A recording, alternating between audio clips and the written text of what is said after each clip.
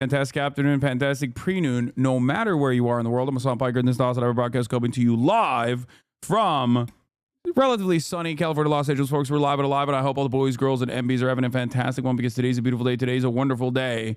Today is Monday. It's Monday News Day, folks. It is December 9th, 2024. We're almost done with a year, and it's Monday, and boy, do I have a lot to talk to you about. But before we get into that, this is the part of the broadcast where I tell you about my personal news about what's going on in the world of HasanAbi Piker for all the parasocialists out there. In between the time period where I pressed the stop streaming button and where I pressed the start streaming button. For all of those who are wondering what happened. So here it is, folks. Ladies and gentlemen, obviously everyone is saying free Luigi Mangione, and we're going to be talking about that. I am going to dial back. This is going to be the first day where I will not be doing Italiophobia. Normally, as you guys know, this is unlimited Italiophobia in the broadcast. This is the first day where there will be no Italiophobia on this broadcast. We will ban you if you engage in any of the pasta facing, any of the calling people Guidos, or what's the word that Chris Cuomo hates?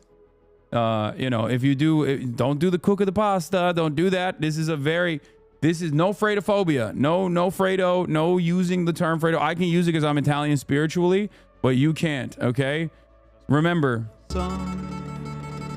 we're gonna do that in a second though. Before I get to Aspettando Hasan, the Italiano version. Okay. Let me tell you about my personal news about what's happened in the world. So, first and foremost, okay, so, God, you guys are already fucking blasting me with like all the insane shit that this dude has said, including demanding that Japan ban pocket pussies. That's crazy. This guy had a lot of weird opinions. All right, maybe not so based. I know who the guy is. Personal news wise, I'm just gonna go through it really quickly, okay? I'm gonna go through it real quickly. What did I do last night? I ended the broadcast, and that's it. I didn't do shit, okay? I had dinner. I watched Dungeon Meshi. Very good show. Passed the fuck out. Woke up early. Worked out. You guys probably saw hit 255 for one at least, okay? Hit 255 for one. It was push day today. My legs are still shot. Here it is. I have to put those towels on because like I'm getting plantar fasciitis on my hands. I think it's called like hook hands or something. Old ass man, being 33 years old. But yeah, just a chill guy putting up 255 is not a big deal. That actually technically is not a big deal. It is not a big weight at all. Okay. Unfortunately, but you know, and it's not big historically, but it is the highest, is the biggest number I've hit in the last, I would say, in the last couple of years. So the fuck you mean not a big weight? 255 pounds is not that big of a weight for someone of my size. I am 225 pounds. I should be able to rep this shit. Okay. I pressed 245 at 150, 5'5", and I'm 10 years older than you. Don't give up hope. I'm not. But also you have to remember, I will probably be taking TRT eventually. And that's when I will really hit those big numbers later down. But yeah, what is this? Be careful lifting weights. Might lead to an injury, then lead to, you know, showing up in New York City with a blinky. Okay, dude, calm down. There's a couple steps in between me getting injured and having my healthcare coverage denied into taking direct action that is violent. And we, of course, as you guys know, do not condone. We condemn. We condemn. Not even once. No. Especially now that I know he's Italian, it's so much easier for me to condemn. Okay? So much easier. Crime is bad. We do not like crime around these parts. We hate crime. Okay. Anyway. Yeah, we deny. If you know what I mean. All right. Check out his Goodreads. He read JD Vance. I know. There are some discoveries coming out of the shooter, and now that he has been apprehended, it seems. And I will be talking about that. I kept my butt on the bench. Okay, I did on that lift. So before people talk shit about my form on that one, my butt was on the bench. So where was I? Okay, so yeah, I worked out. I had some big business deals, big phone calls, that sort of shit. Okay, and you already know. Wait, you said Moist Critical is bolder than you? He stands against the healthcare CEO? Yeah. Okay. Well, Moist Critical doesn't have the same fucking insane rabid haters that are desperately looking to deplatform him in the same way that I am constantly a threat of deplatforming. So I'm gonna say it. Okay. He's also incredibly shredded. Luigi Mangione. We're going to be talking about all of that. The Macy's, thank you for the playlist. Yeah, let's blast off and let's get right into it. I'm going to post on Twitter. Okay. UHC, possible shooter. We scour his background and it's truly unique. In parentheses, healthcare unites us all. Get in now. I mean, I had a I thought I was going to talk about like Daniel Penny and many others issues today, you know. And it is definitely a thank you, Bomb Lefts, for that blast off meme. But I do think that we're probably going to have to address this. Let me just say I took a sigh of relief when I found out that this dude definitely not a HasanAbi head. Okay, definitely not.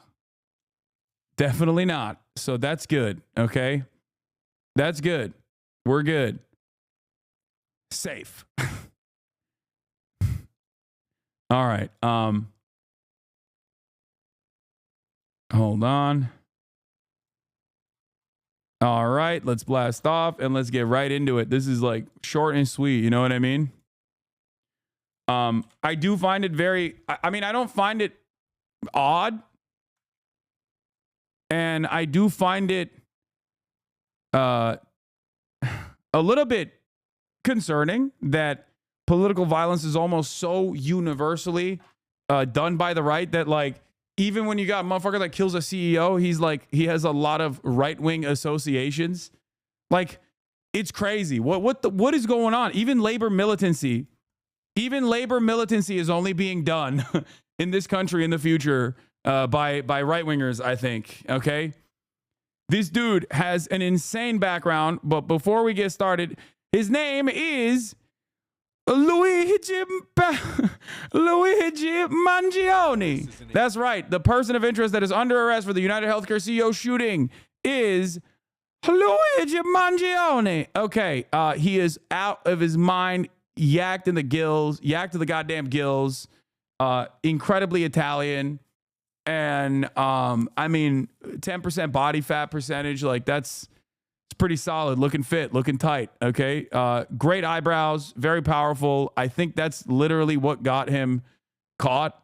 Like, high key, it seems like the eyebrows is what those goddamn Italian caterpillars right there is probably what got him caught.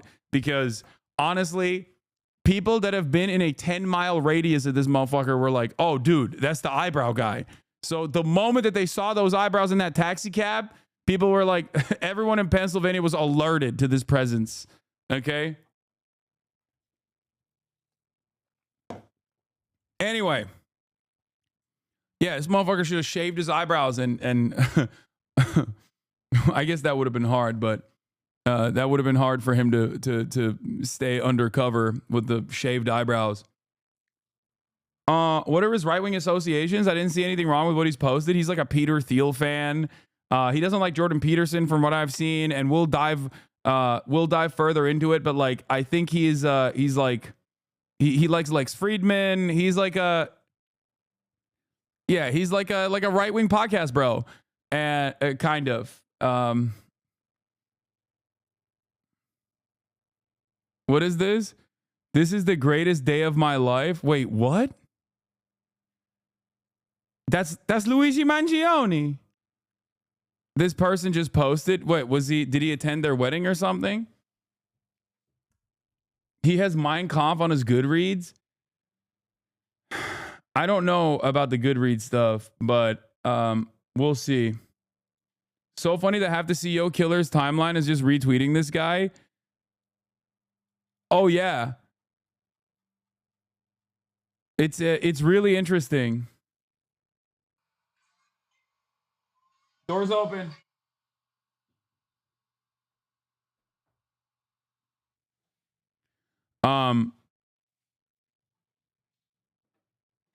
People are trying to figure out why he was at the most recent Pokemon Worlds in Hawaii since it says he lived there. He follows AOC and Ezra Klein, but he also follows like I'm gonna get into it. He follows a lot of like fucking right-wing CEOs too. It's very interesting. It's a very interesting. Oh shit, the shelf is private now. They privatized it. No. Chat, log everything. Log everything and send it to me, all right? What is this? No, one of my fishies got sucked into the filter. This guy can't catch a fucking break.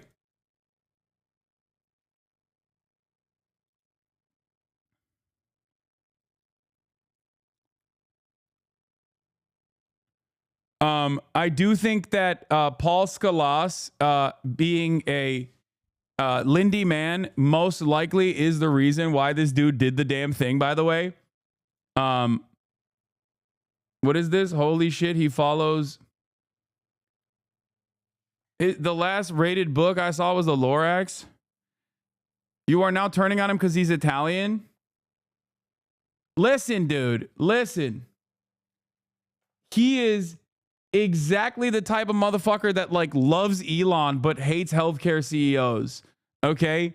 I need you to understand. Like, it is kind of hilarious that it's just like... We got, oh God, there's so much to talk about. We'll do his reading list. We'll do his Goodreads. Okay. We'll do his Goodreads that's now privated. He obviously reviewed the fucking Unabomber book, classic. Okay. He's got a good bit on Kurt Vonnegut, Slaughterhouse-5. So that's like, he's all over the place politically. Okay. Which is so American. And I need you to understand this. It is the most American to be politically all over the fucking map. No one has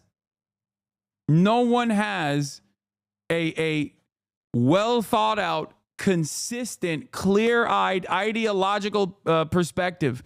But what's even more interesting for me,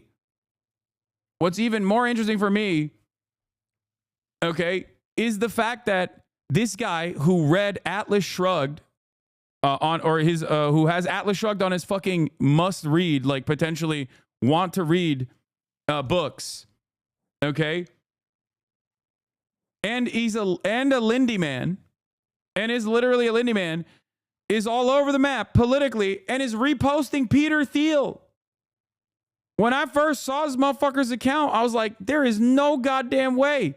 He's an Andrew Huberman fan. He's retweeting Peter Thiel posts, talking about AI. He follows Sam Altman. Okay. When I logged it, as soon as the name came out, he had like 300 followers or something. And since then, he has gone up, by thousands, 74,000 followers. And I find it very odd, but also very American. Here he is, Lex Friedman. It's amazing how caffeine really is the only drug that has achieved this level of social acceptance. Okay? He likes reading books. He's a tech guy. Like, these are some of the things that we have figured out.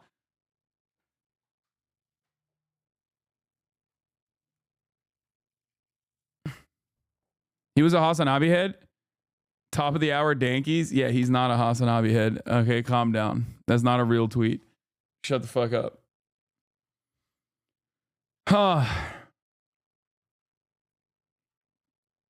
American politics is so schizophrenic as always, okay? Always. Never forget that. It's just like, that's a very common thing that happens all the time. You will never be able to immediately clock and identify a person's political associations, especially one that even takes like direct action. Okay. But here it is.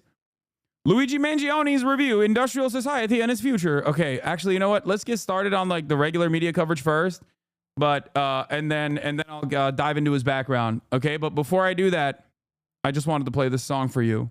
Si andrà a guardare un video e poi giù 3 ore a commentarlo sul suo This is a stream. Italiaphobia free space. Or su, che stiamo aspettando Hasan. Chissà quest'oggi che farà. Dai che il casino è aperto, si scommette un po'. So già però che starò tutto il giorno qui seduto aspettando Hasan. Un tempo era dedito alle news, ora invece parla solo della curva di una Volvo.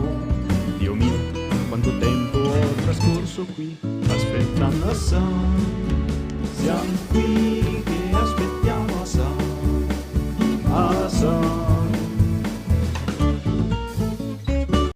Why are we listening to this respectfully? Because the name of the United Healthcare CEO shooter is Luigi Mangione. That's right.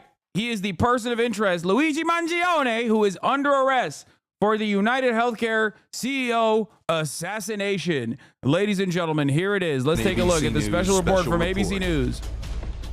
Hi, I'm Diane Macedo. We are coming on the air because multiple law enforcement officials say a person of interest is now Mamma mia! being questioned in the New York City murder of United Healthcare CEO Brian Thompson. They say he's identified as 26-year-old Luigi Mangione. Here's New York City Mayor Eric Adams with an update. Thompson of United Healthcare was the victim of a senseless act of violence.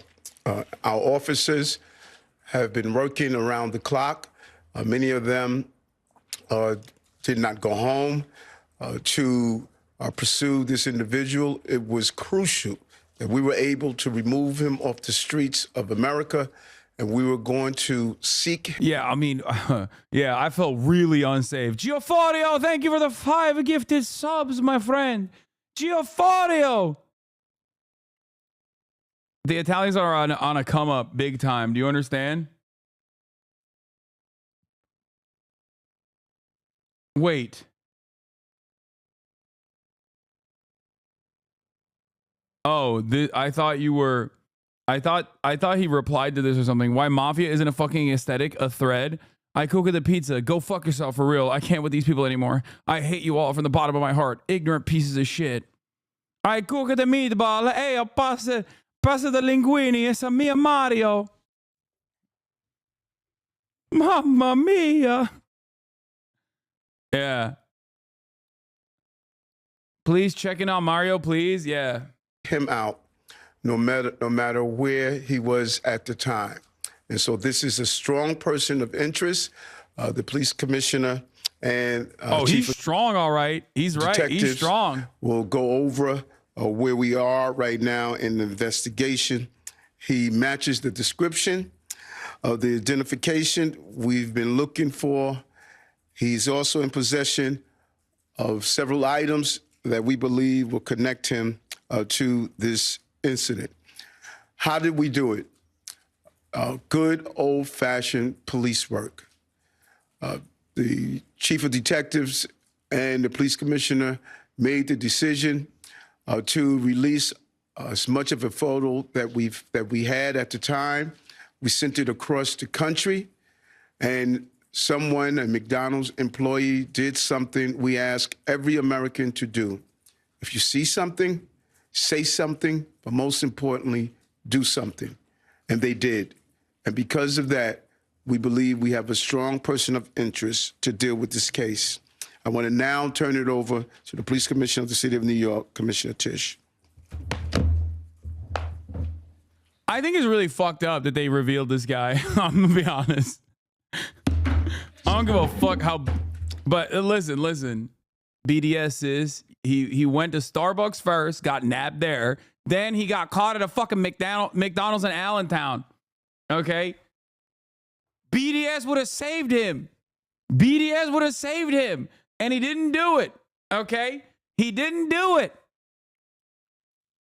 That's what you get, motherfucker. I mean, listen, free him, but also, you know, he's a dumb fuck who used the same fake ID. Okay, Central Committee. Like, just because this man is, you know, not ideologically aligned with someone like myself or someone like yourself, it doesn't mean you have to be so mean to him, okay? And I know it's partially because you hate Italians, okay? And I understand that. I understand that it's afraidophobia that you are exhibiting. But let's just, you know, let's just work through it. Let's just work through it. Let's try to get a better understanding of what motivated this man to behave in the ways that he did, okay? Oh, not Allentown, Altoona. Do not get my beloved Toontown names mistaken. First of all, Pennsylvania is such a fucking fake-ass state that there's not one but 2 different Toon-related places. Like, what kind of Looney Tunes nonsense is happening over there? Y'all don't have better fucking names? My bad. Thank you, Mayor. Good afternoon, everyone. Earlier this morning in Altoona, Pennsylvania, members of the Altoona Police Department arrested Luigi Mangione, a 26-year-old male, on firearms charges. At this time, he is believed to be our person of interest in the brazen targeted murder of Brian Thompson, CEO of United Healthcare, last Wednesday in Midtown Manhattan. The suspect was in a McDonald's and was recognized by an employee who then called local police. Responding officers questioned the suspect, who was acting. This is what Altoona is famous pizza, for. And then there is pizza. Altoona Sicilian is what Altoona Hotel pizza was like back. Okay, I'm not gonna lie. This is probably the radicalizing principle, dude. This is like, if I'm an Italian man and I find out that this is what they've done to my fucking most significant cultural artifact, I'm gonna fucking lose it too. Oh my God. What the fuck? What the fuck is this, bro?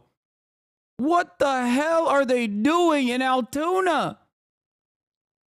Hey, yo, look at this shit. What?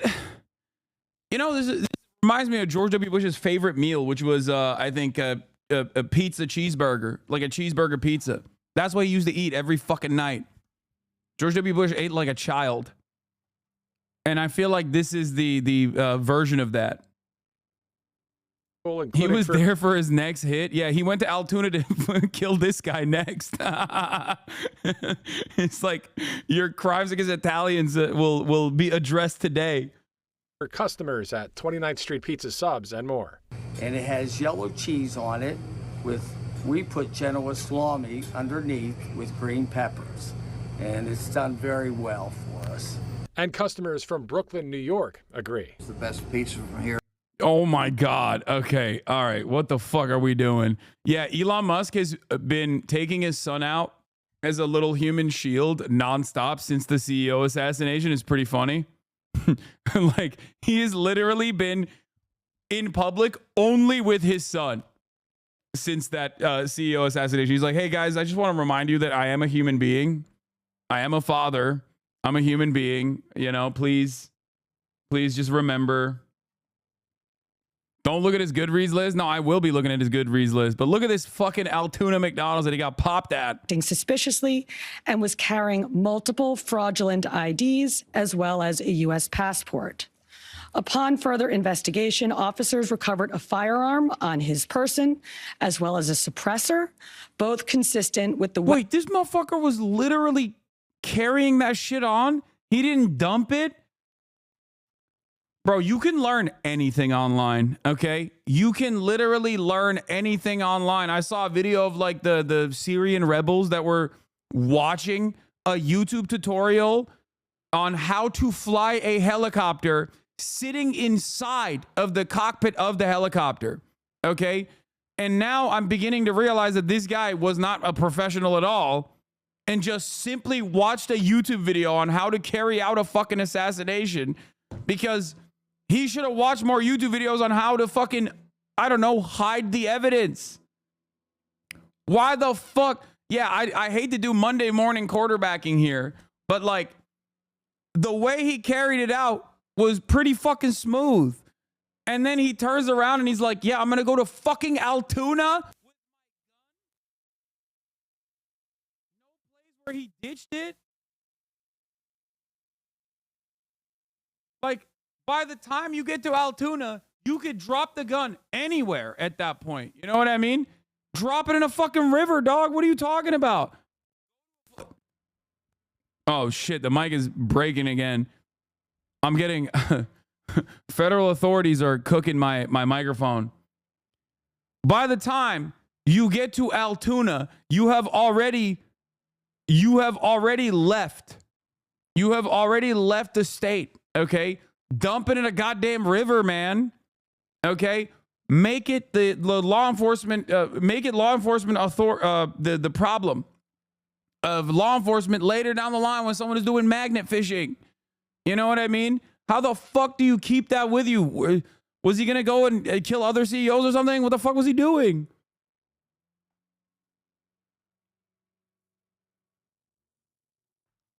Get the eyebrows threaded, you know? Maybe shave it down a little bit.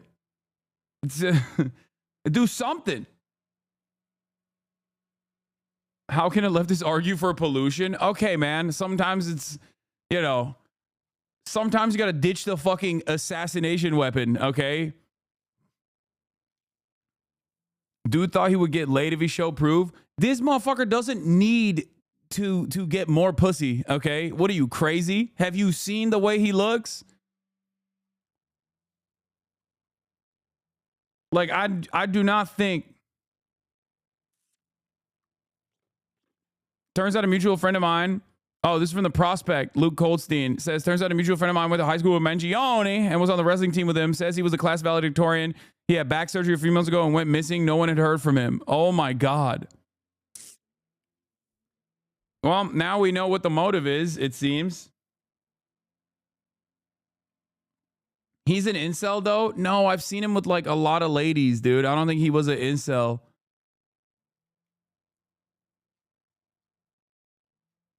I don't know.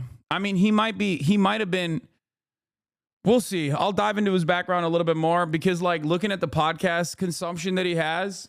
Oh, that's his sister? Okay. Well, looking at the podcast consumption, I could see him being like, you know, it seems like he was like incel adjacent on a lot of the fucking podcasts that he was consuming, but like, I don't know if he's. I don't think this guy's an incel. I think maybe like a men's right activist lightly, but I don't think he's an incel at all. But once again, do not try to understand the mind of someone who is a political operative in the United States of America. Wait, what? Who said his nipples are sharp? You need to be banned.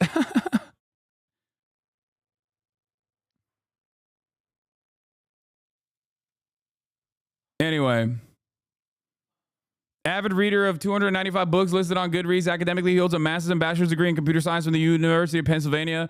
Additionally, he gained recognition as a valedictorian at Gilman School in Baltimore, showcasing his academic excellence. His work includes contributions to machine learning and robotics, as evidenced by projects on GitHub. It makes sense. He was like a fucking stem cell. He was like a jacked stem cell.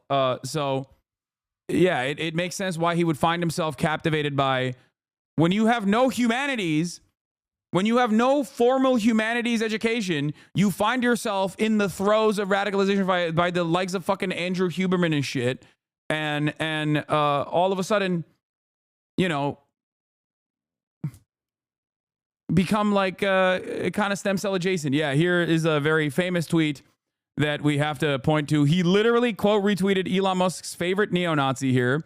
Immigration won't solve anything. It's maybe a short-term solution at best. Japan will be fine as long as it stays Japanese, this guy says. I am, yes, you are, no. He is a famous neo-Nazi online. Elon Musk's favorite neo-Nazi, as a matter of fact. He, quote, retweets him and says, modern Japanese urban environment is an evolutionary mismatch for the human animal. The solution to failing birth rates isn't immigration, it's cultural. Encourage natural human interaction, sex, physical fitness, and spirituality. Ban Tenga fleshlights and Japan real ho custom porn star pocket pussies being sold in Don Quixote grocery stores. Yeah, that's going to fix the problem, man. You're definitely right. Yeah, it's because the Japanese are too vociferously they're ravaging these sex toys that you can purchase at Don Quixote. And you know he's a fucking weeb too, because he knows what Don Quixote is. If you know what Don Quixote is, you're a goddamn weeb. You're a fucking otaku. Okay? Replace conveyor belt sushi restaurants vending machine ordering with actual human interaction with a waiter. I'm willing to bet that there is like classic fucking dumbass otaku that doesn't even understand Japanese culture, especially because human interaction is so there's so much need for human interaction that like a big part of Japanese nightlife industry revolves around people that basically fucking give that human interaction to you while you're engaging in social drinking, even if you are alone, okay? So it's not the fact that there's too many conveyor belt sushi and restaurant vending machines. Dumbass. Replace 24/7 esports cafes with young males. Earn false fitness signals via Tekken fighting and Overwatch shooting games with athletics in school. Heavily stigmatized maid cafes where lonely salarymen pay young girls to dress and anime characters and perform anime dances for them. Revitalize traditional Japanese culture, Shintoism, Okinawan karate. onsen, etc.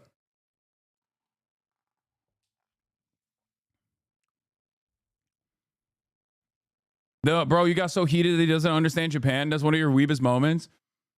Yeah, I love talking about the Japanese birth rates, okay, without addressing Japanese work culture, capitalism, and also the tendency of developed nations across the board to run into this trap regardless, especially if they don't engage in any sort of migration.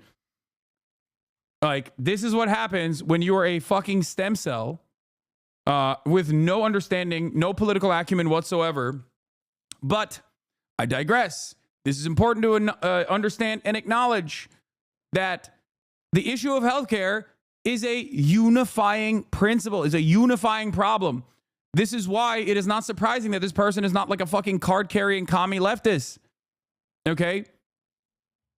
2 reasons for why it's not shocking to me that he is not a card-carrying leftist or whatever, but instead is this like indecipherable kind of right-wing guy. Okay? 1, he's a stem cell. Okay?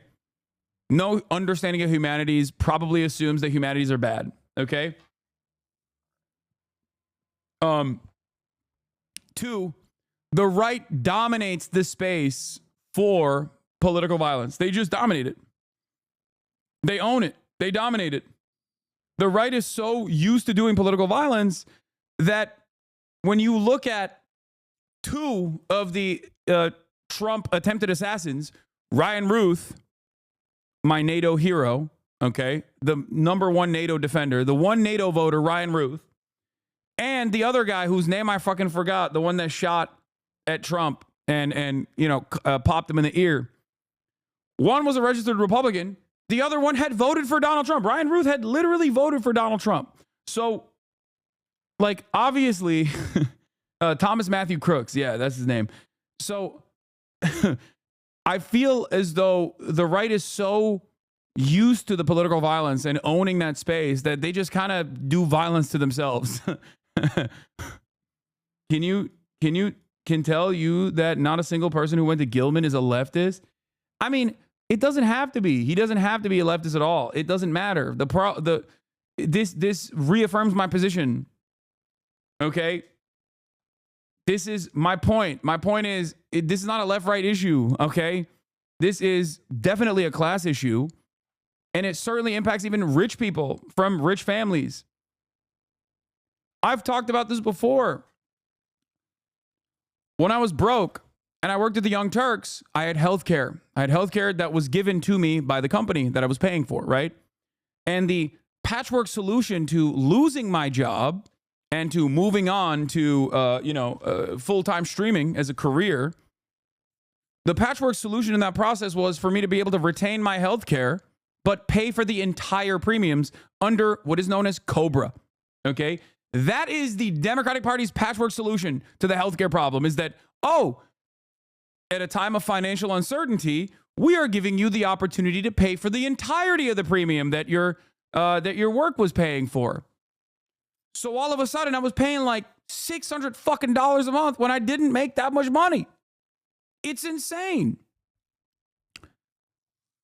But another thing that I also found out in this process, once my COBRA expired and I had to get my own healthcare personally, self-employed healthcare, was the reality that while my financial situation had dramatically improved, okay, at that point when I was looking for healthcare, even if you have money in this country, healthcare is still fucked. You can't even buy like the appropriate full tilt coverage as a person, as an individual, because the way that this process works is like you have to start a corporation and you have to literally get corporate healthcare. The premium healthcare is not given to you as a singular individual. It's crazy. So even if you have the money to pay for healthcare, they still do not give you the healthcare, at least in the state of California. So obviously, regardless of the fact that this kid probably comes from a relatively well-off family, he went to a private school in Baltimore, he still got fucked over. He still got fucked over by American healthcare. Okay?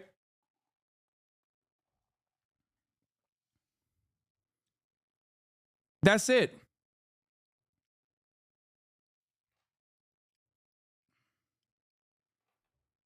Yeah, his brother is seemingly a Republican politician in Maryland as well. And it's not, you know. Look, there's a very sad story here. Turns out a mutual of mine that went to high school with Mangione and was on the wrestling team with him says he was class valedictorian. Hey, are you okay? Nobody's heard from you in months, and apparently your family's looking for you. Thinking of you in prayers every day in your name. Know you are missed and loved. Hey, man, I need you to call me. I don't know if you are okay or just in a super isolated place and have no service, but I haven't heard from you in months. You're made commitments to me on my wedding. Make commitments to me for my wedding, and if you can't honor them, I need to know so I can plan accordingly. Like I think he had to get back surgery and just like fell off the map. His Twitter account, I think this might have been his cousin or something, but his Twitter account literally has, his Twitter header literally has spinal surgery x-rays. Luigi Mangione's Twitter header has this x-ray. His Goodreads has these books. He must have gone through some kind of personal hell with insurance. Crooked, outwitting the back pain industry and getting on the road to recovery. Back Mechanic by Dr. Stuart McGill. He gave it a 2 stars. Crooked, outwitting the back pain industry and getting on the road to recovery. He didn't like that book.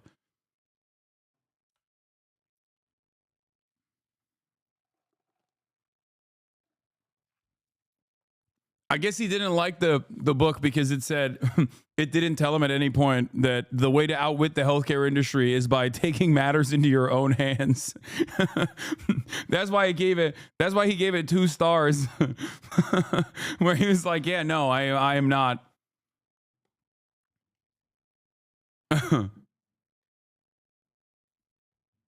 He was not a fan of the book.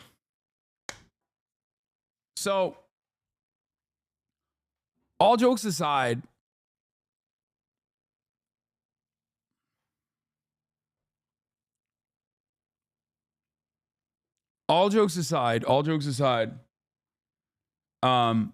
this is a real moment of radicalization for a lot of Americans.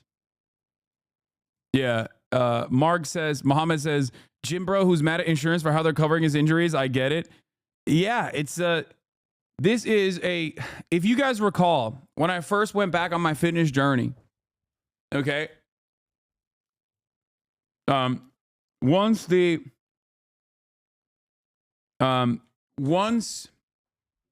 pandemic lockdown restrictions were lifted and I went back to working out, I had a shit ton of injuries because I had not moved my body enough. I was, not eating enough protein. Multitude of different factors at play here. But I recall going to the doctor for a slip disc. And I was very frustrated, not with the healthcare coverage in that situation, because like I am fortunate enough to be able to afford such things without even thinking about it at this point. But if you remember, I went to the doctor, and one of the things that was incredibly fucking frustrating, and now I don't have this back pain anymore, thank God. But one of the things that was incredibly frustrating was like the tendency of a lot of medical staff to, instead of subscribing physical therapy, they were just trying to medicate me. And like I am obviously pro modern medicine, as you guys know. This is something that I am not like an RFK Jr. type of person. But one thing, did I say subscribing? Sorry, prescribing. But you should subscribe for $6 or for free with a Twitch Prime, or you can get gifted a sub as well. Okay?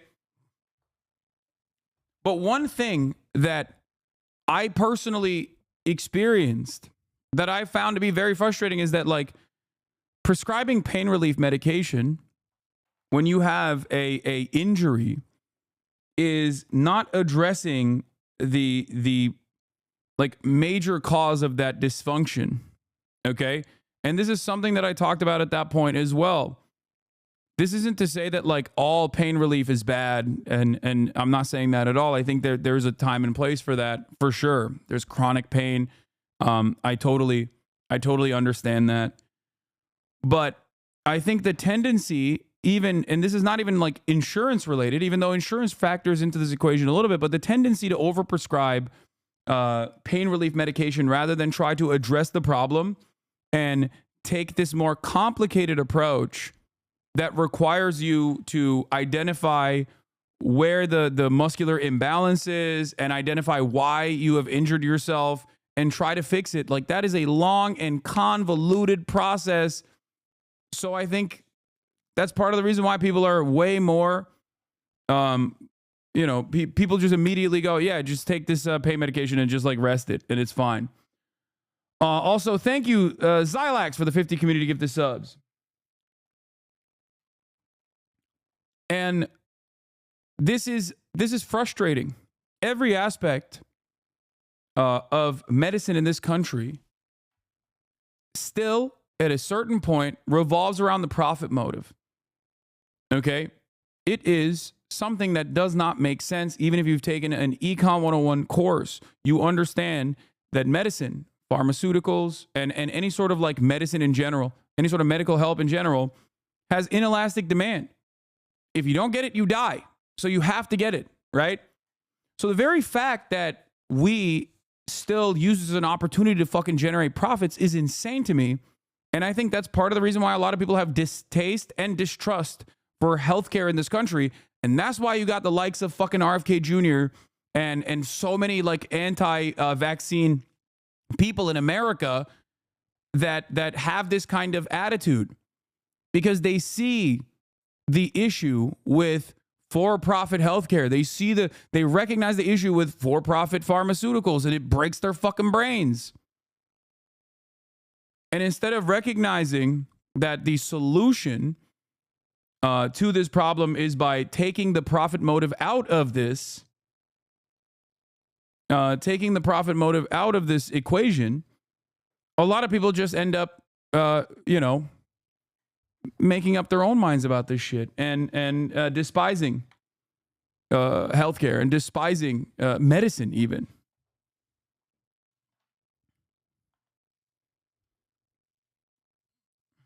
It's a much larger problem. But I think the important part of this, the important hinge point here to address is that profit is slammed into this sector, in every orifice of the sector that should not have anything to do with profit at all. And every single person has a story like the one I just told you. Every single person, because at a certain point you needed healthcare, okay? Unless you're like one of the most fortunate people on the planet, you still needed healthcare at a certain point. And when you got it, you were shocked at the bill. When you got it, you were shocked at the process where this healthcare that you paid for or that your parents paid for fucked you over and they denied your claims. We live in a country where there is a concept of medical bankruptcy. Europeans cannot comprehend that. They're like, what do you mean medical bankruptcy? That is an insane process. And yet it is a very real process.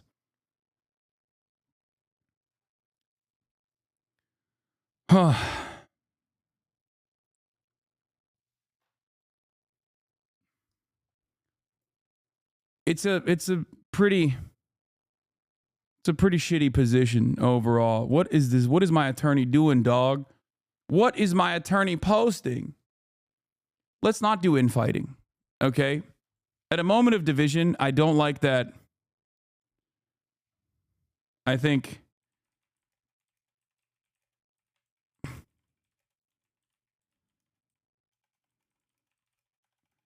in these unifying times, I see no reason to pit fellow gym bros against one another. Shaking my head. You're mad he's hotter than you? I'm not mad about that at all. But he is hotter than me. That's true.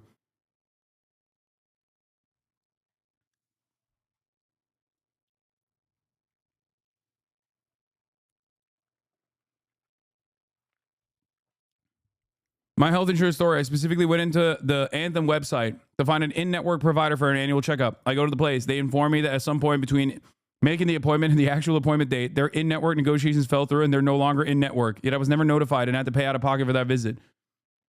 Yeah.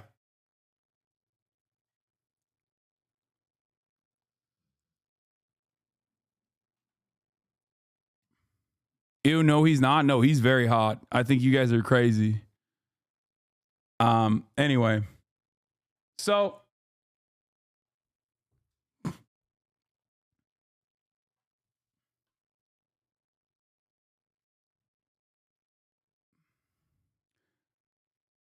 I wish we could get him on this.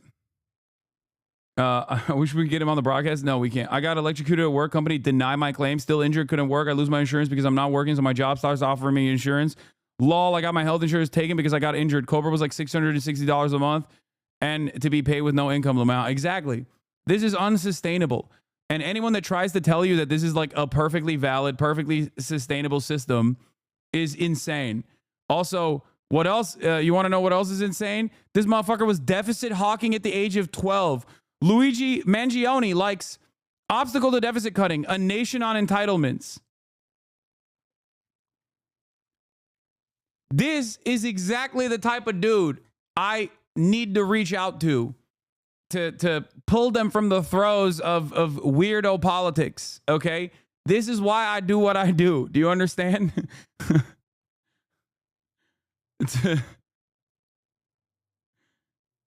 This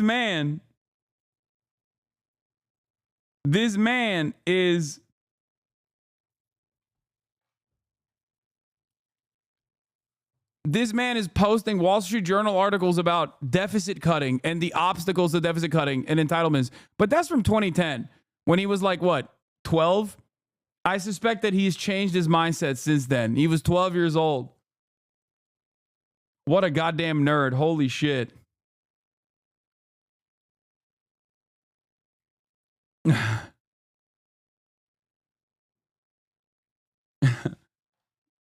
This guy was definitely watching the Feminist Owns compilations. Yeah.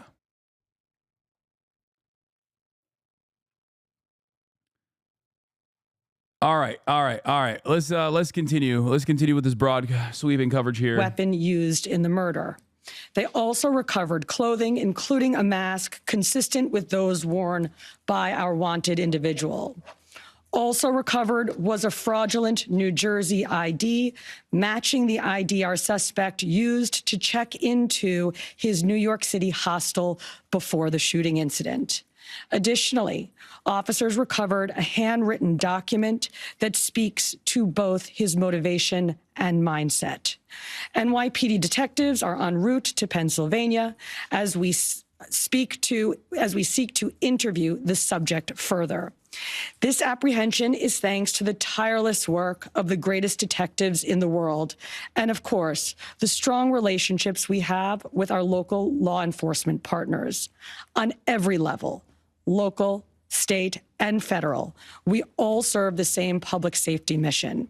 And this case, which captured the attention of an entire nation, is another example of how connected we are and how important it is to work together, share information, and pursue every lead. I think the best part is that the guy was far from a recluse, yet not a single soul who knew him came forward to the authorities. Apparently, they probably recognized him immediately and were just like, I ain't giving up shit. Yeah, I mean, I wouldn't. Straight up. Hey, do your job, okay? If you want to find him that bad, maybe figure it out, okay? But I'm not helping you.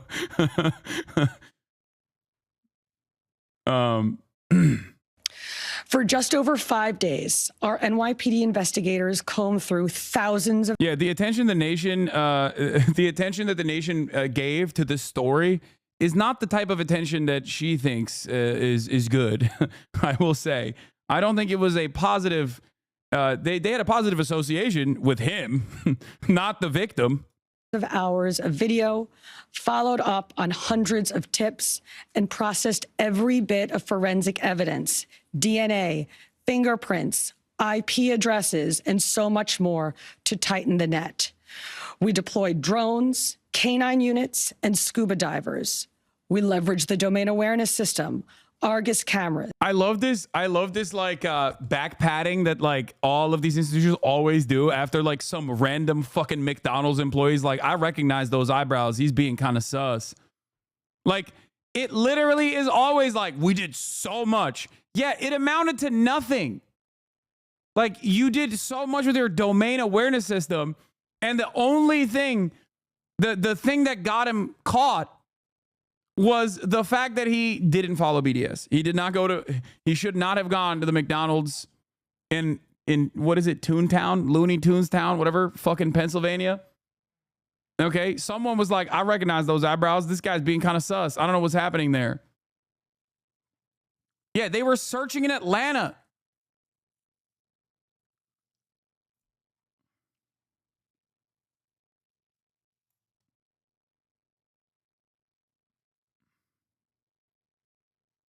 Italiophobia got him arrested. The guy saw his eyebrows and were like, those are too powerful. And conducted aviation canvasses.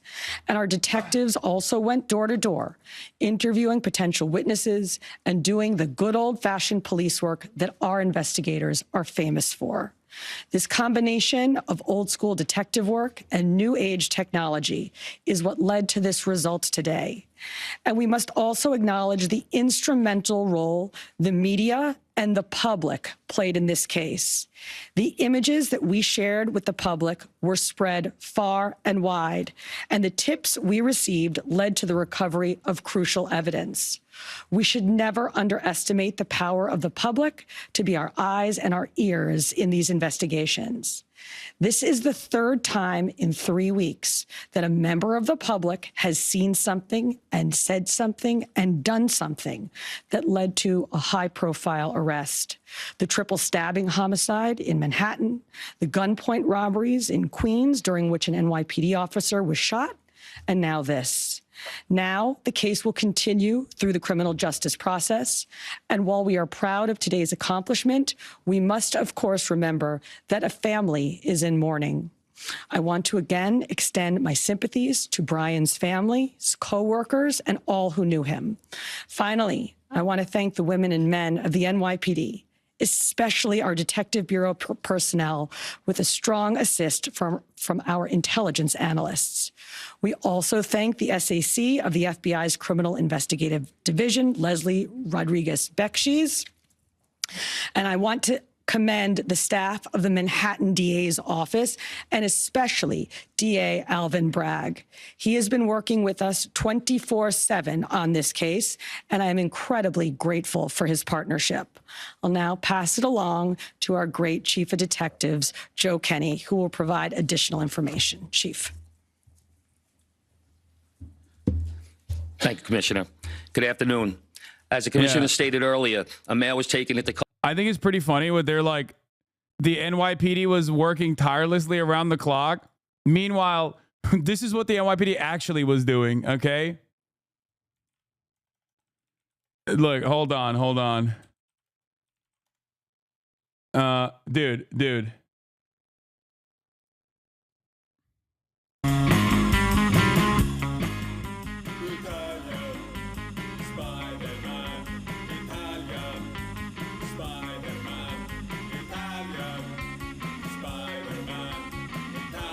They're like, this is taking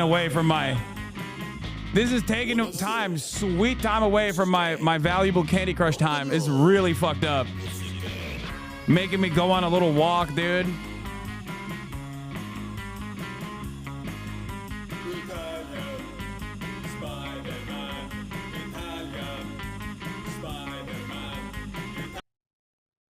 You know? Look at this pic of them diving in a Central Park pond. Random guy in a rural Pennsylvania sees suspect in a public restaurant, calls the cops. NYPD diver comes out of Central Park pond 275 miles away and solemnly removes his snorkel. We did it, boys. Yeah, tax dollars hard at work, baby. It's just like, it's so fucking ridiculous. But of course, you know, Don't let these guys, don't let the truth stop you from, creating this narrative that we did a fantastic job and we deserve $700 billion, please. Custody today in Altoona, Pennsylvania this morning. He has been identified as Luigi Nicholas Mangione. He's a male, 26 years old. He was born and raised in Maryland. We know he has ties to San Francisco, California, and his last known address was Honolulu, Hawaii. He has no prior arrest history in New York. Members of the NYPD Detective Bureau are currently traveling to Pennsylvania with members of the Manhattan District Attorney's Office to interview this subject. This case was brought to a successful conclusion based on the coordinated effort between numerous NYPD units, including the Intelligence and Counterterrorism. Yeah. Felix says, wow, I can't believe the shooter was an attractive and courageous buffoon with beliefs that were all over the place. Not, what is this, your first day in America? Yeah, I mean, it is the most expected thing. Listen, once I saw in my lifetime an actual trans person do a school shooting, I was like, oh, this is like an introduction to being an American, okay? Like, that's it. Dude, America is the land of mass shootings and gun violence, okay? This is the number one thing that we do, all right? And people have no consistent, clearly defined political. What he posted off screen first? Wait, what? No, there's no way this is actual. If you see this, I'm already under arrest. Luigi Mangione? Okay, dude. No, this is a meme, isn't it? This is a fucking meme, I suspect. Yeah. I don't think this is a real I don't think this is a real account, dude. Let's look at the activity of it first. Wait, what the fuck?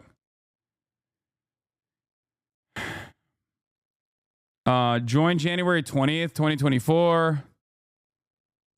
One video, 198 subscribers. Yeah, this is like nothing on it. No, this is yeah, he's posted up with a fucking with Starbucks on the image too. I mean, not Starbucks, McDonald's on the image. No shot.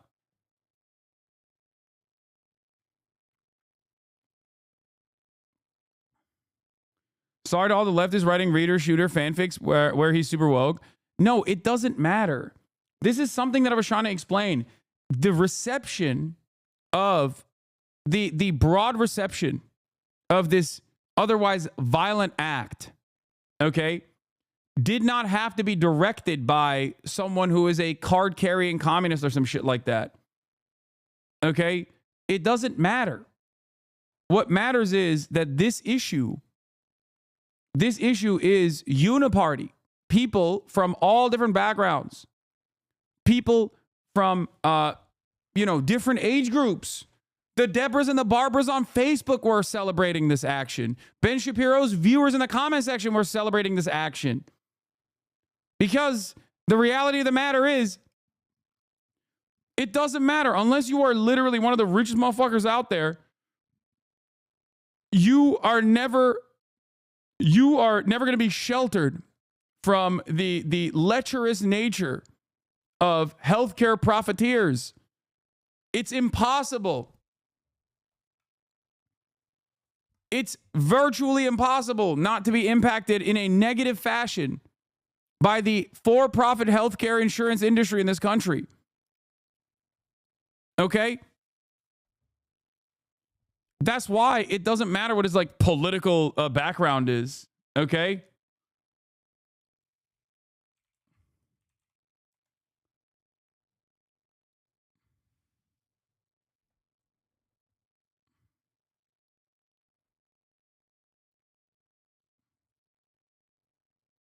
Bureau, our federal partners at the FBI, the Manhattan District Attorney's Office, and of course, members of the Altoona Police Department in Pennsylvania. On Thursday, one day after this crime was committed, the NYPD released a photo of the shooter in this case. This picture was obtained by the NYPD during one of their extensive video canvasses. We took that photograph and we asked for the public's help in identifying this subject, and the public responded. Hundreds of tips began to pour into our hotline. Each tip was investigated thoroughly, and we began to release additional photographs as they came into our possession. Yeah, here, look. The NYPD provided these photos to numerous... Yeah, the NYPD, we did such a good fucking job. Yeah, by the way, the CEO shooter cousin is Nino Mangione, super conservative Republican member of the Maryland House of Delegates. Here's a photo from Nino's campaign website. Luigi appears to be in the back left with a checkered shirt.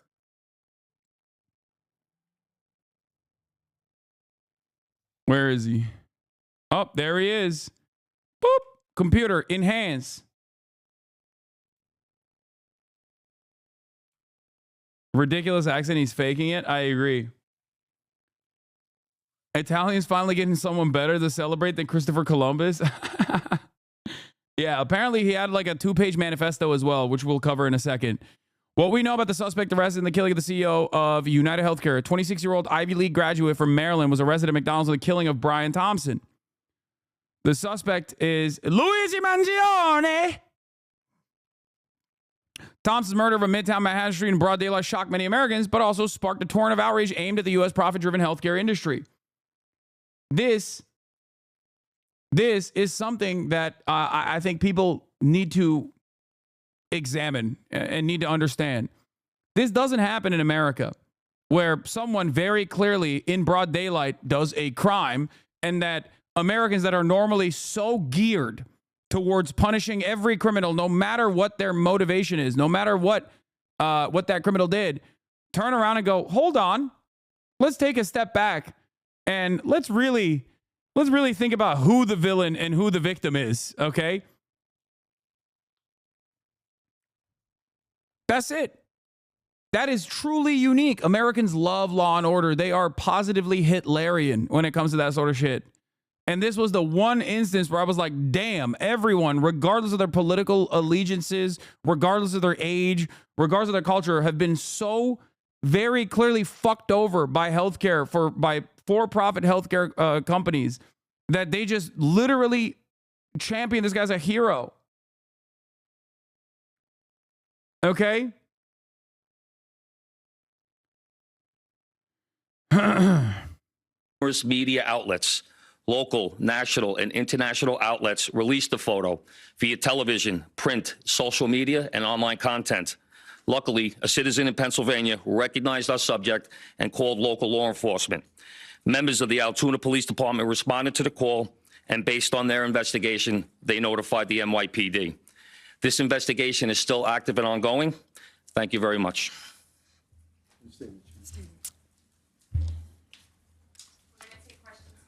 Shooting first, and then we'll... Mark? I had a couple questions about the document that he was found in possession with. Can you go a little bit more in depth about those motivations that you mentioned? Was that CEO specifically named in that document? Was there anything more about him wanting to go after others? And also in that document, was there any indication that explains as how the level of detail that he went into killing him? Like, is there anything? Like I said, that document is currently in the possession of the Altoona Police Department as part of their investigation. But just from briefly speaking with them, we don't think that there's any specific threats to other people mentioned in that document. But it does seem that he has some ill will toward corporate America. Over here, sir. MJ?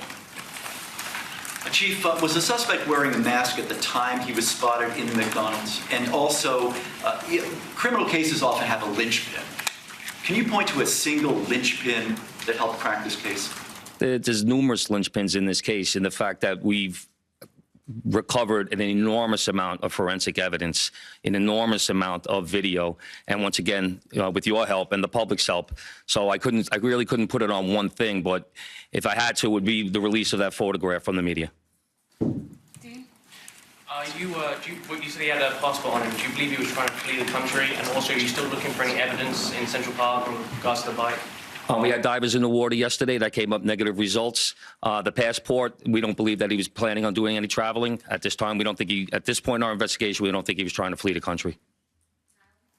The person at the McDonald's, were they buying food? What were they doing at that exact moment?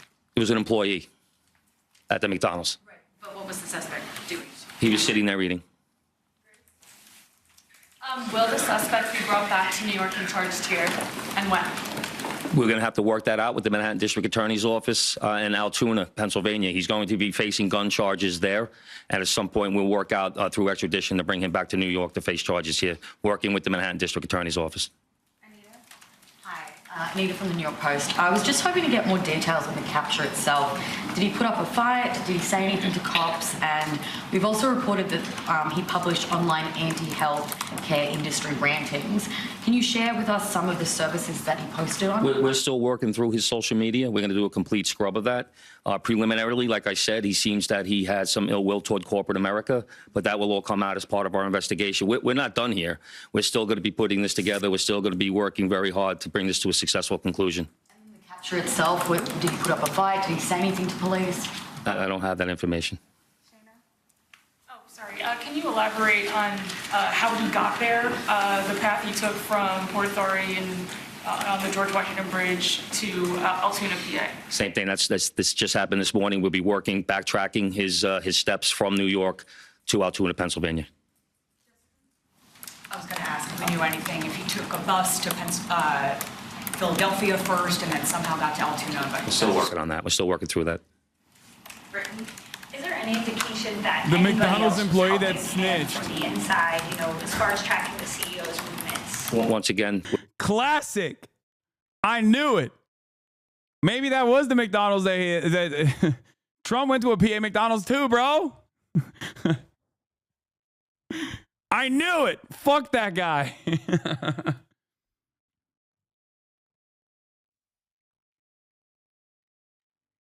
You know what? I'm going to fucking QRT that. That's a banger tweet right there. Thanks for the fucking hat. Thanks for the hat tip. Okay, hold on. Is that the right term? Hat tip? Is it hat trick? No, hat tip, right? I don't know.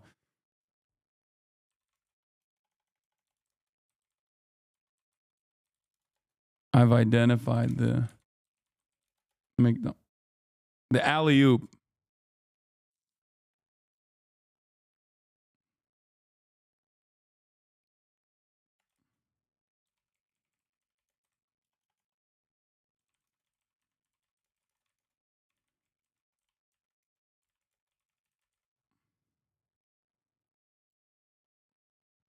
Hat trick means you scored? Yeah, I mean, the assist.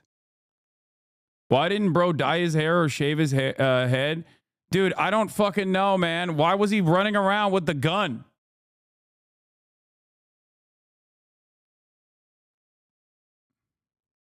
I know what hat trick is.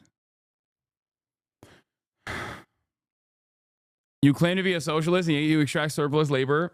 Funny jokes from chat. How do you sleep at night? I know. That's going to be the next big thing. That's going to be my next big cancellation. HasanAbi steals from his hard-working, his working class fans. He steals his jokes. He steals his memes. It's unacceptable. Anyway.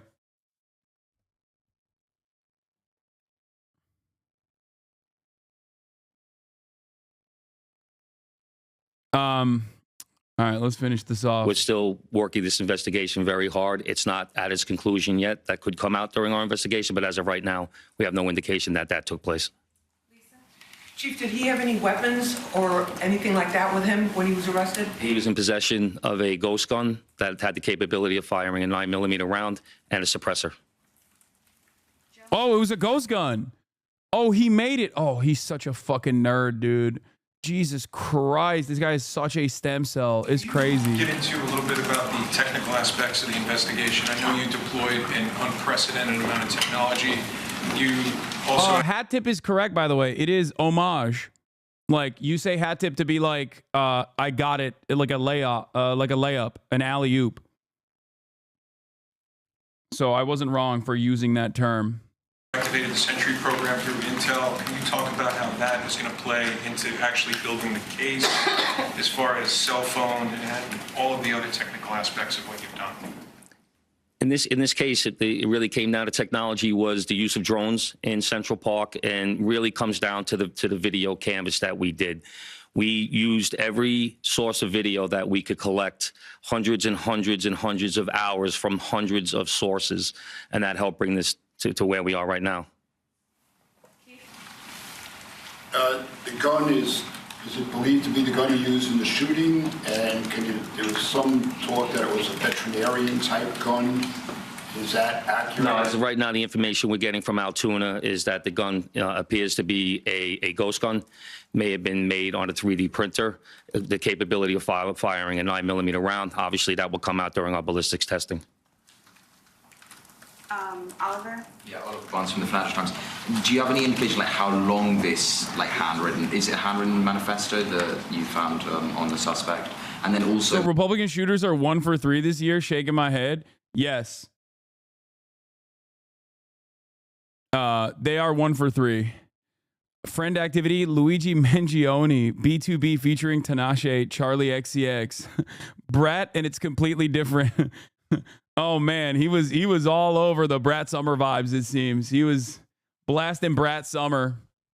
It's kind of funny because like this is, as someone also pointed out in the chat, like this is not the normal profile of this like, you know, weirdo shut-in that wants to make a name for themselves by like doing an either high profile assassination or just like the regular thing that Americans normally do, which is like fucking shoot up a school, right?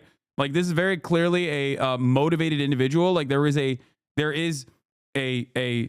harm that was done to him, it seems, that Americans immediately recognized as well. And he took direct action. And so it is like it's a he doesn't fit like the profile of the normal shut-in guy experiencing like, you know, a mental health care episode or some shit like that, which is why there are going to be in the upcoming days so many people that come forward to be like, I know him, I grew up with him, I went on a date with him, he's a really chill guy. You know what I mean? Like, regardless of his like indecipherable politics, I think many of you, especially in this community, don't understand that like the average American has, what do I always say? The median voter has political opinions that are inherently contradictory to one another. Okay. That's why so many people, even on like the QAnon side, will be like, I hate for-profit insurance, and that's why I'm voting for the Republican Party to deregulate healthcare. It's like, that doesn't make any sense. But that's American politics. You know? That's how it is.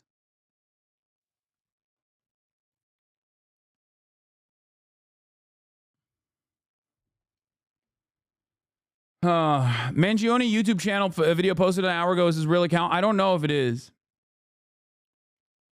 His Twitter had people looking for him, indicating he might have gone off the deep end mentally. Yeah. I hate the concept of ghost guns, but it makes this story much cooler. The whole thing is like a big cyberpunk vibes. No, it actually turns this into a Shinzo Abe doohickey situation, but except because in the United States of America, you can just like make your own gun. You know, he ended up having a ghost gun rather than a Shinzo Abe doohickey. You know what I mean? In America, you don't have to make a doohickey. You could just make a gun, like a real straight up gun. Whether or not he put it online at all? Don't know if it's online. As of right now, it's a handwritten 3-page document. Chief, does he have ties to that area, and was he someone who you knew by name before his arrest? We believe he may have attended college in Pennsylvania, but like I said earlier, he has ties to Maryland and California and Hawaii. And you knew him by name before today. Was his name on your radar? Excuse me? Was his name on your radar? Was he someone who you had been looking into before his arrest? No, we did not have his name prior to today. Brent, okay. Does he have any prior arrests? I know there were none for New York City, but is there any prior arrests anywhere else in the country? We have not come across any arrests in the country. Chief, hi, how are you? On two things. On the ghost gun, is it something you're going to be looking into to see if he made it himself? And can he make that himself? Or would he have to buy the gun the way it was? No, once again, that'll be part of our investigation as we follow up. I mean, obviously he's going to face murder charges, but is there any chance that he could face any other charges because he was targeting the CEO and because of his writings and other things that we're now finding on him? Federal charges or that determination will be made by Alvin Bragg. I mean, listen, all I'm saying is my man had no prior charges, okay? No prior charges, no capacity to reoffend. It seems like this is a one and done, a real crime of passion, okay? What do you mean? Like, anti-CEO being considered a part of the hate crime statute is something that you would expect from America, honestly. Like, we should put CEOs in a protected class of their own. People of means, people of wealth, POWs, you know? This is anti-CEO action, and CEOs should be classified as a protected category, protected class. Rich people across the board should be classified as a protected category. I feel like we will inevitably get there if things get even more dramatic and things escalate even harder. I fear that we will inevitably get there. But before we get there, we'll probably make cops into a protected class of their own. There has been some Republican initiatives in the past that do that. So, you know, and it has been successful in certain places. The real POCs are no longer people of color, but it's people of class. And not the working class. People of capital. POC. People of capital. Yes, what connections does he have in Pennsylvania that you know of? Are they in Altoona specifically? We believe he attended college in Pennsylvania. Does he know anybody in Pennsylvania? Wouldn't be able to tell you that. All right, we're gonna Shut the fuck up. Are you trying to get me banned from Twitch? Yes. What you talk about the manifesto having said things against corporations, but specifically United Healthcare, and do you believe that Mangione acted alone? We believe at this point, our investigation is leaning toward he was acting alone. So, like I stated earlier, we're still working through the investigation. We're not stopping today.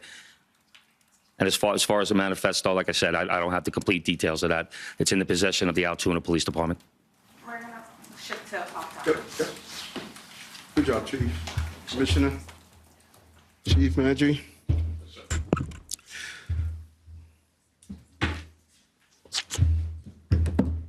Yeah, get back up there.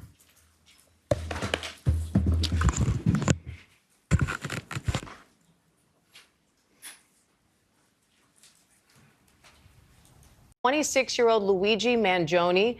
A nationwide manhunt has been underway since Thompson was shot and killed outside a New York City hotel on Wednesday. Now police are saying they're questioning Mangione in Altoona, Pennsylvania, saying, among other things, he was carrying New York City, the Altoona of America. fake IDs, a written document, and a gun similar to the one used in the assassination-style killing. I want to bring in ABC senior investigative correspondent Aaron Katursky, covering the story for us from the very beginning. Oh, shit. They found his valedictorian speech, bro. Well set. Congratulations. Thank you. Watch that manifesto end up being some Pulitzer Prize level critique of the American healthcare system. I doubt it. I don't think this guy is... I mean, he is definitely a big reader, but given his STEM background, I highly doubt it. And given his political associations, I fucking highly doubt that he is a great writer.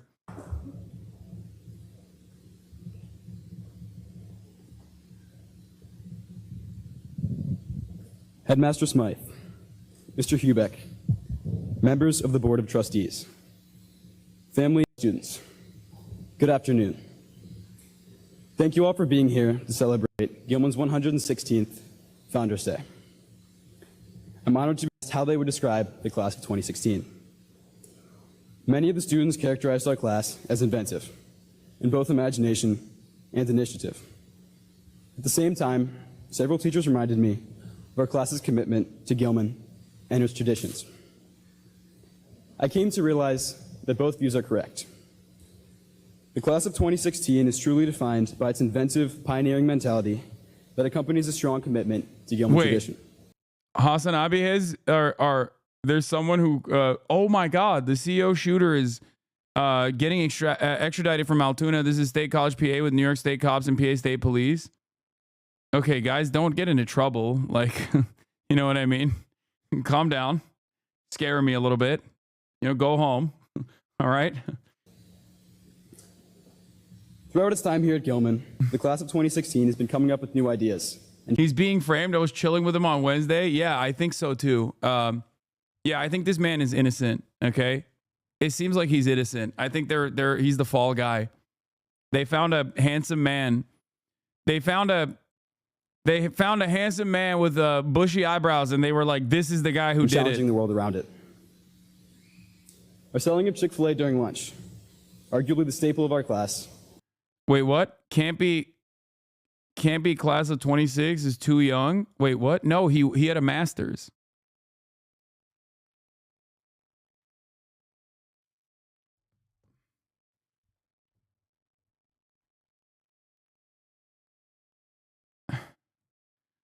Oh, you found the video. Provides a great example. In our sophomore year, when brainstorming ways to fundraise, we didn't just settle for the usual methods of selling spirit shirts and Christmas trees. In addition to this, we did what seemed impossible given the... Yeah, he's 2016. He's 26 years old now. This is him delivering his valedictorian speech in 2016, which tracks with his age. Scheduled the school day and began shuttling dozens of Chick-fil-A sandwiches to Gilman. This is his high school graduation, chat. Soon, we were selling over 100 Chick-fil-A sandwiches each day, in what became likely one of the most successful class fundraisers in Gilman's history. But our ability to come up with new ideas didn't start then. I've noticed it as long as I've been here, even in my very first year as a sixth grader. If any of you have ever been on Gilman's campus before school starts, you would have noticed that every morning, rain or shine, the turf is filled with middle school students playing soccer. Oh my God, it's so boring. Okay, all right, I'm not gonna watch this. I'm not gonna watch this whole speech. All right, let's get back to some more interesting stuff. Okay. No, he is not a fucking incel. This doesn't mean that he's an incel chatter. Luigi Mangione, hot damn, are you single? You make us engineers have hope, says Pen Crushes. May 1st, 2019. He says, despite all my best efforts, yup, still single. Okay. And I don't think that is I don't think that that's indicative that he was an incel. Luigi fixed 300 UI bugs for Civilization 6, by the way. He was a UI programming intern at Firaxis Games. Civ 6 team fixed over 300 UI bugs, 25% of UI bug count using LUA language, Jira software, and Perforce version control system. Work with a 10-person Scrum team in agile environment. This is from his LinkedIn. This man just keeps getting better and better. He should be freed, I think. A real hero for all the Sid Meier Civilization heads out there. Okay, remember who the true heroes of society are. Okay, remember that. What was the Malcolm X quote? Newspapers will have you thinking that your friends are your enemies.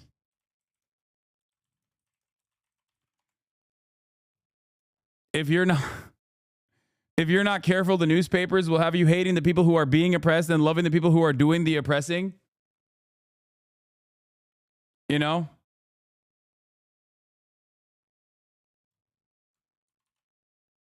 Just something to remember. Okay?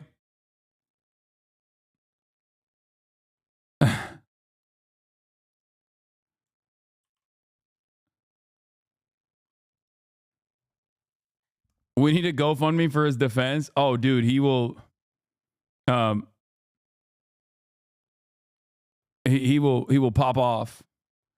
If Biden really wanted to get spicy, he would pardon this guy. Unfortunately, he is not. I don't think that the jurisdiction here is federal. I think that the jurisdiction here is going to be a New York State court. So there is no. There's nothing that Joe Biden can do. If he was boycotting McDonald's, he wouldn't have gotten caught. Remember this? Hey, okay, Sean.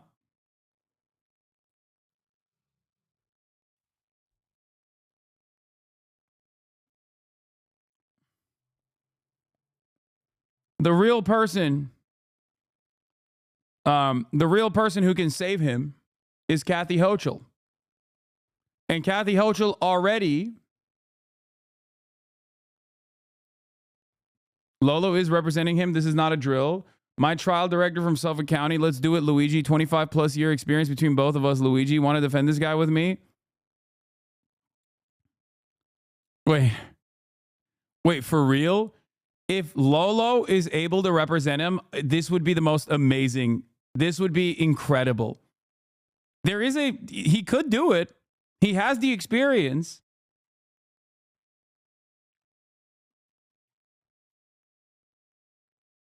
He has it.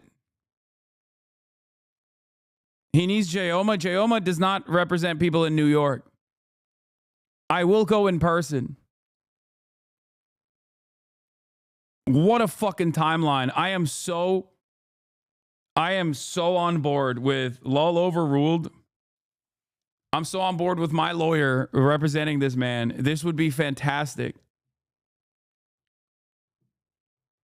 Look at his lawyer, dog. This man is going to jail. Why have we had not one but two weird centrist assassins this year? Because that's just America. Okay? The very fact that his politics are all over the place is the most American thing. Okay? Anyway, CNN reports that a two-page document from Luigi Mangione was found, including the lines, which includes the lines, these parasites had it coming. I do apologize for any strife and trauma, but it had to be done.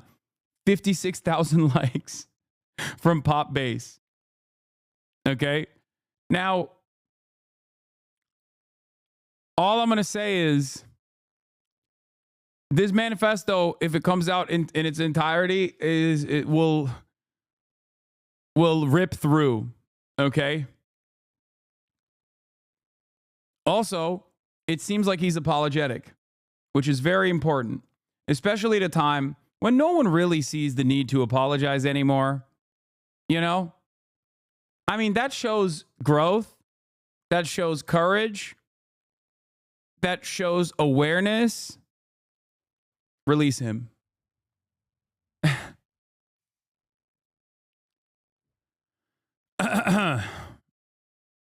Your streams have prepared Lolo for this exact situation. He would literally have to defend a murder. I mean, Lolo could defend a murder, and I think he would do a great job at it. Manifesto releases December 11th. No, I don't believe that. That YouTube account I don't trust, chatters. I don't trust that YouTube account at all. John, you have some new details about specific lines that you can quote from this two-page handwritten document that was found on Luigi Mangione's person. What was he writing about? Well, he was railing against the healthcare industry, which of course fits into the scenario here. He talks about how these parasites had it coming. He starts off basically saying, I don't want to cause any trauma, but it had to be done. So a second page really kind of goes into problems with the health industry. He raises the question, you know, why do we have the most expensive healthcare in the world, but we're 42, rated 42 in life expectancy around the world?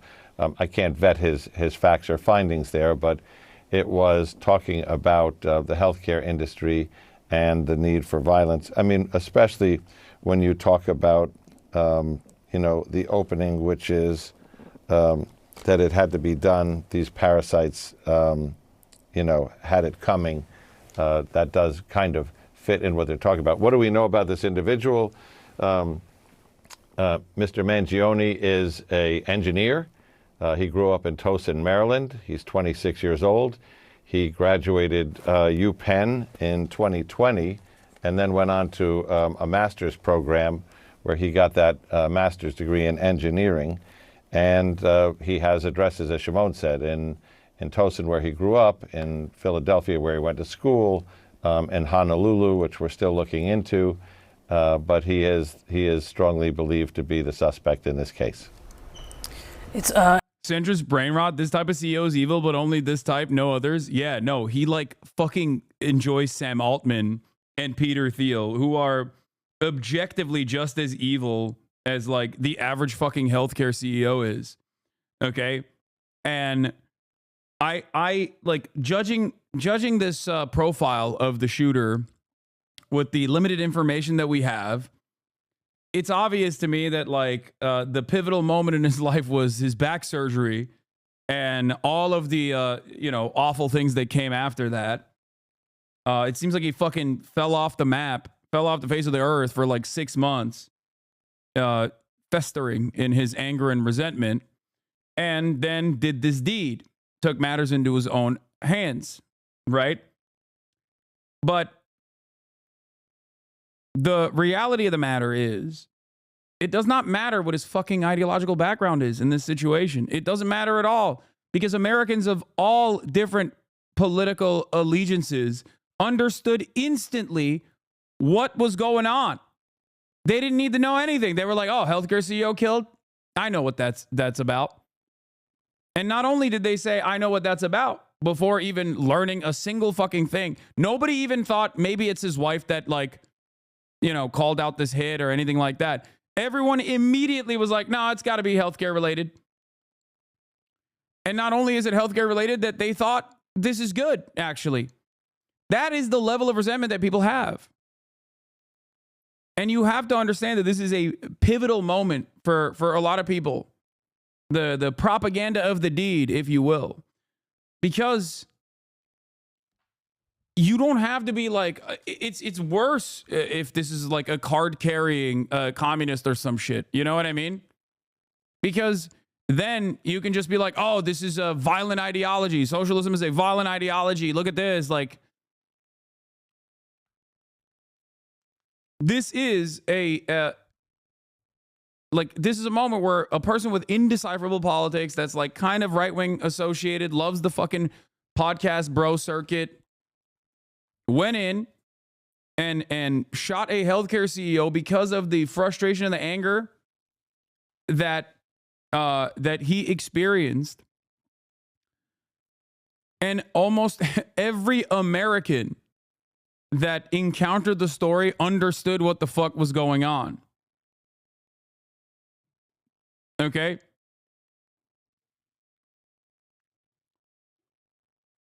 I said, it does not matter that the UHC CEO shooter has indecipherable politics. Americans of all different backgrounds immediately recognize the similar pain they've experienced and identified as motivations. This is still a story about profiteering in the healthcare system. Because that's what it is.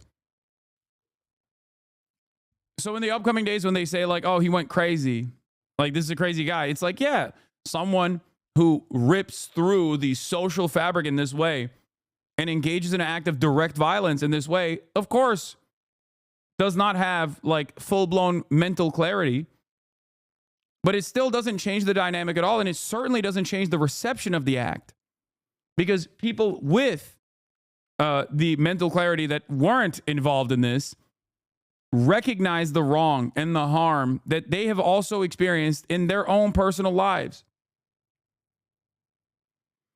So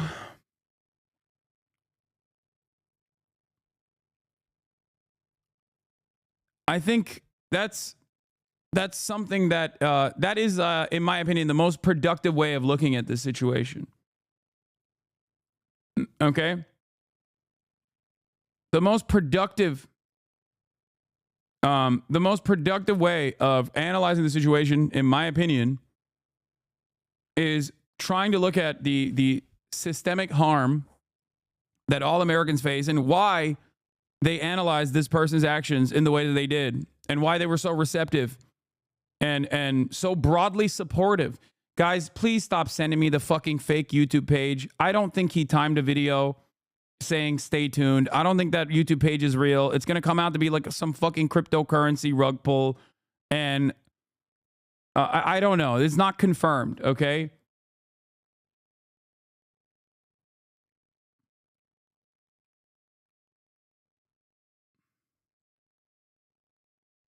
Please.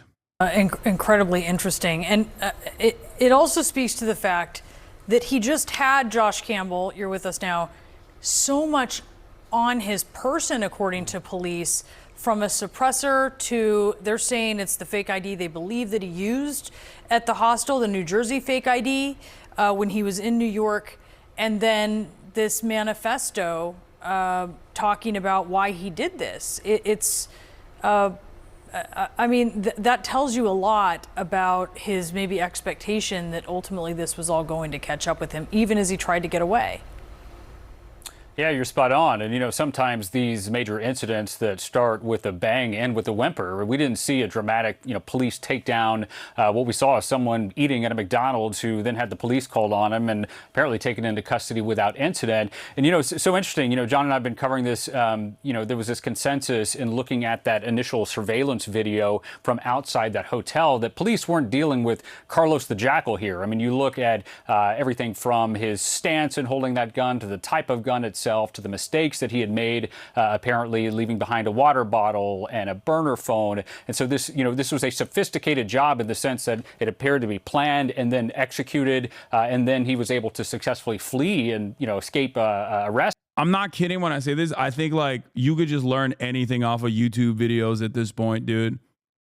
Like I feel like this dude utilized like YouTube videos to figure out how he could do this hit. Like he went on Reddit everyday carry to figure out what like the best possible backpack is to carry out an assassination. You know what I mean? I think what's truly shocking about this process is like how calm he was.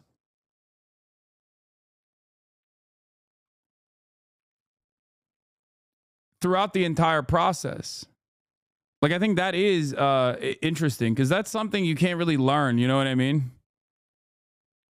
Like, he did it like he's done it a million times, you know? He did it like rechambering the gun over and over again and, like, calmly walking past the body to get on a fucking e-bike.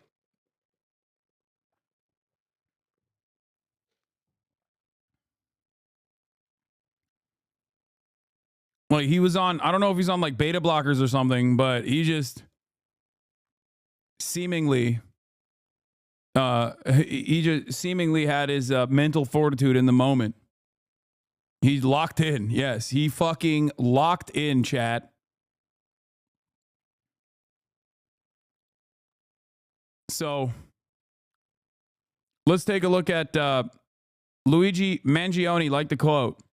America's the wealthiest nation on earth, but its people are mainly poor, and poor Americans are urged to hate themselves. To quote the American humorist Ken Hubbard, it ain't no disgrace to be poor, but it might as well be. It is in fact a crime for an American to be poor, even though America is a nation of poor.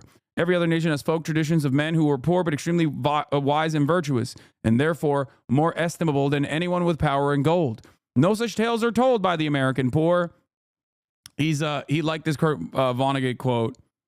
They mock themselves and glorify their betters. The meanest eating or drinking establishment owned by a man who is himself poor is very likely to have a sign on his wall asking this cruel question. If you're so smart, why ain't you rich? There will also be an American flag no larger than a child's hand, glued to a lollipop stick and flying from the cash register. Americans, like human beings everywhere, believe many things that are obviously untrue.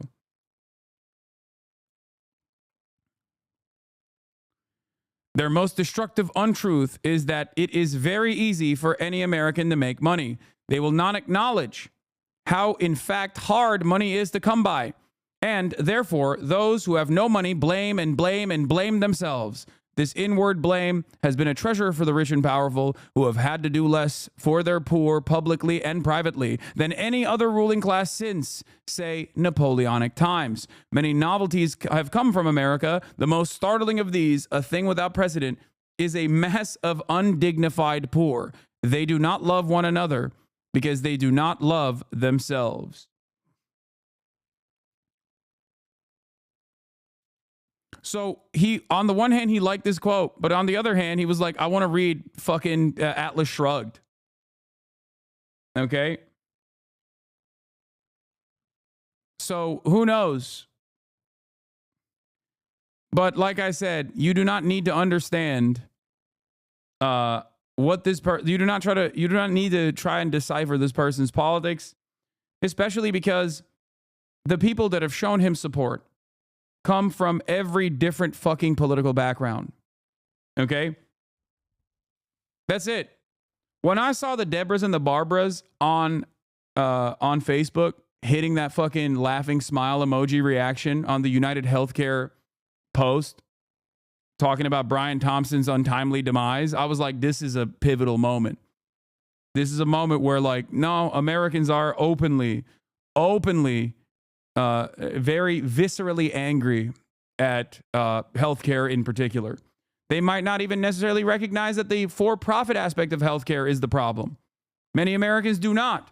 Many Americans do not have class consciousness. Many Americans do not recognize the powers that control their lives and dominate their lives. Many of them might even appreciate it. Many of them might like it. Many of them are terrified of any sort of alternatives, an alternative vision for society.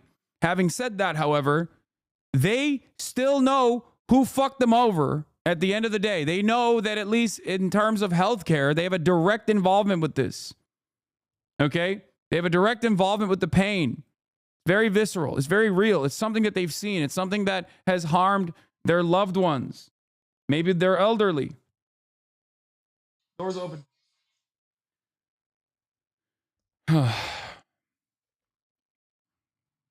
Maybe it's harmed their children. Maybe it's harmed themselves.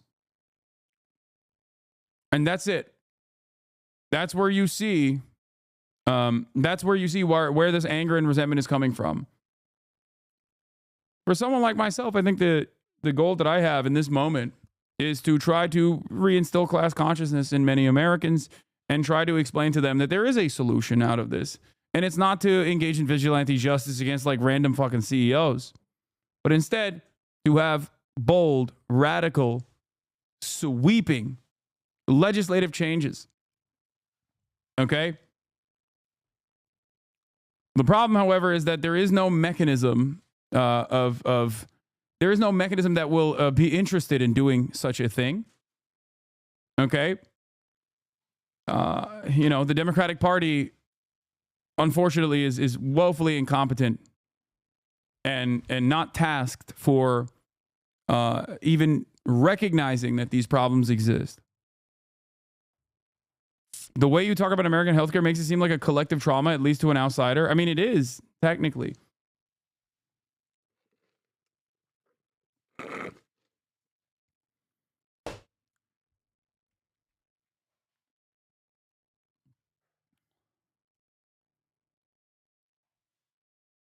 Yeah. Holy shit, I just realized he got surgery right after turning 26. No, I wonder if his coverage lapsed. Like, so he didn't even have his parents' insurance potentially, because 26 is a pivotal age. Pre-Obamacare, that didn't even exist. But post-Obamacare, at least you could have like your parents' health care. Being in this like legal limbo.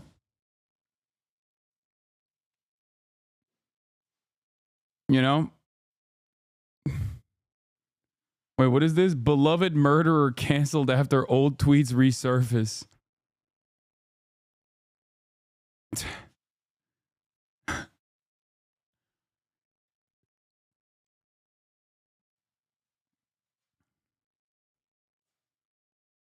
He's a young man in an online space dominated by right-wing views. As a result, it is expected that he would have gone down a libertarian right-wing path. However, despite probably doing everything he was told was necessary to make money, he continues to be poor and hurt by the rich. Yeah.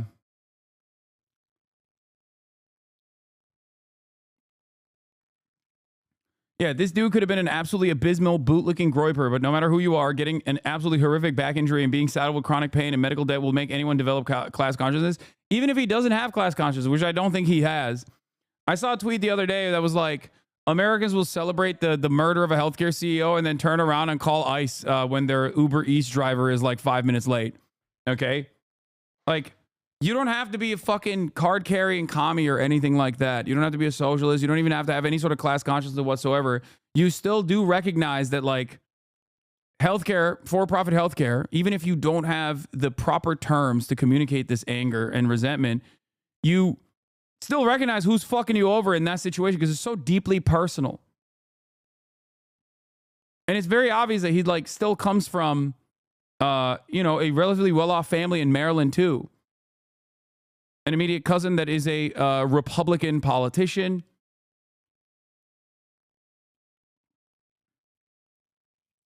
He does not actually follow Connor Eats Pants, by the way. That's a meme, chatter. What's wrong with you?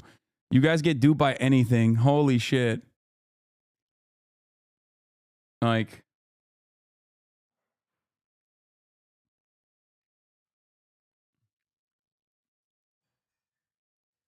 anyway, Shooter was a big Andrew Huberman and Lex Friedman enjoyer. Yeah. Here is his rating on industrial society and its future. Now, if you know anything about Theodore John Kaczynski's formative work, you know that it is also indecipherable, with the exception of like a lot of fascist anti-communist sentiment jumping out of the paper. Okay? Just so you understand, it's not like Ted Kaczynski was a prolific writer. It's mostly the ramblings of a madman. A lot of people only hyper focus on the first couple of sentences and basically operate off of that and think that this guy had like brilliant thoughts. Ultimately, he was a rabid anti-communist, a CIA lab rat whose brain was fucking fried, and I guess had some semblance of environmentalism. But here's how Luigi Mangione rated the book. He gave it 4 stars. Okay? Not exactly a great read overall. So the fact that he gave it 4 stars, immediate red flag. Let's take a look. It says, clearly written by a mathematics prodigy. Okay, that could be a diss.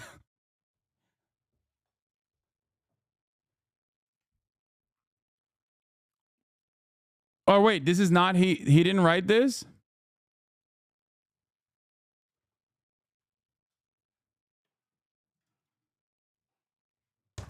Saying this book was clearly written by a mathematics prodigy is like saying this man has a face for radio. Okay? No, he's quoting someone.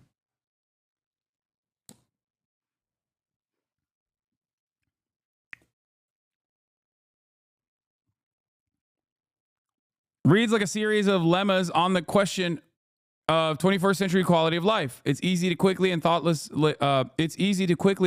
write this off as the manifesto of a lunatic in order to avoid facing some of the uncomfortable problems it identifies. But it's simply impossible to ignore how prescient many of his predictions about modern society turned out. He was a violent individual, rightfully imprisoned, who maimed innocent people. While these actions tend to be characterized as those of a crazy Luddite, however, they are more accurately seen as those of an extreme political revolutionary. A take I found online that I think is interesting. Had the balls to recognize that peaceful protest has gotten us absolutely nowhere, and at the end of the day, he's probably right. Oil barons haven't listened to any environmentalists, but they feared him. When all other forms of communication fail, violence is necessary to survive. One thing I will say about Luigi Mangione is that unlike Theodore John Kaczynski, he actually did target someone who was a vector of pain, rather than random fucking, post-grads that got their shit blown off by his whimsical traps that he created, okay?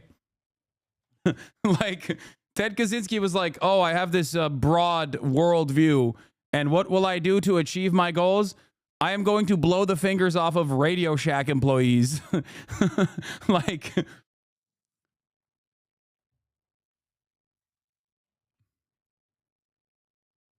Anyway.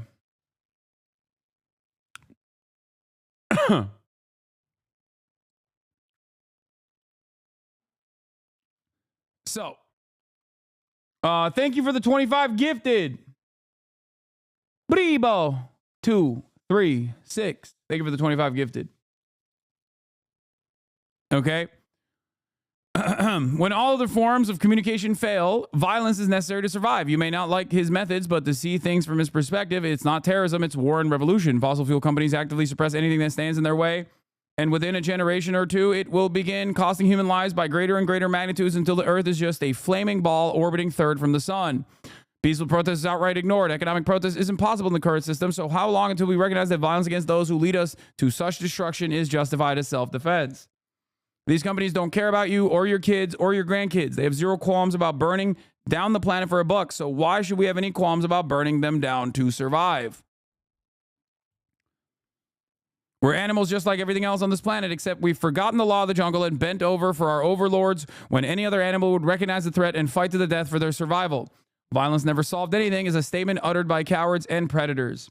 So this is not his quote. This is a quote that he found interesting about industrial society and its future.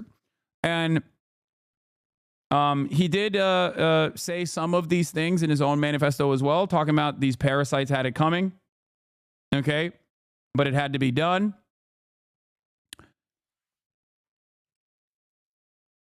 The law of the jungle quote is so tech bro sapiens reader coded. Yeah.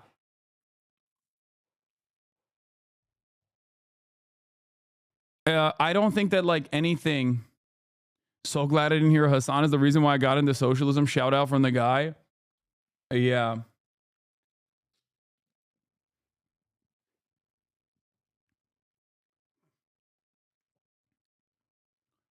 I do not believe that he actually posted that timed YouTube video, for the record. Okay? I don't think so. But hey, FYI, I'm getting an error message trying to share your stream on Facebook. Never had that happen before, and I share it all the time. I know a lot of people here don't use Facebook, so in case no one else has mentioned it, I thought that it was a little odd. Yeah, I'm also blacklisted from Instagram as well, so I don't know. It might be my my meta chickens coming home to roost because of all of the pro-Palestinian statements that I've made. Why are leftists abandoning Luigi because of his politics? He's a hero. No, I am not saying any of that. I'm simply stating that the place in America. I don't care about his personal politics at all. I do think it's interesting to try. I do think it's interesting to try and decipher and try to understand his point of radicalization. Okay. But overall, it doesn't matter. I think it's the more interesting story is like his broad reception, his broad positive reception from the American public. You know?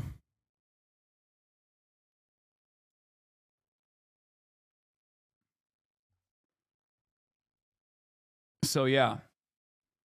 He definitely didn't post it. The profile pic is used the same in the media. It's a random photo from his Facebook. Definitely has something he would reuse as a profile pic. Yeah, I know. I do find it really funny. I will say that he follows the Lindy tradition, whatever his name is. There's does anyone have that tweet? That famous Lindy tweet? If you're a young guy with no future prospects, go ahead, do something. And the Paul Scholas tweet, yeah, the Lindy man. That famous Paul Scholas tweet, considering that Luigi Mangione actually followed him.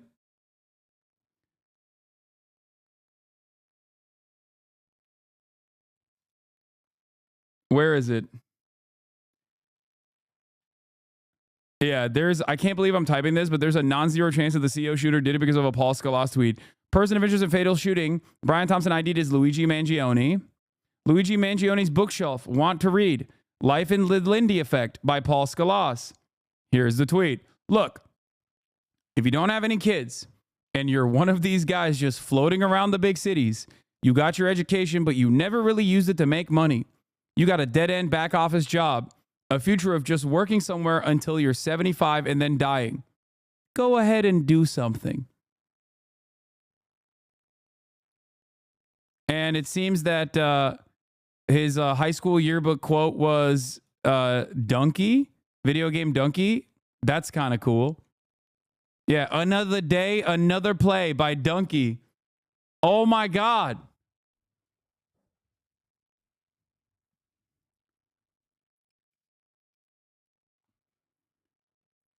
Mom and Dad, thanks for dealing with me the past 18 years. I cannot thank you enough for supporting me along the way. I'll admit, no matter how much. Oh, dude. Oh, my God. Oh, my God. Video game Donkey. At it again, folks. Big drama. It's Drama Monday.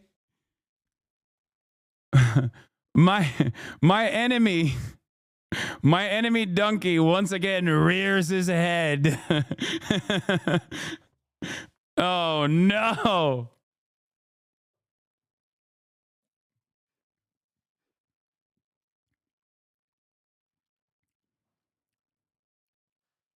Entered in 6th grade, aka Pepperoni, GI, Squeeze, 30 degrees, involved in robotics, Model UN, of course, Uproar Studios, Writing Center, Senior Retreat, Community Service at Lorien Health. My Gilman experience was illuminating. Another day, another play. Mom and Dad, thanks for dealing with me the past 18 years. I cannot thank you enough for supporting me along the way. I'll admit, no matter how much I hated at the time, your sending me to Gilman was the best thing that's ever happened to me. Love you, Tommy. Thank you for showing me how to push my limits. I wouldn't be the person I am today without you. Baz says, I've enjoyed our many long talks and hope to continue them for years to come. Dan, these last 3 years from a presidential speech to your yearbook announcements to your daily assembly commentary, you turned a once unbearable assembly into the funniest part of the day. To the rest of my friends, you know who you are. These last few years have been simply amazing. Mr. Hastings says, thank you for always having faith in me, even when I didn't. I truly could not have asked for a better advisor. Special thanks, Dr. Salcedo, Dr. Kelly, Mr. Algren, Ludwig, Dr. Kraft, Dr. Mo, Dr. Fitzgibbon, Memories, MS Recess Soccer, Daddy Long, Flies, Thai Wars, CT, blah, blah, blah, blah, blah. Okay. No, I did not watch his fucking YouTube, man.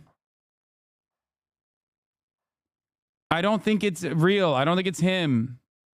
Why are people getting so... I don't understand how people are so quick to be duped and immediately want to believe that he like actually fucking put forth a timed YouTube video that is going to announce, like, it could be him, but like, you do not have any information at this point.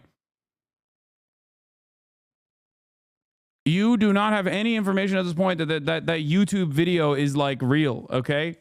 That it's actually him that timed a release for a YouTube page, especially because like the YouTube page PFP is just like him holding a McDonald's.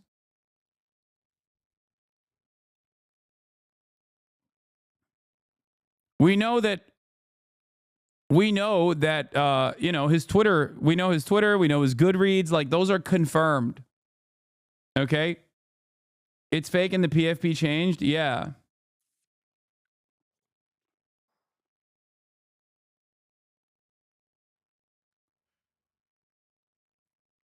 This is fake. The account has since changed the profile picture. Yeah. Yeah, it's going to be like a fucking crypto announcement or something, dude.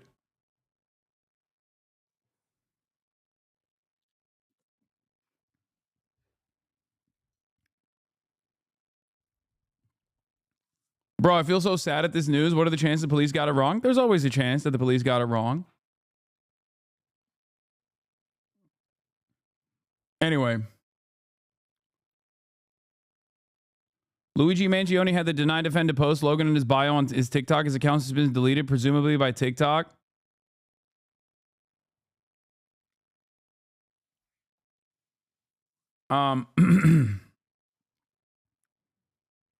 This is what happens when even STEM milquetoast valedictorians have no upwards mobility fresh out of college. Wait, Matt? No, this isn't him, dude. Hey, Mumsy. How you doing? Jake, go back. Change. No green jacket, no hood. This is serious now. A lot of people have been DMing me, messaging me. You have to go back and change. This is not funny. Are you listening to me? This is not a funny situation. Please listen to me. Jake. Oh my God! What? What don't you understand? Oh my God! It's let him live. Crime. You need to go home and change. It's not him, but it's funny because he does look like him a lot. The person that it was done to did a lot worse, okay? To the entire country. I'm not negating To the that. entire country. I agree with you. However, there are 2 jackets in the back. Put one of them on. Jake, I'm going to not go where you want to go. I'm not driving you. Put the jacket on in the back now. Take that jacket off. You know what? What do you have against the hoods? Jacket off. What do you have against hoods? Jake? There's only one type of hood I don't like, and it's a white one. Jake? Otherwise, I am very into the hood. I love a hooded shaft, if you will. Jake?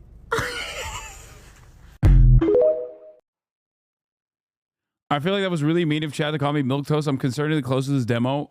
This community, that's like the majority of the community is very close to that demographic. That is how you arrived at most likely leftist politics. The fuck do you mean? Many of you are people that went to and got a decent college education and recognize how shit the job market is, and that you will never be able to retire. Anyway, here are some choice tweets from this man. This is why Jordan Peterson always bothers me. Overcomplicates everything he says aloud, wasting everyone's mental bandwidth and having to decipher it. The best teachers are the best communicators. Clear, succinct, simple language. I should have added some context with this clip. I wasn't trying to contradict you, but rather bolster your point. Tucker is spot on in recognizing that modern architecture kills the spirit, but his very first line, postmodern architecture is designed to demoralize and hurt you, paints the phenomenon as intentional. In the same way that inflation is not intelligently designed to oppress people, neither is modern architecture. It's emergent. Yes, it is oppressive, but that's a fallout of selective pressures to build fast, cheap, irrespective of aesthetics.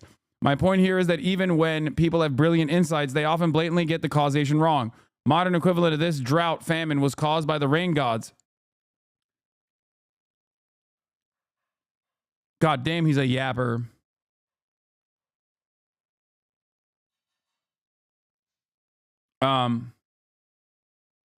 Another TikTok. Defund the police. Yeah. Okay. I don't want meme TikToks right now. I want more info about him. If you guys have any more choice tweets from him that can help decipher his like political leanings or whatever, that would be helpful. Okay. Especially before they like ban his shit.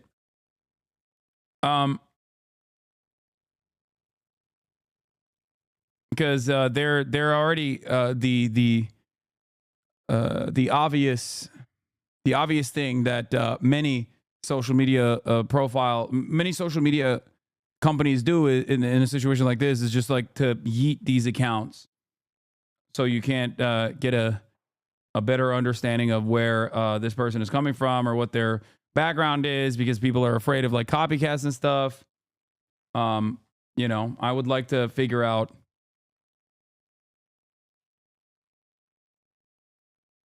You know, I would like to figure out his background. So,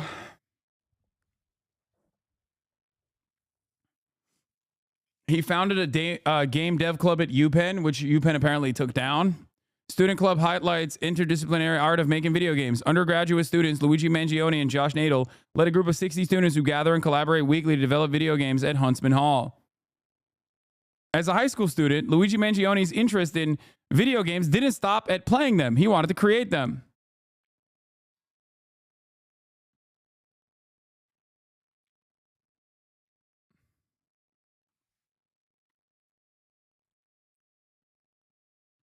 Why does it matter what his political leanings were when he got radicalized? Is it really that useful? I'm more interested in what led to his radicalization, not shit he was liking when he was 12 years old. Wait, what are you talking about? That is my point. I think it creates a larger picture.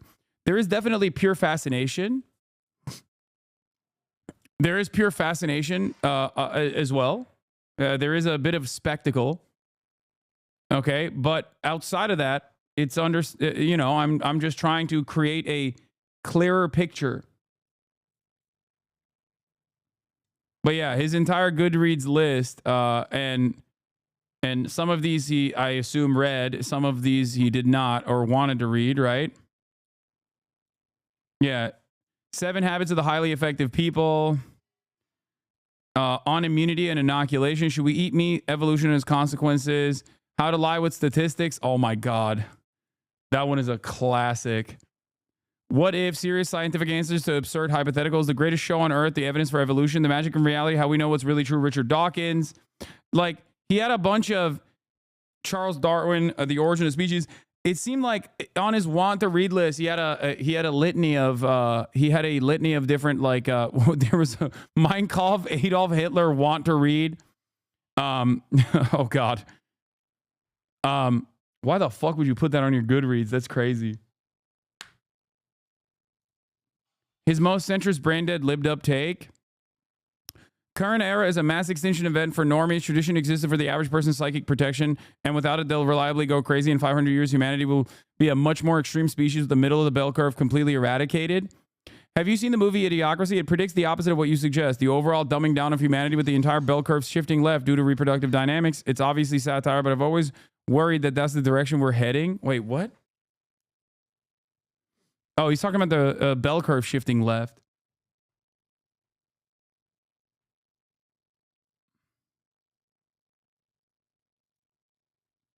Here's one of his tweets from earlier this year.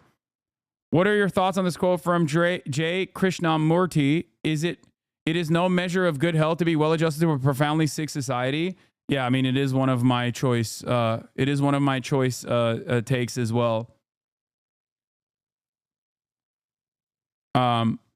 Those who feel strong aversion to adjusting to a maladjusted society are normally deemed mentally ill, alcoholics, substance abusers, or slackers. They're corralled into 12-step groups or mental hospitals or placed on medication or even when shunned. All in an attempt to make them conform and fit in when what really needs to change is society itself. Just as gun legislation will not end the senseless mass shootings, because what we really need to do is stop generating psychopaths as a culture.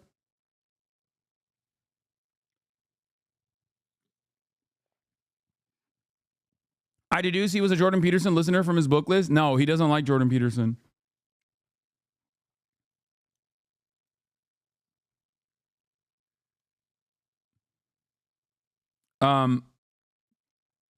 But yeah, he had his sister posted this on IG stories praying for you. Which, you know, respect. Same sis. I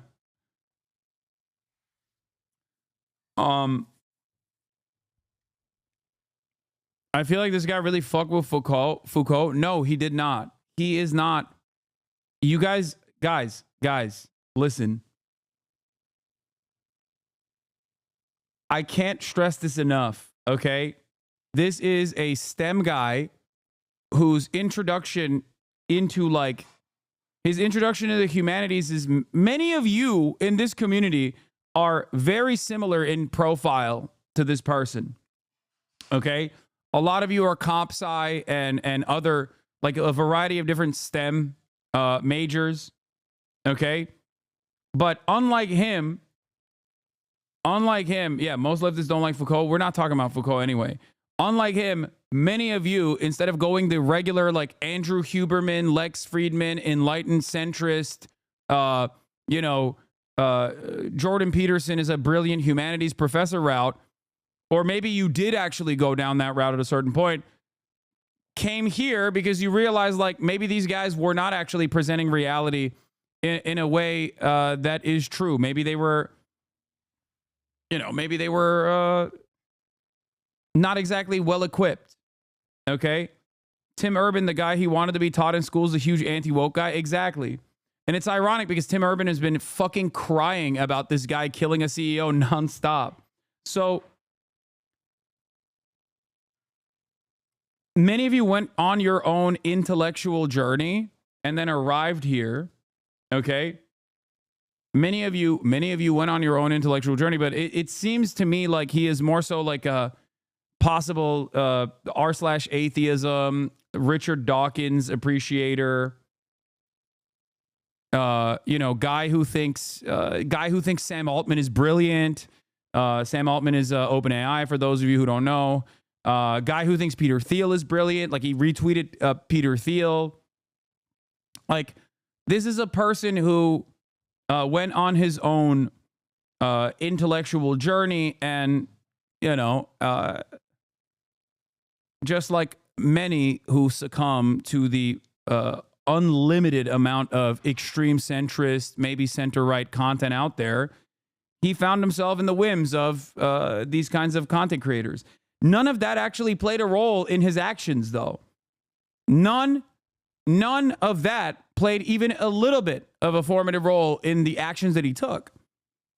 It seems to me like, regardless of his political ideology or the way he presented himself online, this was a very direct, you can present a very direct through line from what happened in his past and the actions that he took. Like here, he is responding to Tim Urban. My book, What's Our Problem, is now available. The book introduced a new framework for thinking about our chaotic political environment. This is from February 21st, 2023. He responded to this a year later. Do you think one day this could be taught in school curricula? What would that take? Now, I find this very interesting because Tim Urban is also consistently been chirping about how ridiculous and violent this action was. We live amongst a good number of people who are no different than those who ordered thousands of beheadings during the French Revolution. They just don't currently have the power to do what they want. Tim Urban here, quote retweeting Taylor Lorenz, and people wonder why we want these executives dead. That is the irony here, is that his actions, the irony here is that while he was directly like a Tim Urban head, right? Many of those people that he actually took notes from, the anti-woke people, like all these like Lex Friedman types, they by design play a formative role in shifting your attention away from the real vectors of pain in contemporary American society. They play a very big role in trying to deflect that attention away unconditionally every step of the way to make you say, no, it is not the rich.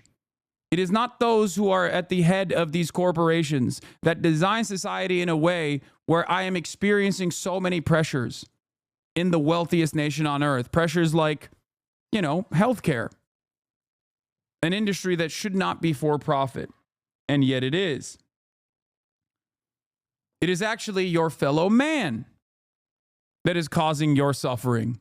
You should be angry not at those who are in positions of power, but you should be you should not be angry at the systems that bind us, but instead you should be angry at those who are fucking annoying, or those who advocate for their own, for their own existence, those who want civil liberties, those who want equality. You should be angry at those people who have no power, right? Get mad at undocumented immigrants, get mad at trans people, get mad at those who advocate for trans people and undocumented immigrants, not the CEOs, not the corporate oligopoly that exists. And yet, it is obvious that in spite of all of that, chaos and the deliberate attempts to shift your priorities away, to shift your attention away from those who actually cause harm, especially when it comes to an issue that touches every single American in a meaningful way, okay? People go, nah, I know what happened here. And that's precisely what's going on with the story of Luigi Mangione. A person who, regardless of his podcast consumption and books that he's read, okay, a person who has consistently, routinely, quote, retweeted Tim Urban, a person who Tim Urban very clearly hates the actions that Luigi Mangione took. No matter what, he still went through an experience that was formative, that was radicalizing, and that caused him to get mad at a CEO in the for-profit healthcare system. Okay? Bro was crying at McDonald's watching Tim Urban shit all over him. Yeah, he was logging onto his Twitter account being like, another Tim Urban tweet has hit the timeline. Fuck, he hates me. All my icons, all my idols hate me. He's going to be really sad when he finds out all these people that he has hyped up despise him for the action that he took.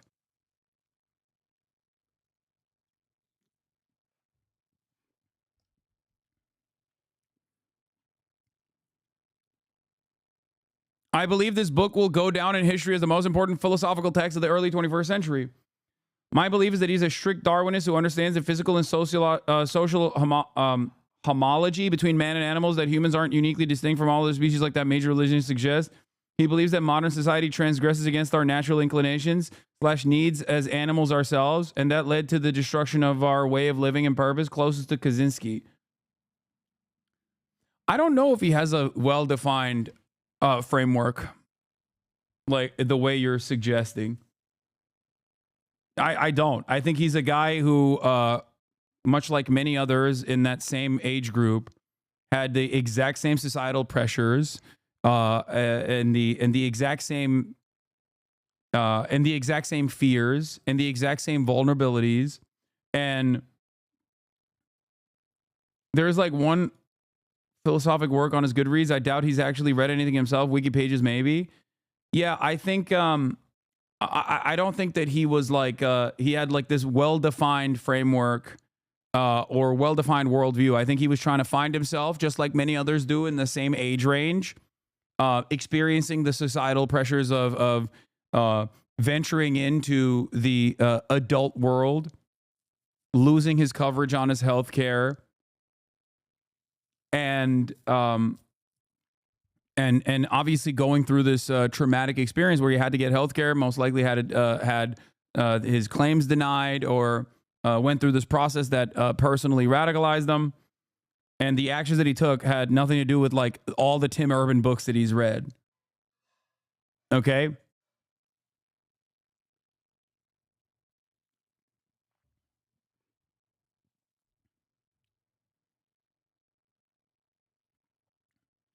You know what's really cute? Because this guy's profile pretty closely matches chats, everyone is just projecting their ideological engines onto this guy. Yeah.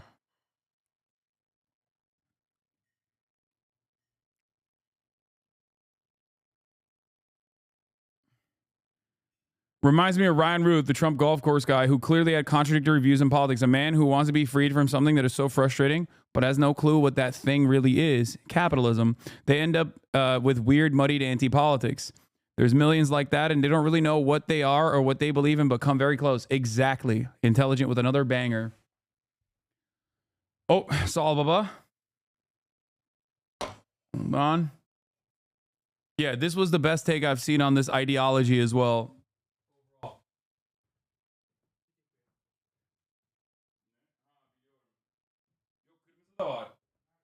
Yanında beyazın olması lazım. Evet.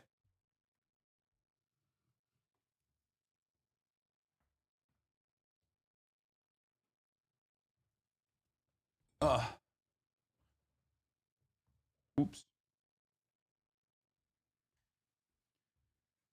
I do not care if Luigi Mangione, assuming this is really the guy, shares my personal ideological outlook. His alleged actions were propelled by the material conditions of capitalism and can be used to advance class consciousness or struggle. Bir dakika geliyorum baba, bir saniye. No, I got it.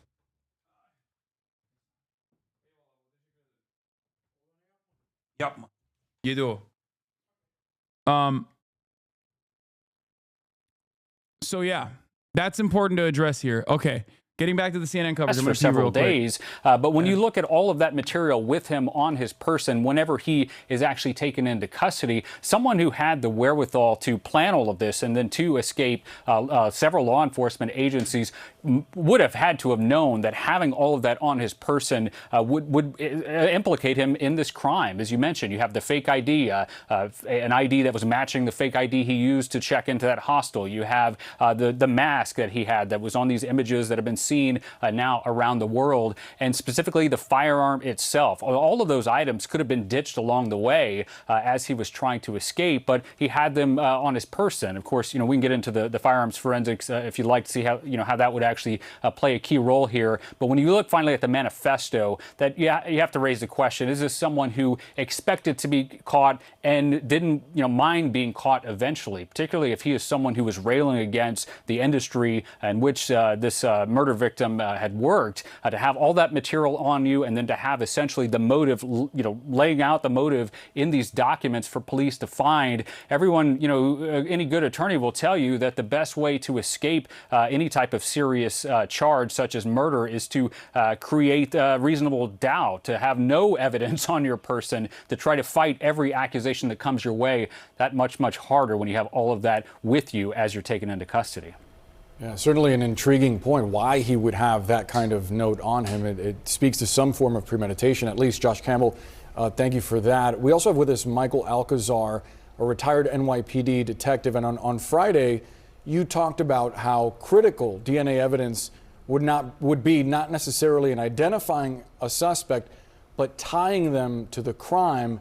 And in hearing about some of these details, specifically about the water bottle that was left behind and a partial fingerprint that was on that water bottle, I'm curious how significant a piece of evidence would that be in a future prosecution?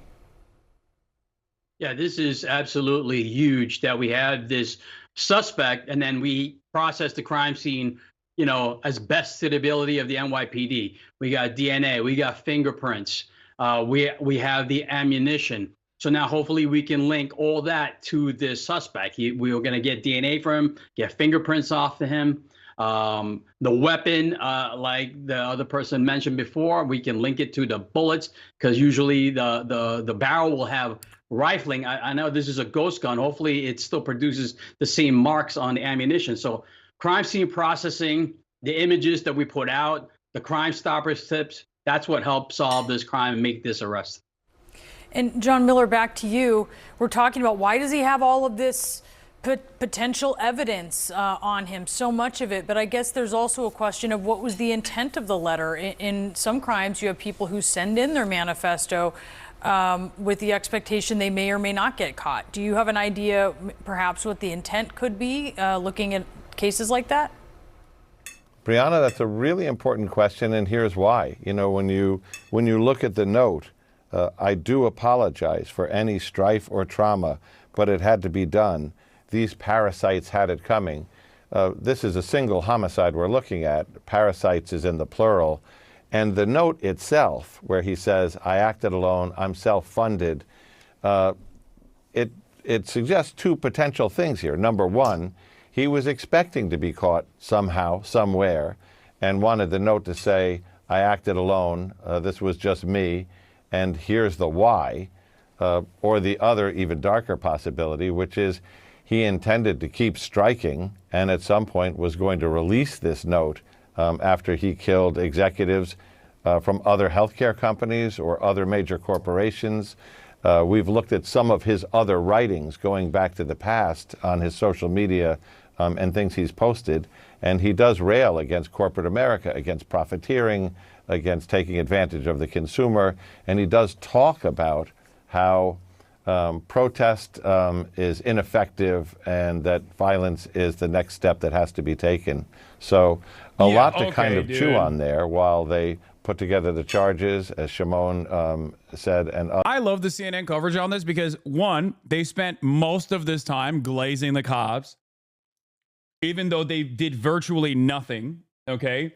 And then immediately after that, they are presenting him as this, like, ideological anarchist or something. Like it's not the case at all. I mean, look, I don't give a shit even if he was, right? One way or another. But like, it's obvious that he is not like that at all. Like, the dude was fucking constantly quote retweeting Tim Urban and you know, glazing fucking Sam Altman and Peter Thiel and shit. I don't think he was like this anti-corporatist hero, okay? The news in Australia called him an anti-capitalist shooter. I mean, his act was inherently anti-capitalist, but I don't think he was ideologically anti-capitalist.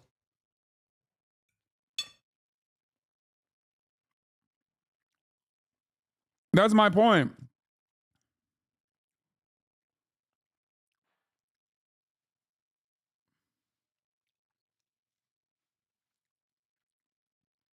His Goodreads must read or want to read books is not indicative of anything, in my opinion. So, I don't know how the fuck CNN can get away with just like openly stating this when it's very clearly not the case. Others get together the physical and forensic evidence that may tie him to this New York murder.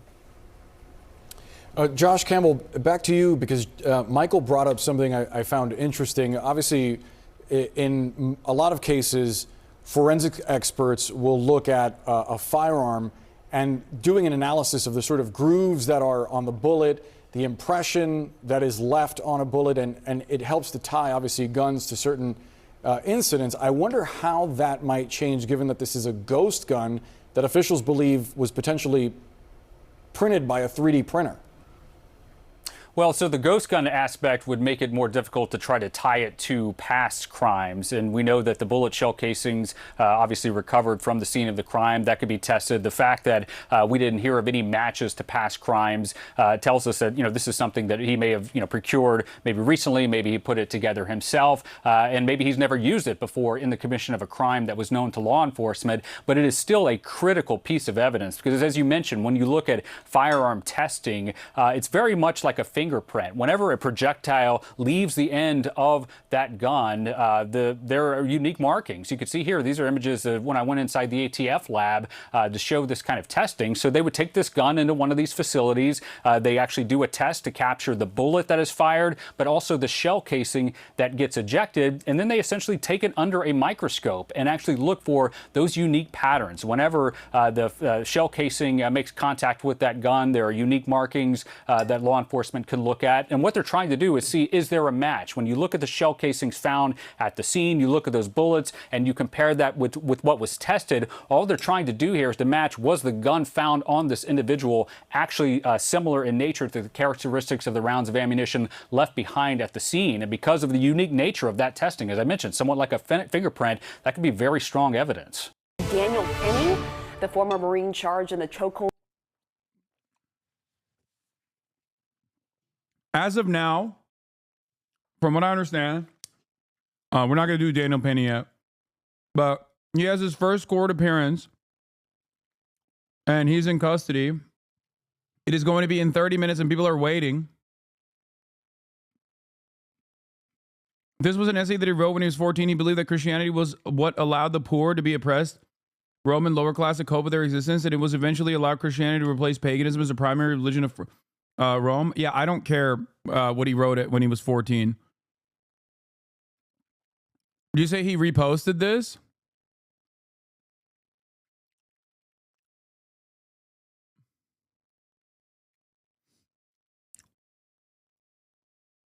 Yeah. Police revealed that finding the 26-year-old was a complete surprise and they did not have his name on a list of suspects prior to today.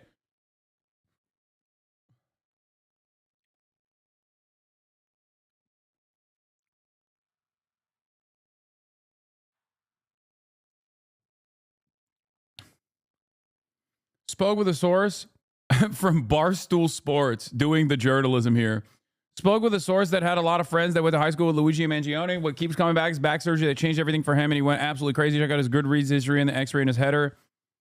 He had a back injury when he was surfing in Hawaii. Surgery didn't go great. Moved to Japan. His contact with his family stopped about a year ago. Recently, family reached out to his friends from high school asking if they had info on him. So he's been pretty aloof for a while. Wait, he moved to Japan? That's why he had those like weird-ass...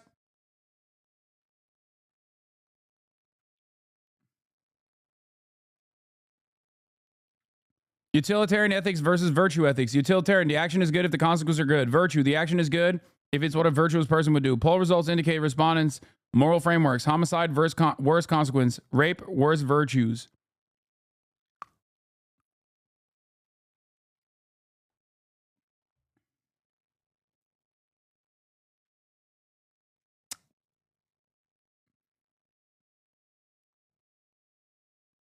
He was... Maybe he saw the Shinzo Abe assassination and his life changed. This is the guy from this picture in Japan. Bro wants to help get him arrested, though. I have been informed that the person in my previous post may be the suspect of the murder. I live in Japan and was having a fun meal with a friend at a restaurant in Tokyo that day. He came in by himself while we talked to him and treated him to a meal and drinks because we want him to enjoy Japan. He said he was on vacation from Hawaii. We ate together for about 30 minutes before parting ways, so I have no idea what kind of person he is, let alone his contact information. However, all I know that he was in Japan that day, and I will do my best to help him get arrested if I can. I would also like to express my deepest condolences to Mr. Thompson. What the fuck? God damn it. Oh, he? L snitch. Not a W, chat. Penn State. These guys are waiting for him to be perp Hail walked. to the pit. No. Oh, no, that's Pitt. What? Ryan, question for you. Hail to the pit. That's Pitt. Yeah, that's Pitt. What's Penn? I don't know. Ask him. I don't know. I didn't go to Penn State. I was going to. I never did. I was like, nope. So what's your slogan? Yeah, what is the Penn State slogan? It's the We Are. Oh, that's right. Yeah. We are Penn State. Yeah. Yeah, bud. 43. Looking good. Thank you. Yep.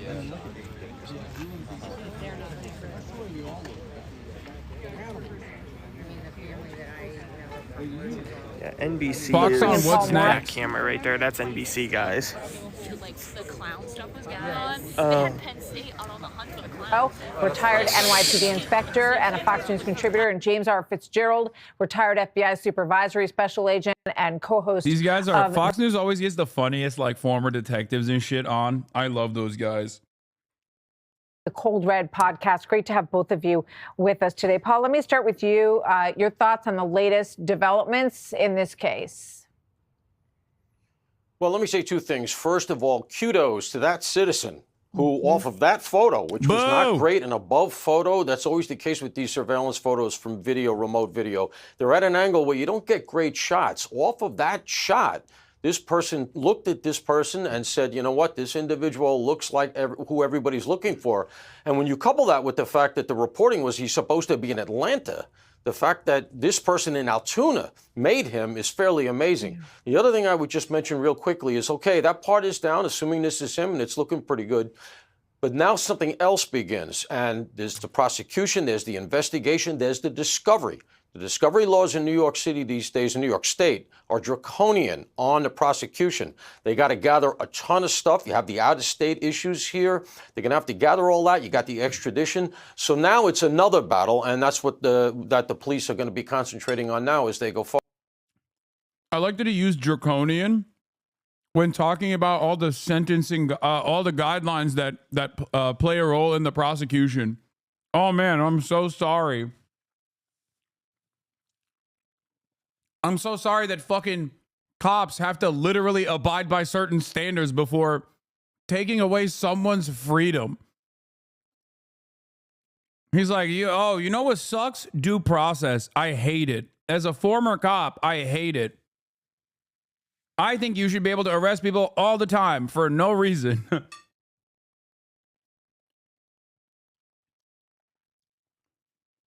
Forward. James Fitzgerald, let me bring you in, former FBI profiler. We are learning some bits and pieces about the person who is the suspect in this case. That is his status at this point. There are other outlets, including the New York Post, which is... He didn't say that. He did. He said that the process for the prosecution here is draconian. As in, it is the standards that you need to abide by in order to take away a person's freedom, because that's what the prosecutor does, is the standards are too high, is draconian, is too rigorous. Our sister publication that is saying that he was a valedictorian at his high school, a private boys' school in the Baltimore area. Your thoughts on the profile of this young man? Well, it's only a profile when it's an unknown subject. Once we have someone identified, now they're going to be doing a behavioral assessment. If the shooter has been deceased himself, they'd call it a psychological autopsy. But now they're going to do this behavioral assessment, this psychological assessment of just what made this person tick, what made him as mission-oriented as he was to have devoted 10 days, probably more, directly involved in the killing of Mr. Thompson of United Healthcare. He was goal-oriented. That is true. true. They're going to try to find everything going back to his prep school days, his valedictorian days, any type of social media he was involved in. Certainly, the the web searches he's conducted, and that's going to put a total picture of this person together. And this will be evidentiary that can be entered into, a trial at some point. Defense will always fight these things, but these types of issues that he means Lolo suggest motivation and rationale. Hopefully, for fingers doing crossed, chat. Would certainly be important. Doesn't surprise me either that this guy was somehow a fan of the Unabomber Ted Kaczynski, and he. There is very little chance that this person is a HasanAbi head. Not at all. He strikes me as a person who was on their own intellectual journey that would have put him directly at odds with the way I see the world. If anything, he'd say stuff like, "Oh, this guy is out of his depth, out of his element." He's more so Lex Friedman enjoyer, probably closer to a Diddy G fan than myself.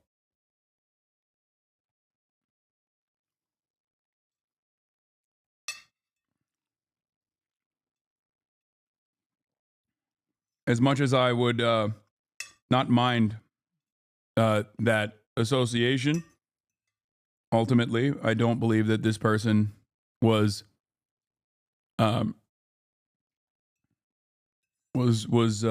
coming from this background.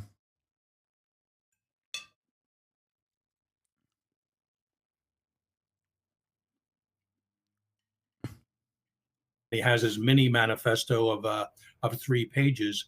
We'll see if there's as much evidence in there as there was in the 56-page manifesto of the Unabomber, but I'm sure there'll be valuable evidence they can use against him in a court of law. Yeah. Paul, what strikes me is, when I saw his face, and you can see it more clearly if we have the picture of him smiling at the woman who was, there he is, big smile on his face. Yeah, it was a and Riz Lord. I thought when I saw this picture, Paul, that he's a young man, he's smiling in this photo. I thought anyone in his family, they know that that's him as soon as they see this photo. He went to, if these reports are correct, a prestigious prep school, that's all over social media. All of those people, his professors, they also, if they saw this picture, Paul, had to have been able to identify this young man. Do we know whether or not the investigators on this case had been reached out to by people who said, that's him? They couldn't tell where he was at that point, but they identified him. Nope. Yeah, I mean, I have not heard that. That doesn't appear to be public. One of the things I would go back to relative to that question is the Boston Marathon bombing with the Tsarnaev. Nope, we do know. They didn't, which means they probably recognized those fucking eyebrows from a mile away and we're like, nope, I'm not saying shit, dog. That's not my Pookie, okay? That right there is not my Luigi, okay? Ain't no fucking way, big dog. And it's not Penn State, it's Penn. It's UPenn, chat. Important distinction. He did not go to Penn State. He went to University of Pennsylvania. It's an Ivy League school. You know who else went to University of Pennsylvania? Donald Trump. Also, Uncle Shaky Gurga.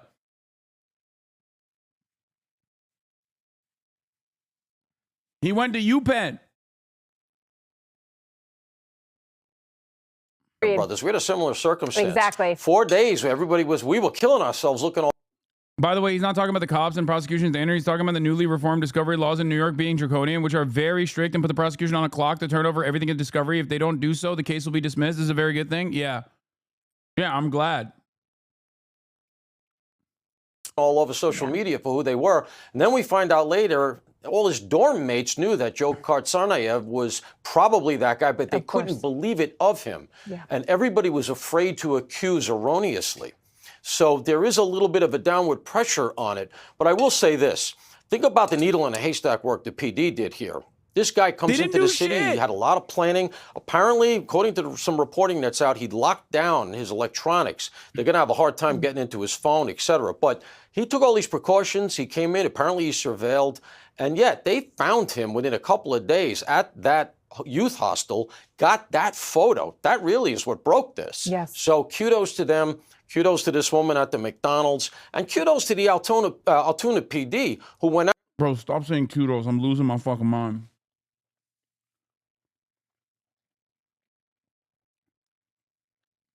Yeah, his court appearance is coming up, chat. Don't worry.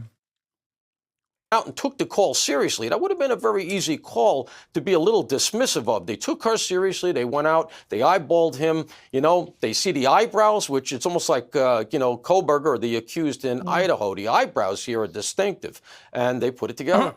Yeah, no, it's extraordinary. We knew that he took a bus out of Upper Manhattan and that it stopped a number of places along the way, that the route was headed to Atlanta. So there was a big effort in Atlanta, but we also knew that it was making certain stops along the way. And apparently he got off in Pennsylvania, if all of this police work adds up. So, gentlemen, thank you very much. James Fitzgerald, Paul Moreau. He retweeted this a couple years ago. Okay, dude. Shooter's dad was denied cancer treatment for the second time, allegedly. There's a GoFundMe page about that. I don't trust any of that stuff yet. Okay, this is one of those moments where you have to wait for verification to come from traditional outlets. A lot of people in this day and age on the internet will move and you know, create their own little fake YouTube profiles or GoFundMes and the like. In an effort to basically, you know, get clout or some shit like that. So you have to look at, like, you have to try to figure out if this is like verifiably him. You know, the profiles are. Blood was a debate lord? I think so. I mean, he was a model UN. He fits that profile really well.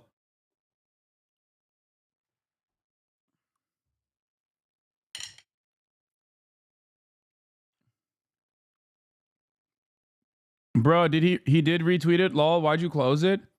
What? Because I don't care. What the fuck? Oh, he retweeted this. Okay, who gives a shit? It's like a fucking Twitter meme from 2022. This is like... That's the reason why I closed it. Because it's not the fucking major discovery that you think it is, chatter. No disrespect. Like, I know you guys are trying to help out here, but... It's a fucking trolley problem joke.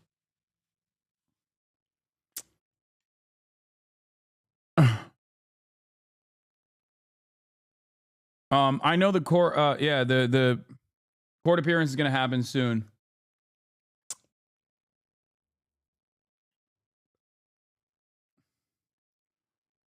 Do you think he has chat logs? No, I don't think that he was like a Twitter guy. I don't think he was a Twitch guy. I think he was a YouTube guy. Through and through.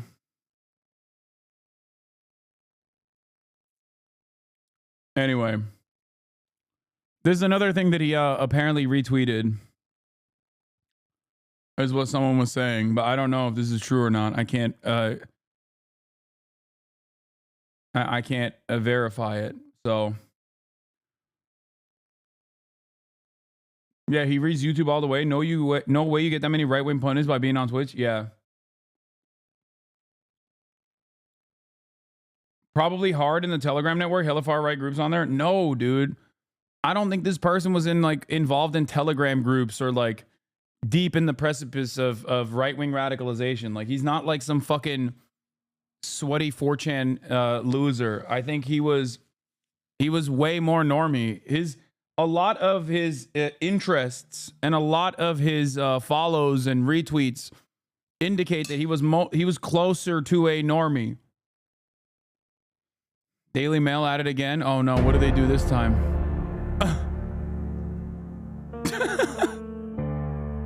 Why are they doing this?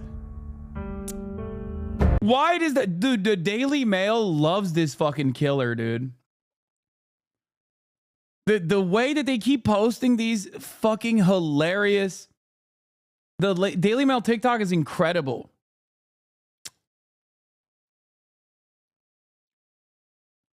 He's in the alt-centrist to techno-fascist pipeline. I agree. I agree with this assessment, Central Committee. I see that.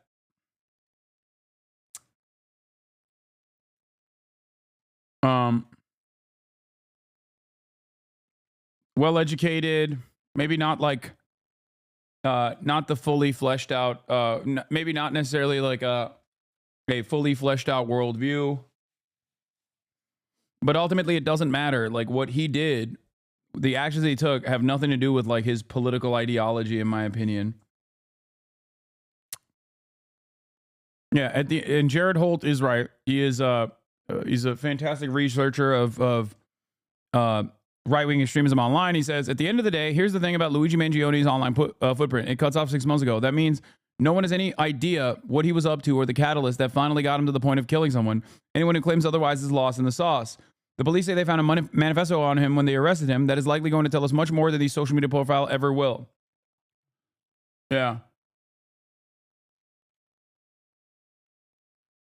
So, like, while we can basically create a profile for his point of radicalization leading up to his actual point of radicalization, we do not know what events took place, with the exception of like speculating on the spine surgery that he most likely got. That's it. The last quote he liked on Goodreads. Bro had enough. Unless someone who, like you cares a whole awful lot, nothing is going to get better. It's not. Yeah.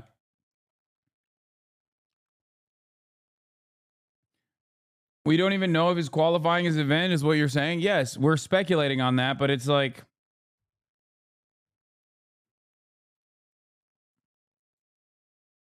I guess we'll see if he suddenly became an insurrectionary anarchist doing propaganda of the deed. Yeah. I doubt it, but it doesn't have to be that anyway. I don't know why people are just like, I don't know why people are doing purity spirals on the fucking healthcare CEO shooter. Like, who gives a shit? Apparently his Twitch is Pepe Mangione. Check his logs. No, it's not. Where did you get that from? The account is gone anyway. It's either nuked or never existed. Yeah, a Twitch account was created 3 hours ago. If people start linking it. Nice. Classic.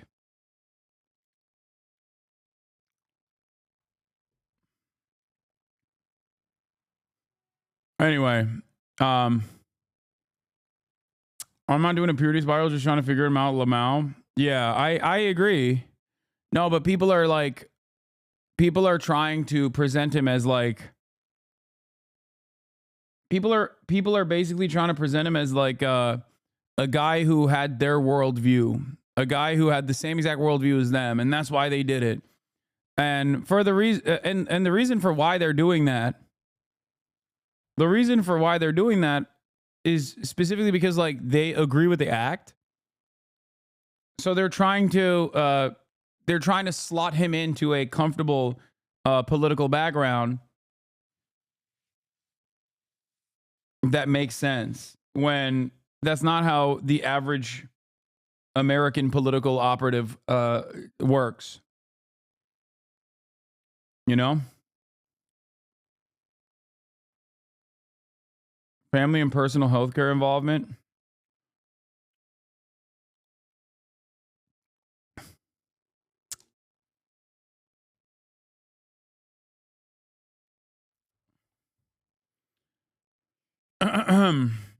Well, calling him a fascist is extremely dumb. Like, why just assume that? Why can't a person be disgruntled with the system and act exact revenge? No, Michael from Pennsylvania is not saying he's a techno-fascist.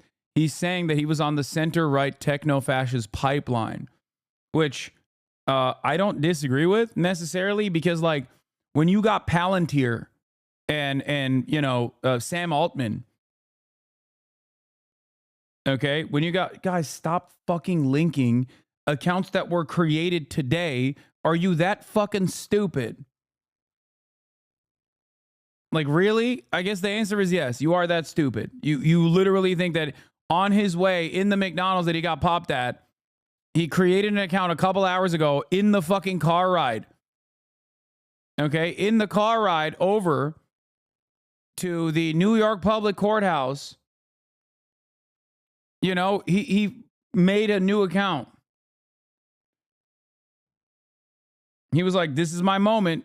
I've never been on Twitch before, but now I am. Anyway, I feel like we've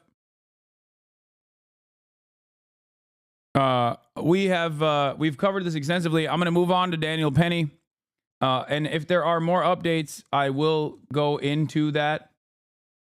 Okay, I will go into more updates on the alleged shooter. But let's now talk about another murder. A murder that happened in broad daylight in a New York City subway station. Daniel Penny choked and killed a homeless victim that was experiencing a mental health episode in front of a bunch of other people. And as of today, he has been acquitted. Death of Jordan Neely on a New York City subway last year was found not guilty of criminally negligent homicide by a Manhattan jury on Monday. This comes after a judge dismissed a second, more serious second-degree manslaughter charge last week after the jury could not come to a verdict on the count they were hung. Gloria Pazmino, tell us the latest.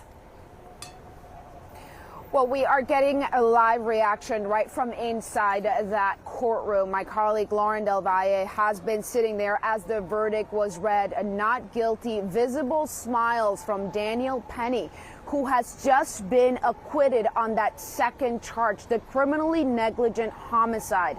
At the same time, the father of Jordan Neely, the victim in this case, escorted out of the room after he had an outburst with an expletive inside that courtroom as the verdict was being read. Court officers stepping in to escort Mr. Zachary Carter out of the room. Why are they showing this, Andrew man? Zachary, as his name, I should say. We are also hearing audible reaction directly in the park behind me. Protesters have been here all morning. And they are now starting to chant loudly in response to this verdict. Today, CNN is so gross. Like, it's just, dude, in the lightest terms, it's just like a straightforward lynching. And CNN is like, remember that lynching that took place? The person who did it, he can now walk free and do it again if he wants to. Just a somber reminder of how things actually work. I wonder if the right-wingers who were chirping about the right-wingers who were chirping about the Luigi guy who shot and killed the CEO, if they have a similar attitude towards protecting life and the sanctity of life with respect to Daniel Penny, who, choked and killed a homeless person. Of course they don't. Because if you're powerless and you get killed, are you asking them not to report on the facts of the situation, though? Really? Is that what you think I'm doing? You think replaying a lynching is actually important enough in this process? You think it takes away? You think me saying like, why are you even showing this footage again? Is actually, that's your takeaway from that? It's the same principle behind like the execution of George Floyd as well. The media consistently kept playing it over and over and over again. I think it's ridiculous.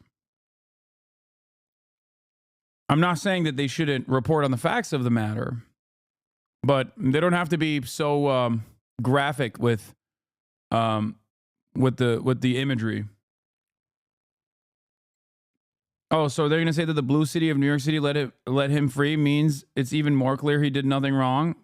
I assume. Today, for the first time in the past 6 weeks since we've been here, Daniel Penny also had some supporters in this crowd, but now we are hearing the chanting. In fact, it was something that his defense attorney tried to declare, ask for a mistrial on this morning because of the presence of loud supporters, which he believed could be heard by the jury inside the courtroom as they were deliberating. They are chanting, "No justice, no peace," which can be heard from inside that courtroom, according to my colleague Lauren Del Valle. So for now, 6 weeks after the fact, Daniel Penny acquitted on the second charge, criminally negligent homicide. days after this jury initially told this judge that they were hung on the top charge, the manslaughter and the second-degree charge, the most serious of the two. The DA moved to dismiss that charge after the jury said they couldn't come to an agreement, and after the judge agreed to dismiss the CNN didn't show the security footage of the CEO getting shot. They stopped the footage before the first shot was fired. Yeah, I mean, but that's a CEO. That's an important person. That's like an actual human. And not just like any human. That is one of the most important humans. Oh, here, he was taken inside. Let's take a look at the perp walk.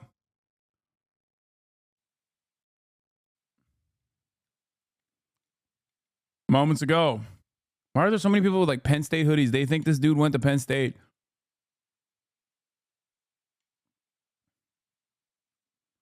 Where is it?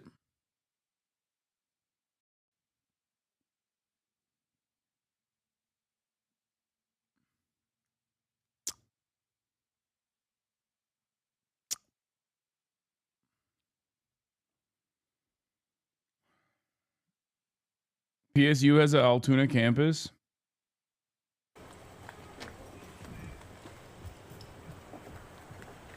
Oh, there it is.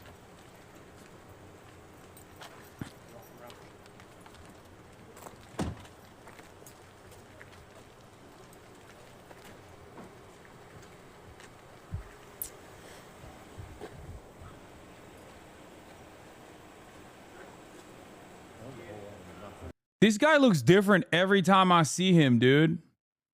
What is going on? It's one of those dudes. They got the wrong guy. Let him go. Please release him. Very clearly, broad as day. You can tell that's not him, man. Just let him go. I think you got the wrong guy. It's not him. It's just not him. Yeah. Charge. He instructed the jury to go back into the deliberation room this morning and continue to deliberate. And now, just about an hour and a half after they started deliberating for the day, we are hearing back that verdict. Daniel Penny not guilty of the criminally negligent homicide charge nearly a year after he placed Jordan Neely, a homeless street artist, in a fatal chokehold in a New York City subway. Yeah, I mean, I have to say it's worth just reemphasizing. Law tip: New York's Defense of Others statute gives a person the authority to use physical force, and even in some other cases, deadly physical force to protect themselves and also to protect others from physical assault. There was ample testimony that witnesses feared imminent bodily harm. All this fear needs to be as reasonable under the circumstances, which it seemingly was. That's why he was acquitted. Yeah, I still think it's a terrifying precedent that it is setting, because ultimately, reasonable fear in this circumstance is like any black person that is homeless, that is having a mental health episode, is now,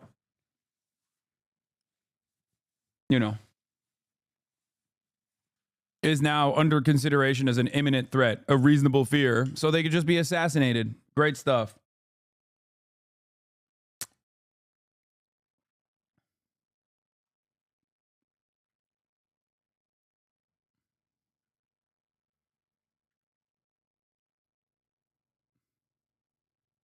Anyway.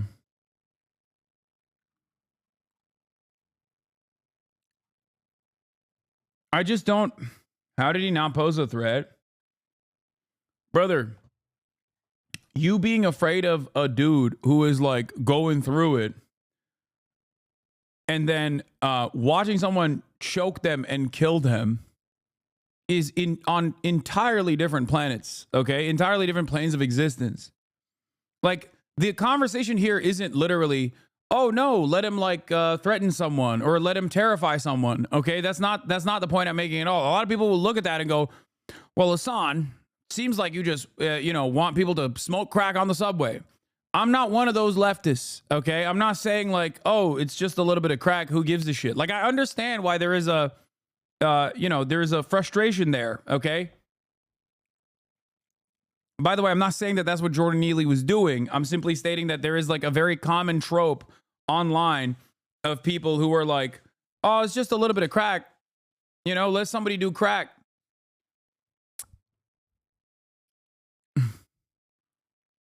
So if the shooter put the CEOs in chokeholds, he would get away with it? No.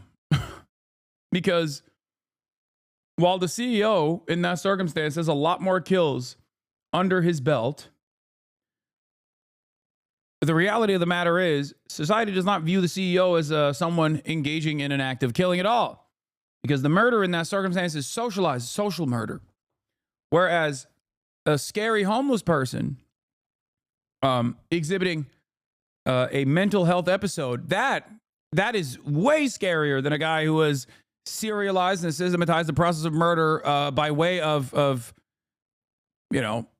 seeking out profit, more and more better profit margins year over year by simply killing people, by denying their coverage, by relegating them to medical bankruptcy, a life of medical debt. That's just the way we interpret it. That's it.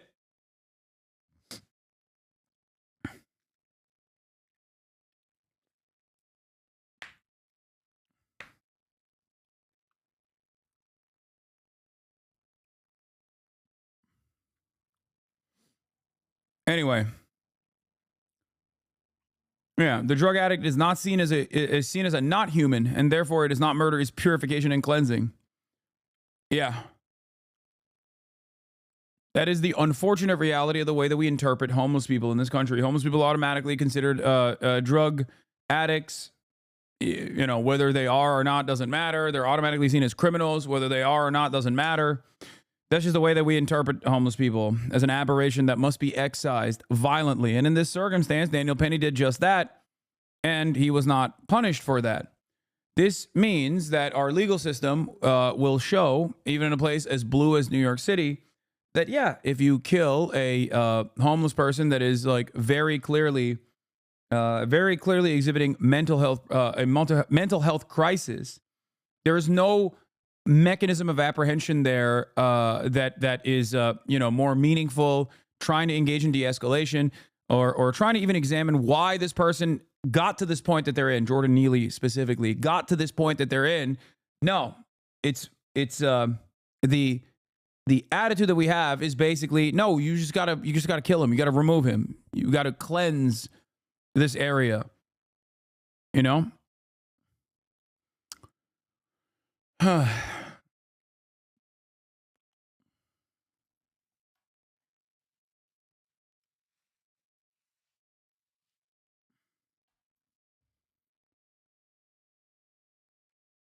I think it's ridiculous that, this can be seen as like a reasonable level of force and a reasonable level of restraint that was demonstrated. And not just like Daniel Penny doesn't have to be this like white supremacist that was trying to get a fucking confirmed kill, a legal kill by killing a black person. Okay. He could have still in that very moment thought, oh, this guy is a threat to other people. I want to stop him from being a threat to other people. Okay. But what he did in that process led to the death of Jordan Neely. So obviously there has to be, if society has laws and order and a criminal justice system, like you reward certain behavior, you consider certain behavior to be permissible, and you punish certain behavior. And in this circumstance, in my opinion, this was behavior that was worthy of some semblance of punishment so that people don't think that they can take matters in their own hands in a similar fashion. Okay?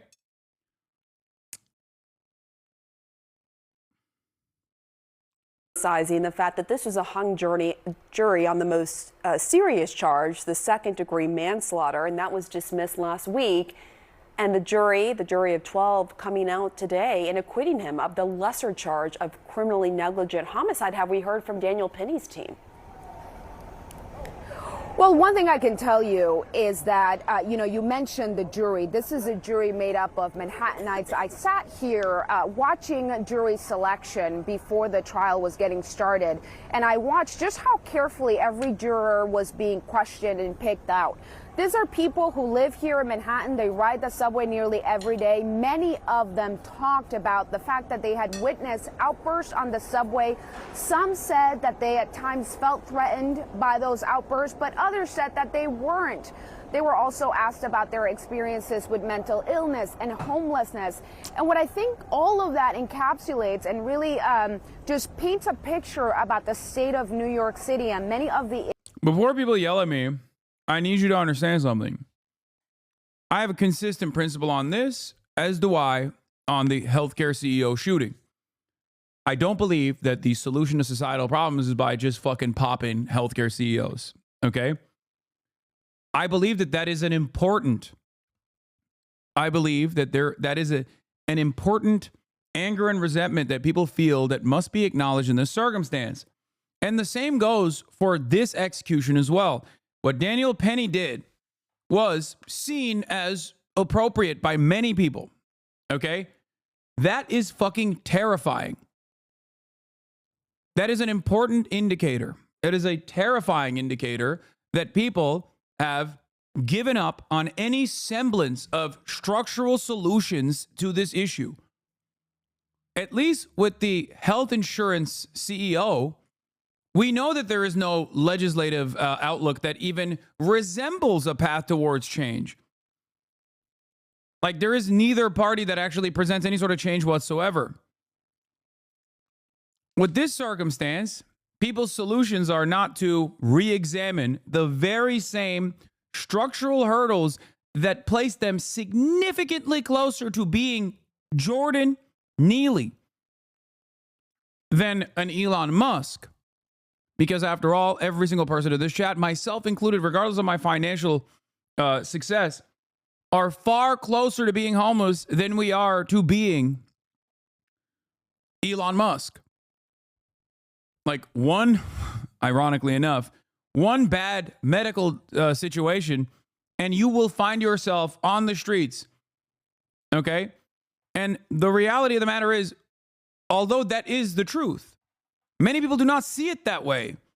And they simply look at homeless people and go, oh, gross. Like, I already have all these societal pressures that I have to deal with. And now there's a weird person that it smells bad, that is like around me and being a nuisance and maybe even behaving in a way that is scary.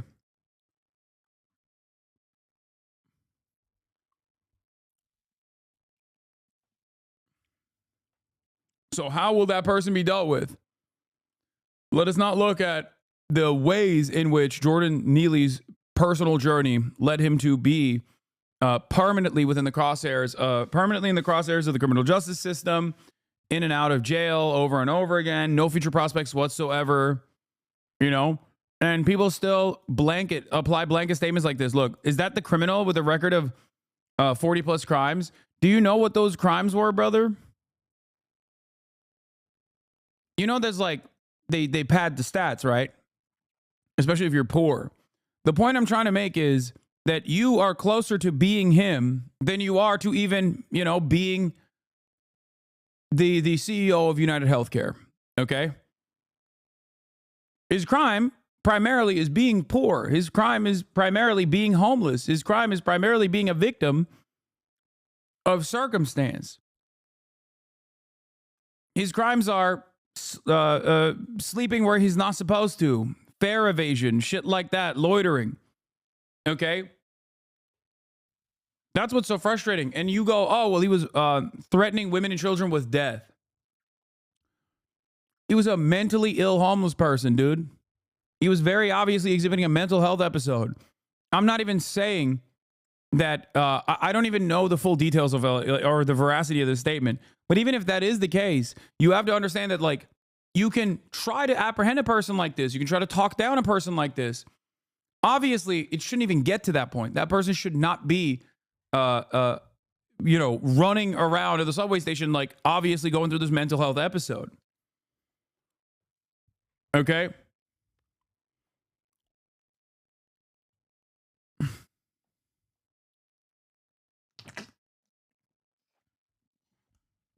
The issue is, there's two ways to fix this problem. You either fucking randomly task people with the goal of going out and just executing people like Jordan Neely in the crowded subway carts.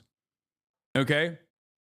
You either do that and you basically democratize this process and everyone takes matters in their own hands, or you recognize that these people are victims of circumstance and try to solve it and try to ensure that there aren't more new homeless people being created every single day because they get priced out of the housing market.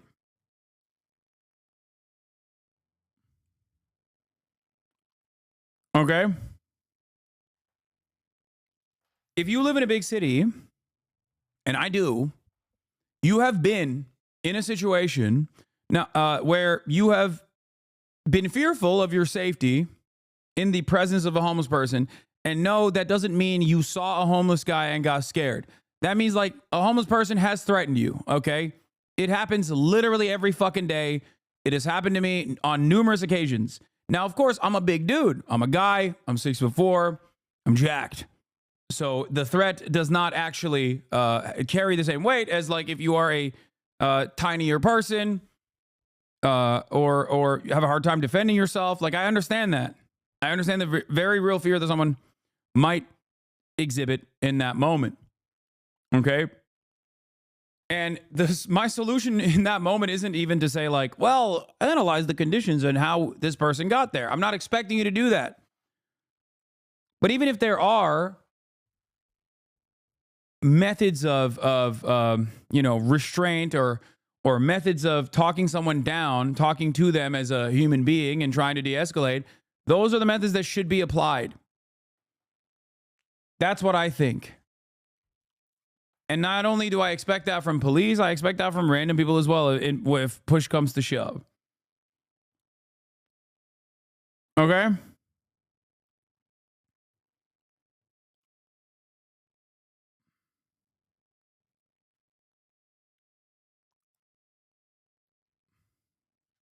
Issues that the city is grappling with, mentally ill people, homelessness, public safety, and the perception of public safety, especially in the city's subways. This was something that was really happening a lot at the time of the incident, and people continue to be concerned about. We are seeing that play out here by this jury. If we would be allowed to kill people who threaten us with death, League of Legends would be empty. I know. It is kind of funny that people come to me and they're like, well, he's threatening death. What should people do? I don't know, man. As someone who I promise you receives way more death threats, credible death threats than you do on a daily fucking basis, you do what I do, okay? You live your goddamn life. Shut the fuck up. This doesn't mean it's appropriate, okay? But you're not... I don't know why people just... You always think your solutions will be more effective over the communities you claim to advocate for. Is too respectable or generous at times than others. The takes are wrong, but your audience isn't educated enough to correct you. His crime was being black as well. You don't think race is an issue? What? His crime was being black as well, but you don't think race issues are real enough to be a primary source of issue that needs to be solved?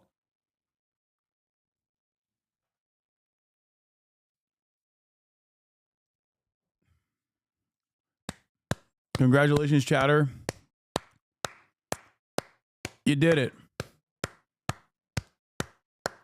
You, my friend, you won woke of the day today. Congratulations. Really, James Smith, you have won woke of the day. Now, your crime, okay, your one friend who's too woke in the situation is coming at this conversation with the understanding that I do not consider Jordan Neely being black a very important part of this equation. Not only did you assume that I did not bring that up when I said that this was a lynching, okay, but also simultaneously, you also moved on from me not bringing this up, even though, of course, it's a factor, and I did bring it up. But also, you then followed through with additional inferences that you made off the faulty premise. Okay, there were numerous occasions where I actually brought forward the victim's race, and also how it factored in. You refuse to understand that I did. But then you said the audience of 44,000 in here are too stupid to correct me on this. Or maybe they were just listening better than you were. But congratulations, you win woke of the day. You did it. You are the one friend who is too woke.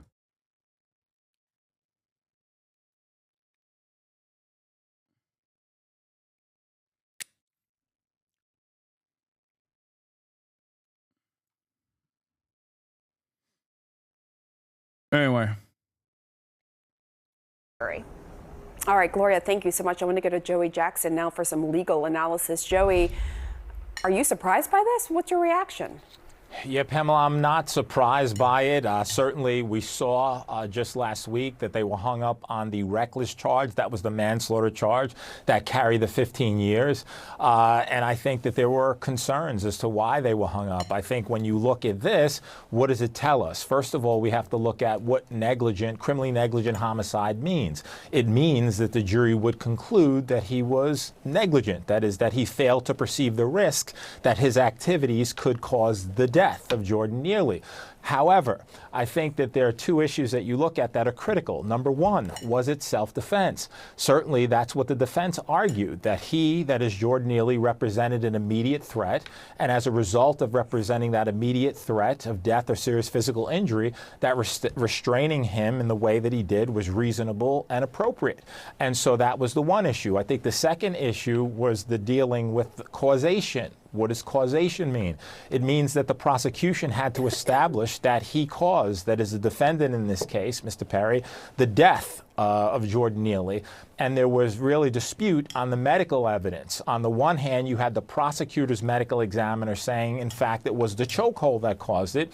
On the other hand, you had the defense saying a number of things. Number one, that there wasn't sufficient pressure applied such that it could be the chokehold. Number two, that schizophrenia diagnosis, that the issue with the synthetic marijuana, et cetera, caused it. So I think there were plenty of issues for the jury to conclude that just beyond a reasonable doubt, either A, it was self-defense, and B, that he wasn't the cause. So those were two good reasons as to why they could acquit, and that's exactly what they did.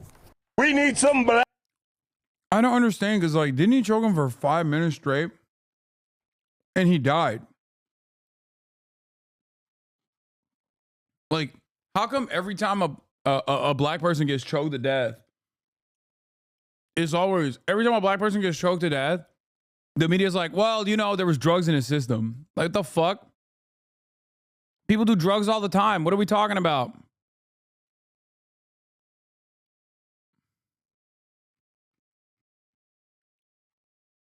The point is, if this was a rich person, if this was a white person, if this was a white rich person who had smoked synthetic marijuana and maybe had unexamined or undiagnosed schizophrenia, would society's approach to the subject matter be different? If it was a white man who was wealthy, dressed nice, having a mental health episode on a crowded fucking subway station, and somebody choked them to death. Let's say a black man choked him to death. I don't believe that people would approach the situation in the same way. I don't.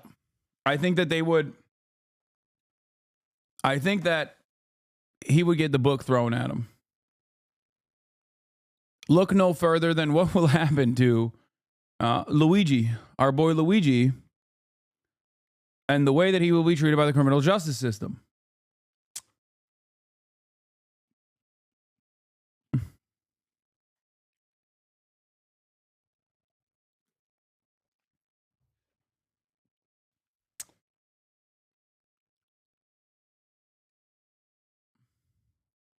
You can be driven into homelessness by someone like Brian Thompson, then legally murdered by someone like Daniel Penny, while the money that could have saved you is spent on murdering children in Gaza. This is Sol Khan. Yeah.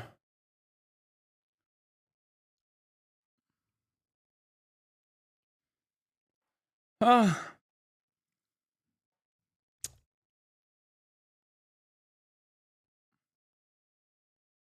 Waffle House shooter was literally a wealthy white, vape, pot smoking, undiagnosed schizophrenic. I knew him as a teenager. He lived to see a trial. Yeah.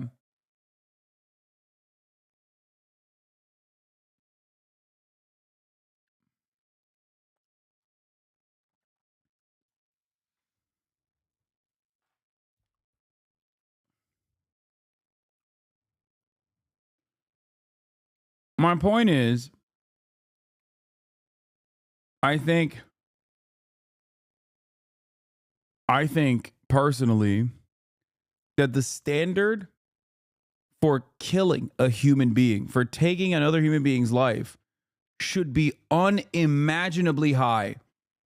Unimaginably high for someone who is unimaginably high for someone who is of a police background, and even higher for like the random citizen, because the entire point is, I mean, you're just unimaginably high for both. The point is, you can't fucking let people get away with just like murking people, okay? You are setting a very dangerous precedent. You're like, no, it's open season. And the worst part about this is like deterrence, right? If your expectation is like, well, this creates a deterrence for people to act out on the subway stations, you think the motherfucker that's going through a mental health episode gives a shit about the legal precedent set forth by Daniel Penny? If he's going through a schizophrenic attack, he's going to do it regardless. Like, that's not stopping people. You know what I mean? This is simply just giving you a reason, or this is just giving you a little bit of happiness in this moment, because you're like, oh, these criminal nuisances that are consistently around me on my daily commute will now be murdered sometimes, and the murderers will be able to get away with it. It's crazy.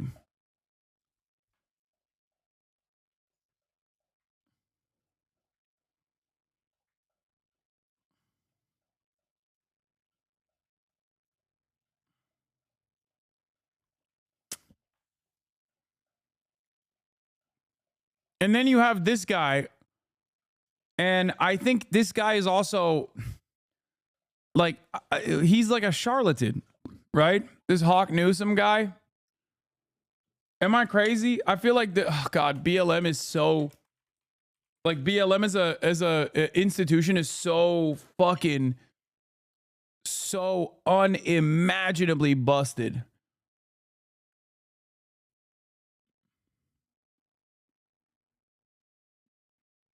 I don't know if it's the same guy, but like, guys, stop making jokes about Hawk Tua. Okay. It's just at this point in 2024, whenever I see someone who is like an organizer of Black Lives Matter openly say that they're an organizer of Black Lives Matter, it's almost always some dude who is like going to say some unhinged shit.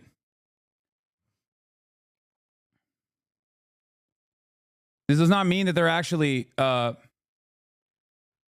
this does not mean that they're actually a part of the Black Lives Matter movement in general. Oh, it is the guy who protested the restaurant that one time. BLM protest Planet New York restaurant where brawl over vaccination proof occurred. Yeah. BLM Greater New York. Yeah. Hawk Newsome, the co-founder and chairman of BLM Greater New York. Yeah, they're, I think these guys are, I don't think these guys are valid. Okay. Just letting you know before we start this process, before we go down this route and listen to what he has to say. Black vigilantes. That's right. People want to jump up and choke us and kill us for being loud. How about we do the same when they... Oh, yeah. Sure, man. 2-minute preface to a 19-second clip. Yeah, dude. Yeah, this is how all black people are. They all want to do vigilante justice against random white people. Stop saying he's not wrong. You're a fucking idiot. Okay? Shut the fuck up. Shut the fuck up. Shut your bitch ass up. So many of these goddamn fucking morons in this community, as well as every other community, are the first to go the Black Hammer route. So many of you are so rudderless and so fucking dumb, so broken in the way that you approach society that you are so susceptible to the likes of Black Hammer as an organization. Okay, your white privilege is showing. Shut the fuck up. White privilege is showing. Yeah, no, go join this fucking very clear Fed operation.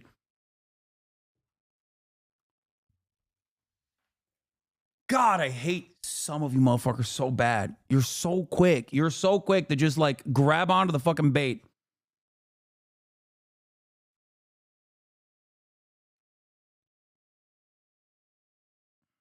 So susceptible.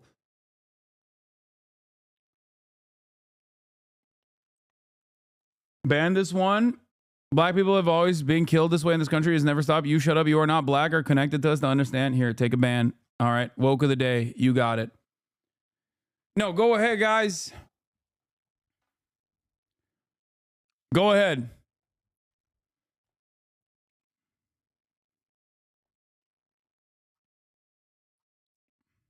You're right.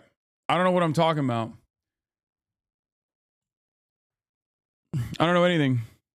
This guy, let's not look into his background at all. Let's not assume that Hasan knows anything more about this person and what they represent and how their entire goal is to say these sorts of eye-catching things in an effort to sometimes fundraise, but most importantly, to play a role of the angry black man that conservatives will play on the fucking Facebook orbit nonstop, endlessly.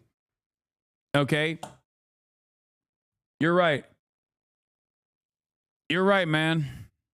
What do I know? I don't know anything. I don't know. You're right. I'm just my woke privileges speaking, sweetie. They attempt to oppress us. Right. I'm tired. Tired. We're devastated. Folks like this would fall for Dr. Umar if they didn't know better. No, Dr. Umar wouldn't fucking. No, Dr. Umar is a. How Hawk Newsom went from failed politician to rogue BLM boss.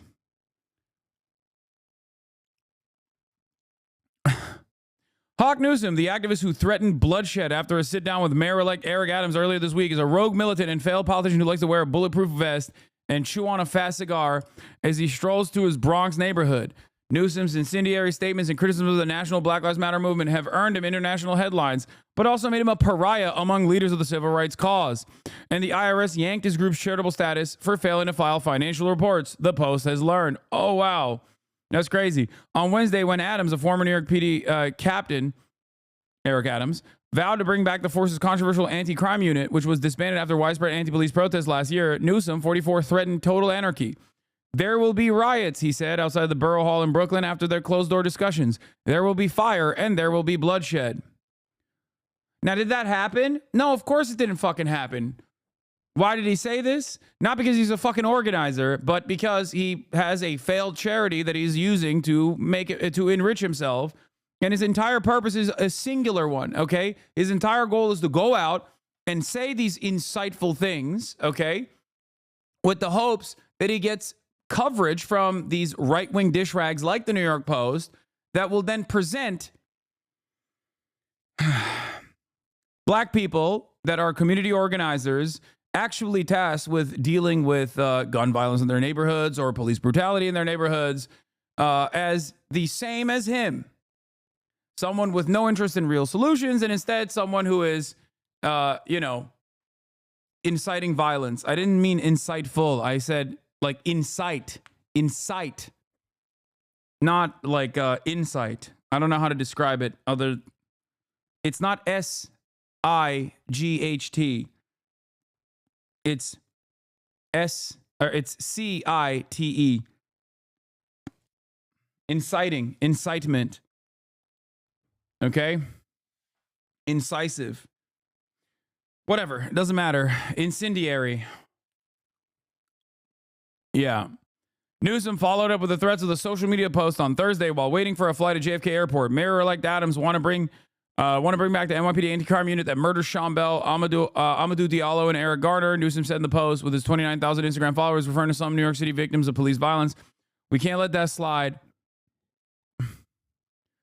You and I both know we are up against an evil and violent system. The imposing former paralegal for the Bronx DA, who stands more than 6'6" tall and weighs 250 pounds, now runs a political consulting company with his younger sister, Shavonna Newsom.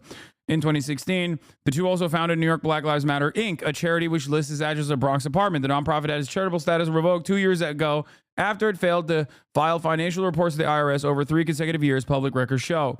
But the group continues to seek donations on its website, instructing visitors to donate through the one-time payments or monthly sums using PayPal or debit cards. The group sells sweatshirts with the BLM New York logo and Donald Trump is a white supremacist, noting that buying them is the best way to support our organization. Newsom, whose birth name is Walter, has never been a member of the Black Lives Matter Global Network, the national arm of the movement, which has no time for his brand of sales-style leadership. Also, the Black Lives Matter Global Network is not great either, but that's a totally separate point. Oh my God. Meanwhile, Newsom has rallied against the Global Network's leadership, blasting former co-founder Patrice Khan-Cullors. After the post revealed in April, she went on a real estate shopping spree, snagging 4 high-end homes in the U.S. for $3.2 million. If you go around calling yourself a socialist, you have to ask how much of our own personal money is going to charitable causes, he told the Post. It's literally 2 grifters, both using Black Lives Matter to benefit their own personal to benefit their own personal coffers. Okay?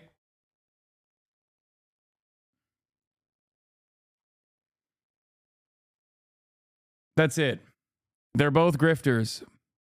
Newsom, a high school dropout who has spoken openly about his battles with alcoholism, domestic abuse, and anger issues, managed to obtain his GED and attended Concordia College in Bronxville before completing his law degree in Touro College. He's the father of William, a teenager who lives with him, and has a 4-year-old daughter, Asada. We don't want white people coming in and raising our rents, he told the Post last year about the neighborhood near Yankee Stadium in South Bronx. You can't be a supporter of black people if you come gentrify the neighborhood. Stay the fuck out of our community. Newsom has worked as a community organizer in the Bronx and ran for a city council seat in the borough in 2013. He managed only 3% of the vote in the race, losing to Vanessa Gibson, the current city council member for West Bronx. His sister lost her own bid for the 15th congressional district in the 2020 primary.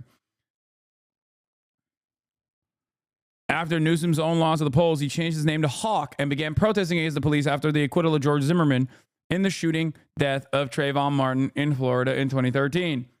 He said it was Garner's July 2014 death, which led the NYPD officer Daniel Pantaleo's expulsion from the force that compelled him to become a full-time activist. After his death, we marched. He wrote an opinion piece for USA Today in 2019. When a grand jury decided to not indict Officer Daniel Pantaleo, we marched. For the countless other black men and women who have died at the hands of police and have received no justice, mothers, fathers, sons, daughters, we have marched. We still march and we still see no justice. Now, the question remains, is this a person who actually went through his own political journey and became radicalized because he saw that there was no solutions to police brutality? Or is this a person who set up a fake charity that was targeted by the IRS for being a fake charity and not a real 501c3 in an effort to fill his own personal coffers, and is routinely known to say, explosive, incendiary things with an effort to get this kind of media coverage that obviously right-wing newspapers are very excited to use to present all black activists as like violent people with no interest in real solutions whatsoever.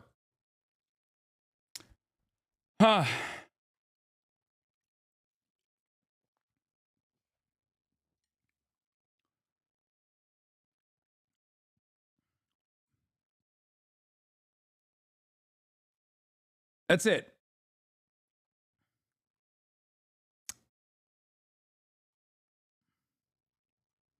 His rhetoric has grown increasingly incendiary. If this country doesn't give us what we want, then we'll burn down the system and replace it, said Newsom in a Fox News interview last year. All right, and I could be speaking figuratively, I could be speaking literally. It's a matter of interpretation. Newsom, who has referred to the U.S. government as terrorists, managed to temporarily shut down the George Washington Bridge last year, rallying 100 demonstrators to protest police violence.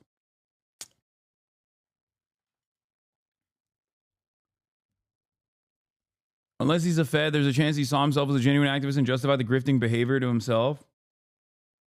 Yeah. He called himself a grassroots organizer who's rallied against vaccine mandates, which he has labeled racist. And notes on his website that his organization was the first group in New York City to endorse Congresswoman Alexandria Ocasio-Cortez. Yeah, we have the press conference that we're awaiting on for the shooter in the United Healthcare CEO shooting.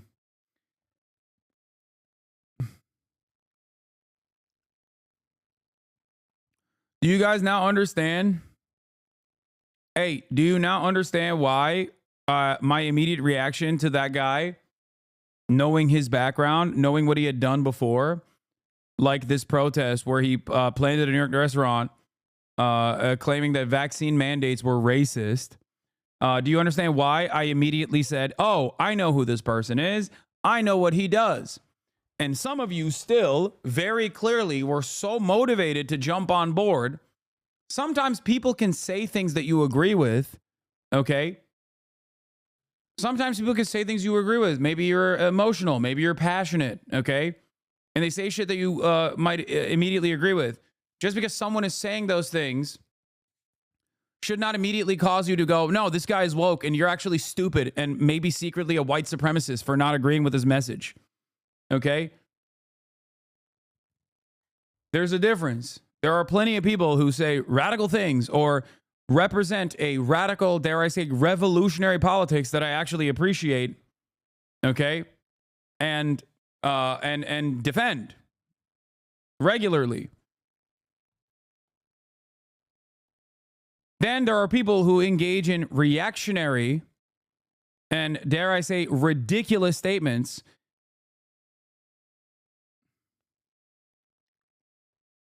Okay? That's why he is so, he's so quick to say this stuff in front of fucking Fox News and mainstream media. Upset, angry, hurt. Over and over again, we keep coming to the system, asking the system to let us know that our lives have value. Just like everybody else has vigilantes, we need some black vigilantes. That's right. People want to jump up and choke us and kill us for being loud.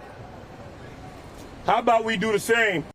That was a lawyer for Jordan Neely's family, followed by a founder of Black Lives Matter New York. Breaking today, a jury has found retired Marine Daniel Penny not guilty of negligent homicide in the death of Neely on a New York City subway last year.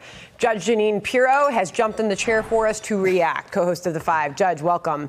You have been on every minute of this trial. Yeah. What are your initial thoughts and reaction? Well, my initial thoughts were when they said that they had a verdict, I said, oh my gosh, this is... Altoona wept. Thank you for the 5 community to give the subs. I thought it was Tacoma that wept, but I think Altoona wept today. Too soon. They were conflicted on the man, too. They couldn't reach an agreement. And then all of a sudden, I find out it was not guilty, which tells me that, whatever questions they had on Friday, they resolved. And look, New York needed this and America needed this. People need to be able, in a society where we readily admit that we don't have the police that we need, that they've been defunded, they are not everywhere, they're certainly not in the subway. And if someone comes in the subway. Okay. That's how you know Janine Pirro is so rich that despite the fact that she lives in New York, she has never taken the goddamn subway. The fuck do you mean the police are nowhere near at the subway?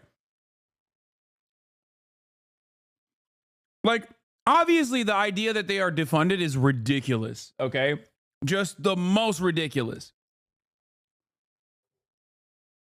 But somehow she doubles down on the fucking stupidity by claiming that this standing military, one of the largest standing militaries on the planet, the NYPD, with its own submarine, that's like what, $6.3 billion a year in budget, that is in every fucking subway station, is not there actually. And it's not even that yet. The National Guard is in the subway, too, on top of the fucking police. The mayor is a cop. That's how fucking police-minded New York City is. They fucking elected a cop mayor. What do you want? What a beautiful story from Fox News. This angle is hilarious because it's like the mayor is a cop. The NYPD is in every fucking subway station, you know, twiddling their thumbs and you know, playing Candy Crush. They're shooting fare evaders for the crime of like skipping out on $2.90 of fare. Okay. Sometimes they're shooting each other when they're trying to shoot the fare evaders. And also random people that get shot in the head in the process. But it's not enough that this $6.3 billion budgeted standing military is in every fucking corner of New York and is a part of your life every day, okay? Regardless of whether they're doing their job or not, doesn't matter. They're there. The mayor is a fucking cop, but now it's not enough. You know who else needs to be a cop? Random people that are also commuting alongside you. We need them to be cops too. Because that's what this is. Daniel Penny became a cop. He was deputized on the spot the moment that he fucking started choke slamming and started the process of murdering Jordan Neely. He became a cop in that moment. And that's what she wants. She's like, no, it's not enough that we have a mayor that's a cop. We have a standing military that's like, there's cops at every corner. You have to also become a cop. Every single American must become deputized and become a cop in the moment where they feel like there's a crime that might be occurring. Oh.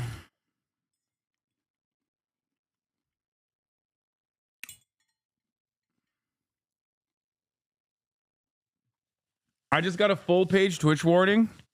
What do you mean? I assume Fox News was filmed and broadcasted from Florida. Is that not true? No. They do have Florida vibes, but they are definitely in New York City. And says, I'm going to kill an MF for today, and I don't care if I go to jail for the rest of my life. And people are so petrified that they feel like they're going to pass out, or they hide their head, or a woman takes a carriage to bring her baby closer to her. You hope that you've got Danny Penny on that subway car to protect you. And, you know, I'm really outraged at these people who are saying, we need someone back. How about we do some vigilantism? You know what? Where were you when Jordan Neely was on the list of 50 of the most needy, homeless, and mentally ill people in New York City, a city of 8 million people? This guy had open warrants for assaulting people on the subway.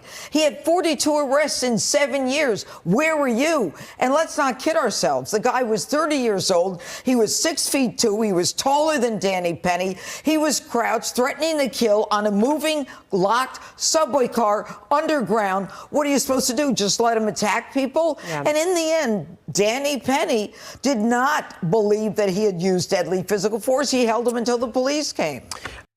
I think, like, well, first of all, I mean, he died. So what? Like, that's the part that's like really frustrating. And yes, as I said before, a lot of his arrests stem from subway fraud, which is literally just fare evasion. So that's why 42 plus is like ridiculous. There are some assaults in there too, but I like that she turned back at the Hawk guy, okay, and was like, where were you when Jordan Neely was scaring people? Like, you should do vigilante justice to him yourself. Again, not the solution to the problem at all, okay? Oh my God. Yeah, he just held him. He just held his hand and he just fucking seemed to die is a wild way to look at this. Perhaps that's why this is so important. This is a Black Lives Matter activist slamming the white jury in this Penny case. And I want to get your thoughts on it. Forgive me for being jaded and cynical, but once we saw those non-white jurors, we knew that this case was over. Luckily for Daniel Penny, his skin was not like Jordan's. These wonderful white people, I hope they celebrate their Christmas while the Neely family is praying and asking God for comfort. You know, I'll tell you, right off the bat, What she said 9. I mean, there were Hispanics on the jury. But maybe the better question is, why did Danny Penny make a decision to protect the African Americans on that subway car, the Hispanics on the subway car? Why did they jump in to hold Jordan Neely down? Because they felt that he was a danger. She's got it backwards. It's about time that instead of denigrating a Good Samaritan, we thank God and hope that there's a Danny Penny on a subway car when we're on it confronted with deadly physical force, imminent deadly physical force. Yeah, I mean, at this. I think what's crazy is the assumption that that Jordan Neely, was presenting imminent deadly physical force and not Daniel Penny, who literally did do the deadly physical force. Like, what is happening? Thank goodness the killer of a poor schizophrenic black man is free and the killer of a wealthy white death merchant is in custody. Yeah, it's interesting who gets to be a hero is right. David is right.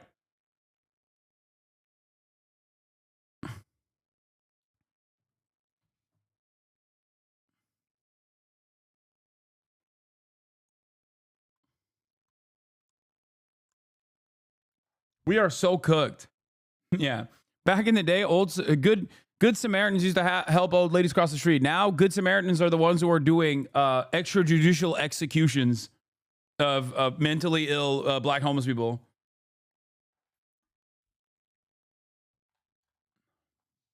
Good stuff.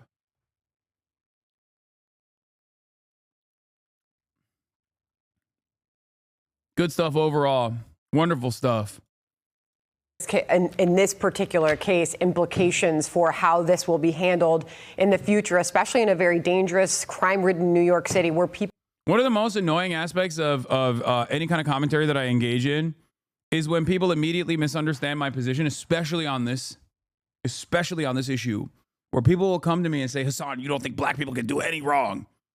Oh, you think that black people should be able to get, a free slate to do crimes or whatever, which is immediately racist as fuck. Okay. You're just a ridiculous person. I want solutions. I want real solutions, long lasting solutions. I don't want the solution to be deputizing random people that are going to murk poor people for the crime of having a psychotic break, a psychotic episode. Many of you do not think that you or a loved one would ever find themselves in that position, which is why you're so comfortable with this attitude where you're like, none of my loved ones were ever going to have a fucking mental health episode. I promise you, if Daniel Penny choke slammed and killed your immediate relative that might be exhibiting like a mental health problem, okay, you would not have this attitude. It's ridiculous. Only a racist would put those words in your mouth. Yes, it is racist people. It is LSF commenters. They literally say this. I remember them saying this when I was talking about the Kai Cenat stuff with the PlayStation 5. They literally would. So many people's open commentary in this process was, Hasan just will never criticize a black person. Okay? Like that isn't real political commentary. You're just a fucking white supremacist. You know what I mean?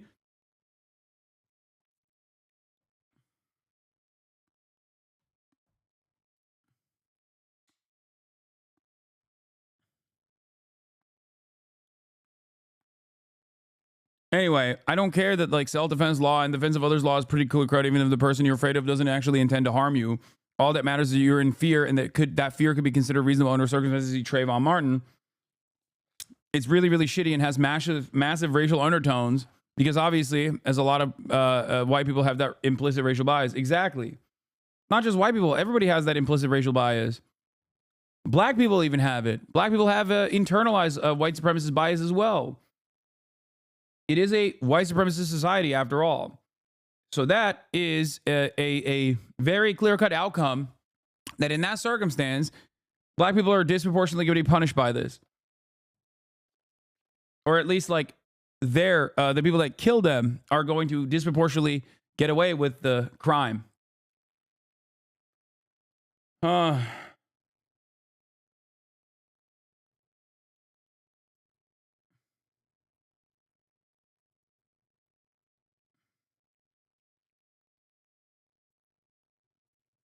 Can I just say something that is never brought up in any circumstance? As a brown woman, I feel exponentially less safe in the presence of white men than I do with any other demographic. And this constant emphasis that white men are these patriarchal protectors doing this violence out of their need to be patriarchs is mind-boggling to me.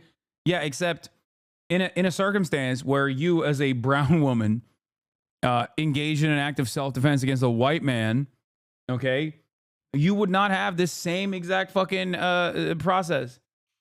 You would go to jail. 100%. And all those fucking same people that are like demanding Daniel Penny be free and hailing him as a champion would literally say, if you don't go to jail, that's evidence further. That's further evidence that like feminism is alive and well in the criminal justice system and that this is an act of misandry.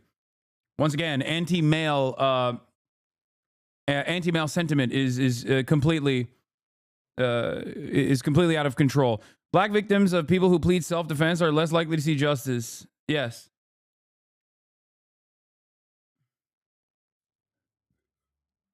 Not guilty by jury. You are not the jury. Just move on. You're right.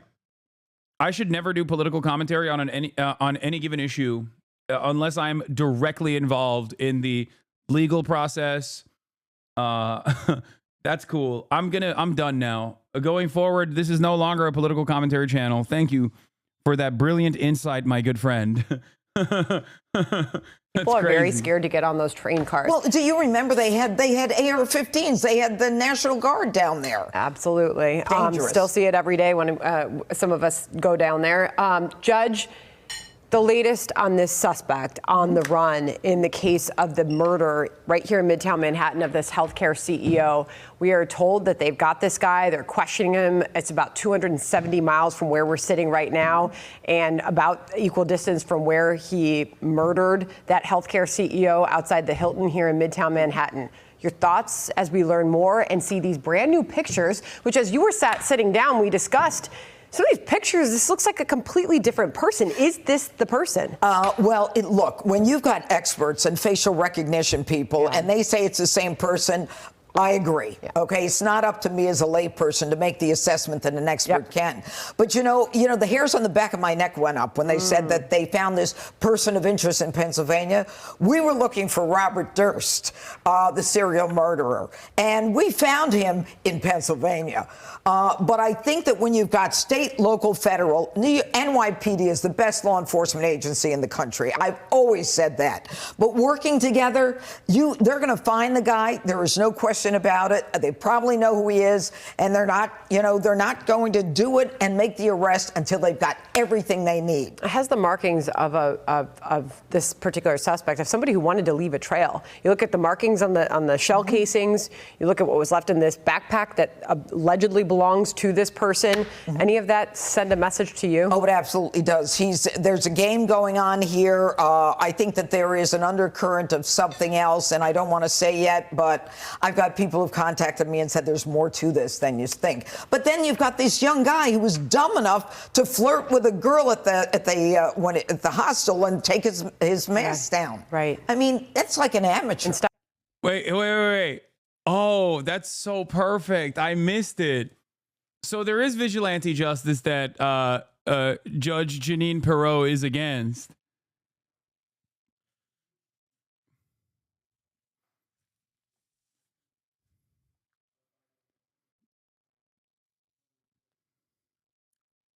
Or is she also defending this guy as well?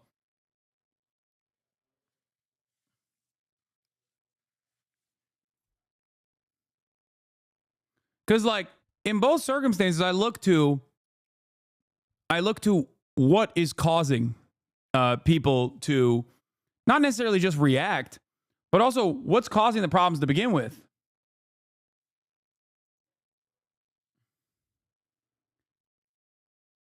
You know what I mean? Like, I don't think this is a solution to America's healthcare problems, okay? Even though for a brief moment it did seem like a solution, at least with Blue Cross Blue Shield coming out and reversing their decision to limit how much anesthesia they'll cover. That was a very quick turnaround on that. They released the decision that they were no longer going to cover anesthesia beyond a certain point, and then this happened, and then the next day they were like, just kidding. Who said that? What? Not me. Not I would never. You can take as much anesthesia as you want, Kings, okay? You can go under for days. I will protect you. I will never deny that. Not us. We would never do that, please.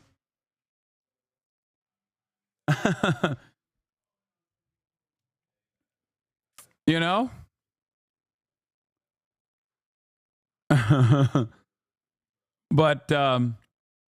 But outside of that, like, this is not going to actually lead, like, this kind of action is not going to lead to long-standing changes. But having said that, however, yeah, now that the killer is packed up, they might go back to that. Now that the killer is packed up, they're like, oh, thank God, never mind. He's no longer at large. Actually, we're back. We're back on that anesthesia thing. Actually, now that there is no imminent threat to the safety of our CEOs or our board of executives, I think we will go back to that decision on limiting the anesthesia coverage.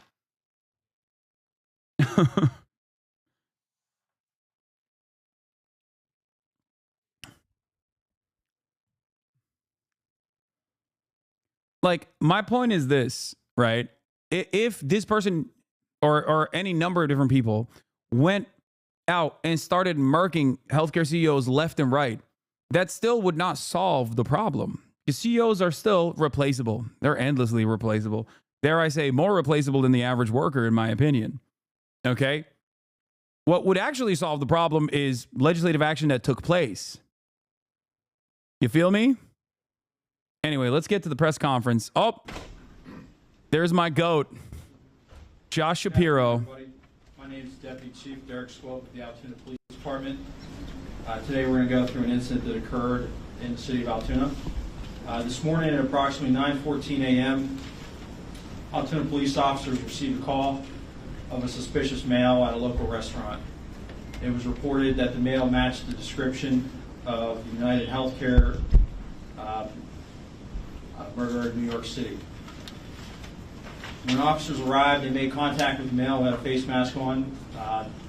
That male was asked to remove his face mask, and officers immediately recognized him as a suspect in the New York City shooting in recent days. That male was asked for a form of... If only Luigi was like the nephew of a prominent donor of Josh Shapiro, maybe Josh Shapiro would have very different opinions on the matter. You know what I'm saying? And maybe used a knife and was immediately related to the victim. They could pack it up as a suicide by knife to the back of the dome 32 fucking times. Once he was taken into custody for that forgery charge, he was transported to the Altoona Police Department. Once at the Altoona Police Department, that male was searched instant to arrest. It was discovered they had a United States passport that identified him as Luigi Mangione. From there, wow, he took a deep breath, not the fucking disrespect Italians there. I get it. I've been there. There were also other items of evidentiary value that were located that would assist in this investigation. At this time, I'm going to turn it over to Governor Shapiro for some words. Is he going to do Obama voice? Is he going to do Obama voice? Check, quick. Thank you, Deputy Chief Swope, and let me acknowledge and thank the law enforcement. Damn, he's not doing it. Joined with today, beginning with Lieutenant Colonel Bivens of the Pennsylvania State Police. I want to thank Senior Special Supervisory Agent Zabo from the FBI, and acknowledge NYPD Commissioner Daughtry and the women and men of the NYPD who join us here today. District Attorney Weeks, who you will hear from shortly. And I just concluded a briefing with Mayor Adams and Commissioner Tisch from New York. I want to begin by thanking our fellow Pennsylvania resident who acted as a hero today. Pennsylvania resident saw something early this morning at McDonald's and said something to our local police. Our local police here in Altoona acted swiftly. I want to say a special thanks to Officer Tyler Fry of the Altoona Police Department. Officer Fry is about 6 months into his time serving his fellow people here in Pennsylvania, and he acted swiftly. He acted with smarts. That's a class traitor right there. With calm. You know, safety often turns on the strength of the relationship between the community and law enforcement. We have that strong relationship here in Altoona, and it was proven here today. I want to ask all of our fellow Pennsylvanians to demonstrate the same type of thoughtfulness and courage and smarts as the individual at McDonald's did this morning, and help law enforcement here in Pennsylvania as we continue with our investigation. You'll see photos of the suspect who was here. And you should know that this suspect traveled between Philadelphia and Pittsburgh, making stops in between, obviously here in Altoona. I want to ask all of our fellow Pennsylvanians to help us with any tips that they might have by contacting us at 800-4PA-TIPS. Again, that number is 800-4PA-TIPS. The suspect was just arraigned here in the courthouse, and presumably New York will file charges very, very soon. That process will continue to play out, and justice will be delivered in this case. This case is hinged on attention. In fact, the attention in this case and the killing of Brian Thompson was helpful, no doubt, in allowing us to capture this killer, in alerting that individual at McDonald's this morning, and then having that individual contact police. But some attention in this case, especially online, has been deeply disturbing, as some have looked to celebrate instead of condemning this killer. Brian Thompson was a father to two. He was a husband, and he was a friend to many. And yes, he was the CEO of a health insurance company. In America, we do not kill people in cold blood to resolve policy differences or express a viewpoint. I understand people have real frustration with our healthcare system, and I have worked to address that throughout my career. But I have no tolerance, nor should anyone, for one man using an illegal ghost gun to murder someone. He's like, he should have used a better weapon. His opinion matters most. In a civil society, we are all less safe when ideologues engage in vigilante Please do not use a ghost gun next time, is what Josh Shapiro is saying. This killer is being hailed as a hero. Hear me on this. He is no hero. The real hero in this story is the person who called 911. Good luck. The real heroes every day in our society are the women and men who put on uniforms like these and go out in our communities. Bro, you can't do these, you can't Aaron Sorkin-esque speech your way out of this, okay? Ain't nobody thinks that way. Mr. Thompson, I understand, was laid to rest earlier today in Minnesota in a private setting. As the conversation continues about this case. By the way, the Obama voice is coming out a little bit. Not to dehumanize him and make him just an avatar of a system that is disliked by many. He was a father, he was a husband.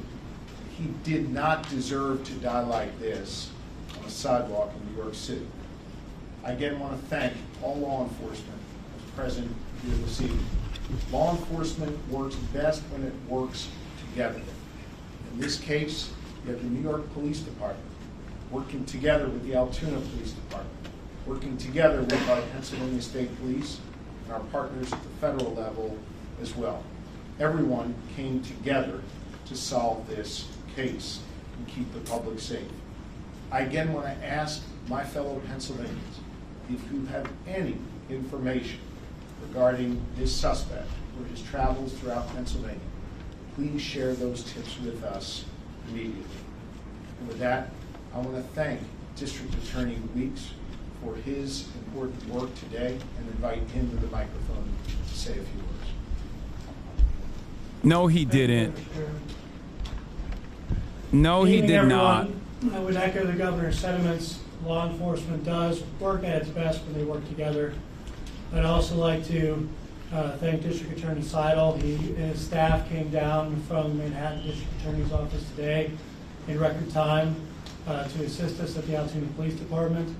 And as the governor stated, the state police, the Altoona Police Department, the FBI, the New York City Police Department, Logan Township Police Department, the Blair County Sheriff's Department, and other agencies all work together today Bro, to do what needs. This could be perhaps the baldest police force I've ever encountered. I not often brag about how the community in Blair County isn't afraid to say something, to report a crime, to contact local law enforcement. That's crazy. And I've often touted how they've made their community, whether it be Altoona or somewhere else, a safer place to live. And today I submit that a resident from Altoona and the Altoona Police Department helped make New York City a safer place to live and helped kickstart the process to seek justice for a senseless killing. So again, I'd like to thank everybody, and it's my honor to introduce Deputy Commissioner Daugherty at this time. Thank you, Mr. DA. On behalf of the New York City Mayor Eric Adams, my boss, Police Commissioner Jessica Tisch, wants to extend once again your appreciation to the Altoona Police Department, to your leadership team, federal, state, local authorities, and especially to the customer at the McDonald's that seen something, said something, to the McDonald's employee that called 911 and reported this individual inside of their restaurant. The men and women behind me, detectives. Some of these detectives that are standing behind me haven't been home since Tuesday when this incident happened. They've been working this case tirelessly around the clock.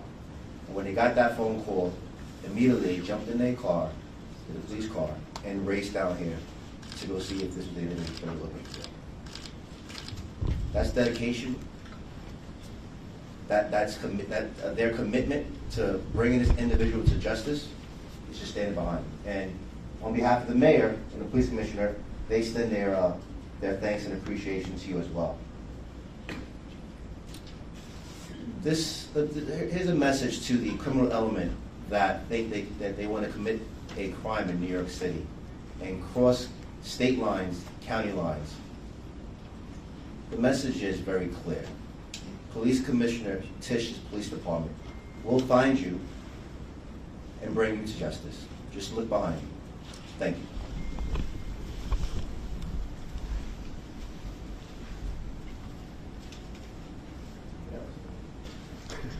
I think with that, we are happy to try and take a few questions. Governor, question, I guess maybe for the local law enforcement about the arrest specifically today. I don't know who that would be. I guess I'm curious if we could hear a little bit more about the dynamics. If you could step to the podium, sir. We could hear a little bit more about the dynamics inside that McDonald's. I know there was some detail in the affidavit about what happened when the individual was asked if he'd been to New York. Could you speak a little bit to his demeanor and how that played out? Sure. So it was a peaceful arrest, first and foremost. The officer quickly recognized the male as the suspect from the shooting. And within several minutes, seconds of the first contact, he had asked the suspect if he had been in New York City recently. And that really invoked a physical reaction from the suspect. He became visibly nervous, kind of shaking at that question. And he didn't really answer it directly. So that statement alone really said a lot. And the suspect didn't have to say a lot after that question. The fucking vibe police, bro. Yeah, Immediately, every man a cop. Okay. Was that the officer that the governor mentioned, who's new on the job, who was involved in that? Yes, so Officer Fry's here to my left. Officer Fry can step this way a little bit, and then his partner that he was with, Officer Joe Detweiler. Officer, could you? You're making minimum wage at McDonald's station on the assassin of an evil corporate CEO. What played out? Spell your name. Yeah, Joel Fry, Tylerfrye. So whenever we got on scene there, we were able to pretty much find where he was at in the restaurant. Did you know? As soon as he was wearing a blue medical mask, as soon as we pulled that down, or we absolutely pulled it down, me and my partner and I recognized that. I don't know where this photo came from, but it was a lie back then. He's gonna get 50K. Hard to say who wouldn't snitch in that situation. Yeah, I mean, this is how you get. This is how you create. This is how you create collaborators. Okay, class traders in general. Ironic because like post taxes, motherfucker's not even gonna be able to pay for his healthcare. You know what I'm saying? Also, this looks fake. What the fuck?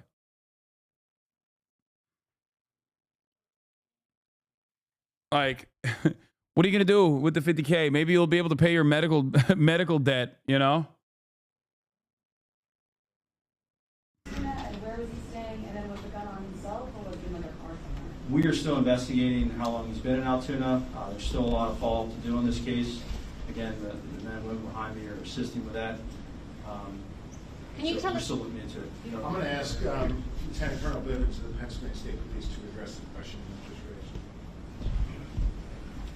So there are a lot of things that need to be followed up yet in this investigation. Certainly, there were a number of items that were found on his person, in his backpack. They called 911, not Crime Stoppers, no reward. Wait, what? We've begun to do an analysis of some of those. There were written documents. What is happening? There are electronic devices that are in the process of being downloaded. Search warrants are obtained. And so over the next hours and days, those efforts will continue. We're going to take a closer look at all of the information that we can glean from that regarding his activities up until and during the time of the homicide, his flight from New York, and we know that he has been in Pennsylvania, excuse me, for several days. And so, bro snitched for free. That's crazy. That's crazy. They do not pay these rewards. They, like insurance companies, use every excuse not to pay. That led us to more evidence. And so all of that is That's crazy. Kind of a mountain of evidence that has to be analyzed and looked at. I'm confident we'll have a much better idea of his activities over the past number of days in New York and in Pennsylvania. Additionally, we're also trying to determine that we don't have another actor or an accomplice out there. So this information will all be used to help us prove or disprove whether that exists and whether there were any other intended targets. So a lot of questions that are out there that are unanswered yet, but we have a lot of information that we can examine that hopefully will give us some of those pieces of data that we need. You asked, or someone asked about the interview. He was initially cooperative. He is not now. And so he has been arraigned and transported and will be securely housed pending the filing of additional charges in New York. So he is an actual suspect in the governor. You mentioned that he was in Pittsburgh at some point. Is that correct? What Yes. do you know about that time in Pittsburgh? Bill, we're not going to get into any more details at this time. We would like to hear from any Pennsylvanian, any Pittsburgher who had any sightings or any dealings with the individual. That's why I specifically asked for anyone with tips to share that. But do you know about the extradition to New York? How does that process work? I know that you have your case here, but what happens with the New York market? And how long does it take? Thank you.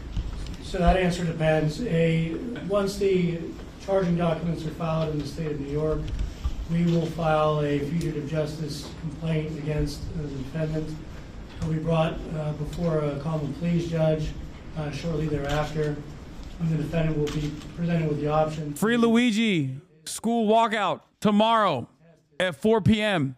Free Luigi. Additionally, of course, we'll make him available to NYPD and the Manhattan District Attorney's Office as soon as, Free my boy Luigi. School walkout. his transportation there. If he contests it, that process typically takes between 30 and 45 days to do the requisite paperwork, but we do that all the time in our office, and that's kind of a normal procedure.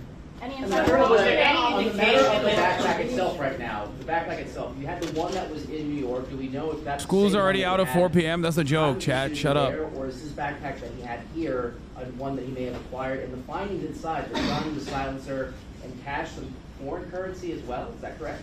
I'll defer to someone else. I'm not going to speculate on any of the interpretation of the evidence.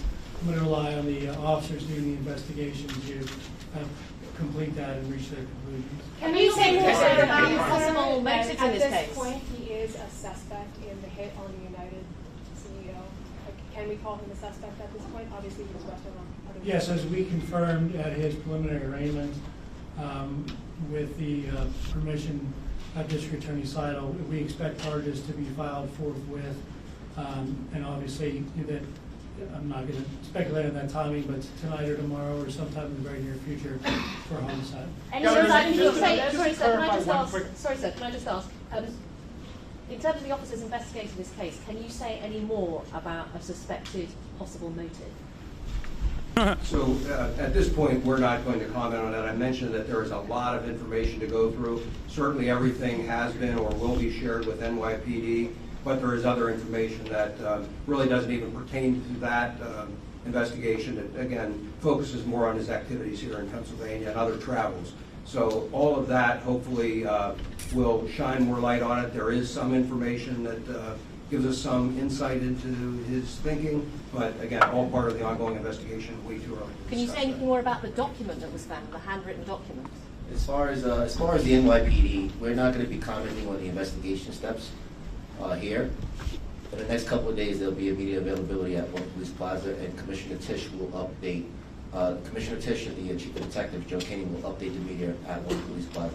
But I will be happy to talk about that. The Commissioner Tisch and the New York City Mayor did FaceTime Officer Fry, and then thanked them for their service. I'm not kidding. I think this is going to fucking break people's brains. I think people are going to start conspiring and saying that this guy was actually a patsy and that he's not the real guy. I see like world-changing events like this that cause a lot of people to pay attention to mainstream media narratives, oftentimes creating a lot of fissure, a lot of chaos, and a lot of disinformation. I suspect that people will say like he was a fall guy or a patsy. I'm sure there's people even in this community that have brain broken tendencies like that. On the other side, it won't help that the media narratives will, I suspect, move away from the actual points of radicalization, like a spinal surgery and its the implications that it had, this like life-altering event for him, and will cover it as like a guy who went crazy. We don't know why, People are saying because he was found with everything, it's clearly a fake. No, I mean, I think that, I don't think that that is a, I don't think that that's a, I wouldn't say that that in and of itself is indicative that it's like a fall guy or a patsy. I think that's just indicative of a guy who literally was able to pull off a hit in a very cool, calm, and collected way, but wasn't actually a hitter. You know what I mean? But as is the case usually, with these sorts of big events that a lot of people pay attention to, especially in this day and age when anyone and everyone can have an opinion and promote it and maybe even advocate for it as though it is like the legitimate point of view. A lot of people will find themselves victims of these false narratives, and it won't help if the media also moves away from the very real vectors of pain that people feel, that people experience on a daily basis, that they have ascribed as the motive, that they understood what the motive was. So we shall see. But I suspect that this will be yet another instance where people just like find themselves in the throes of misinformation.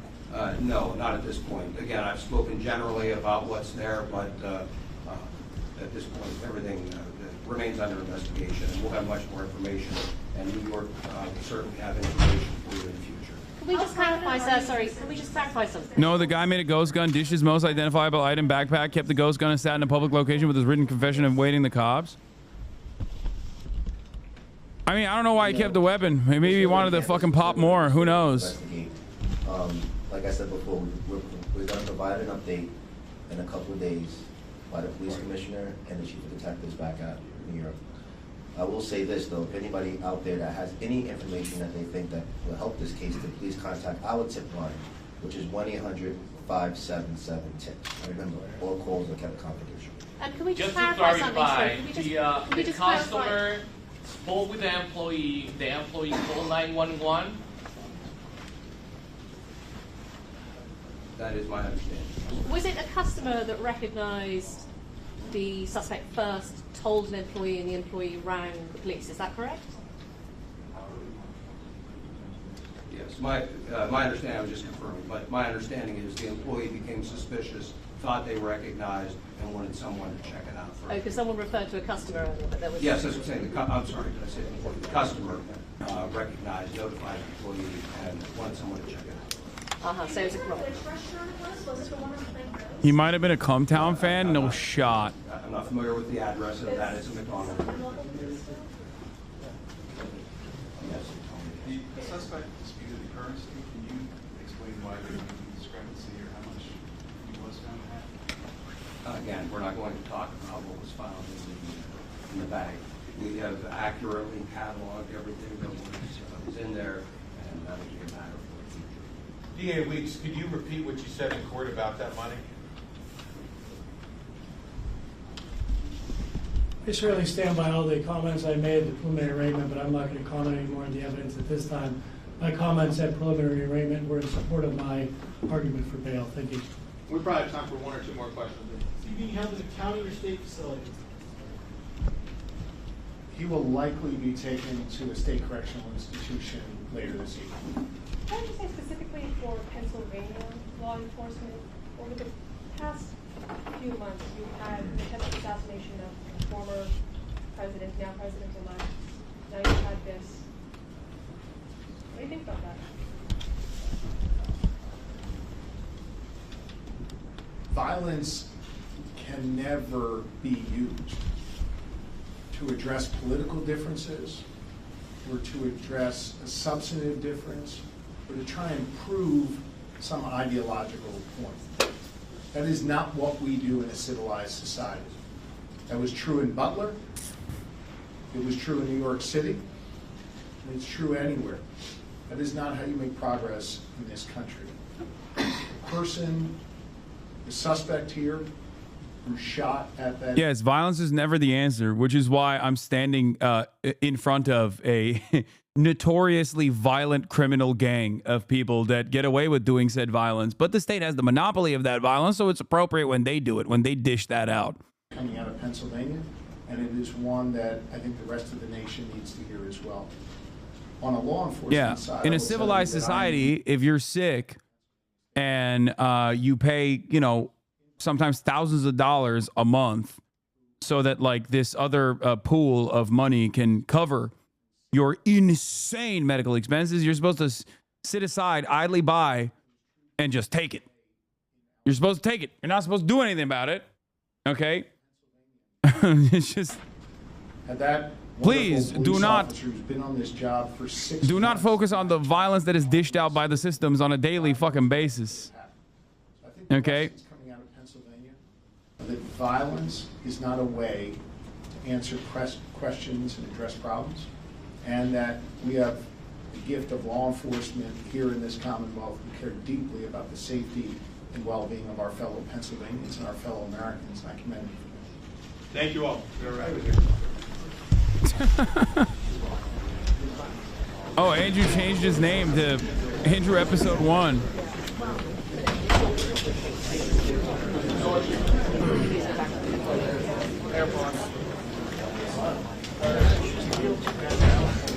find this in the AirPod? Wait, what is this? Oh my God, the Playboy Cardi subreddit is about to go wild. The United Healthcare assassin was seen throwing up Playboy Cardi's YVL sign in old photo. Dude. The opium heads are so funny. They are worse than LeBron stands, dude. They somehow find a way to turn everything into vamp life. Like, no matter what it is.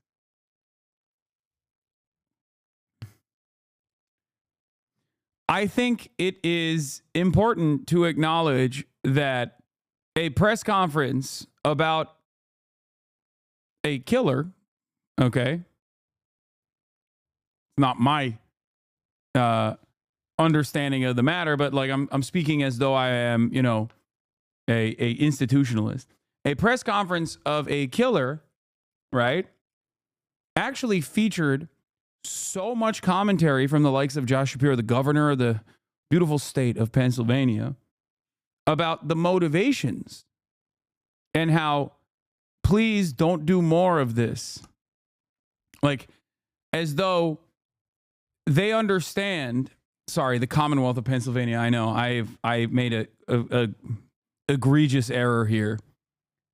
I find it quite interesting that they spent a decent amount of time being like, violence is never the answer, and we see you, we hear you. It seems like a lot of people are frustrated about healthcare. Please do not do something. Please do not make, please do not repeat the actions of this guy. And they said at that point that was all they needed to know. Seemingly at unique, this point, no. Seemingly a unique approach. They didn't just turn around and go, "Hey, this guy's a real piece of shit." Chuck dies. Thank you for the 25. Get the subs. Hype train level 2. You can imagine, obviously, the cameras and the lights and all of the press and everything there as you saw him. What was his demeanor like, and what is the very latest that you know here coming out of this important press conference?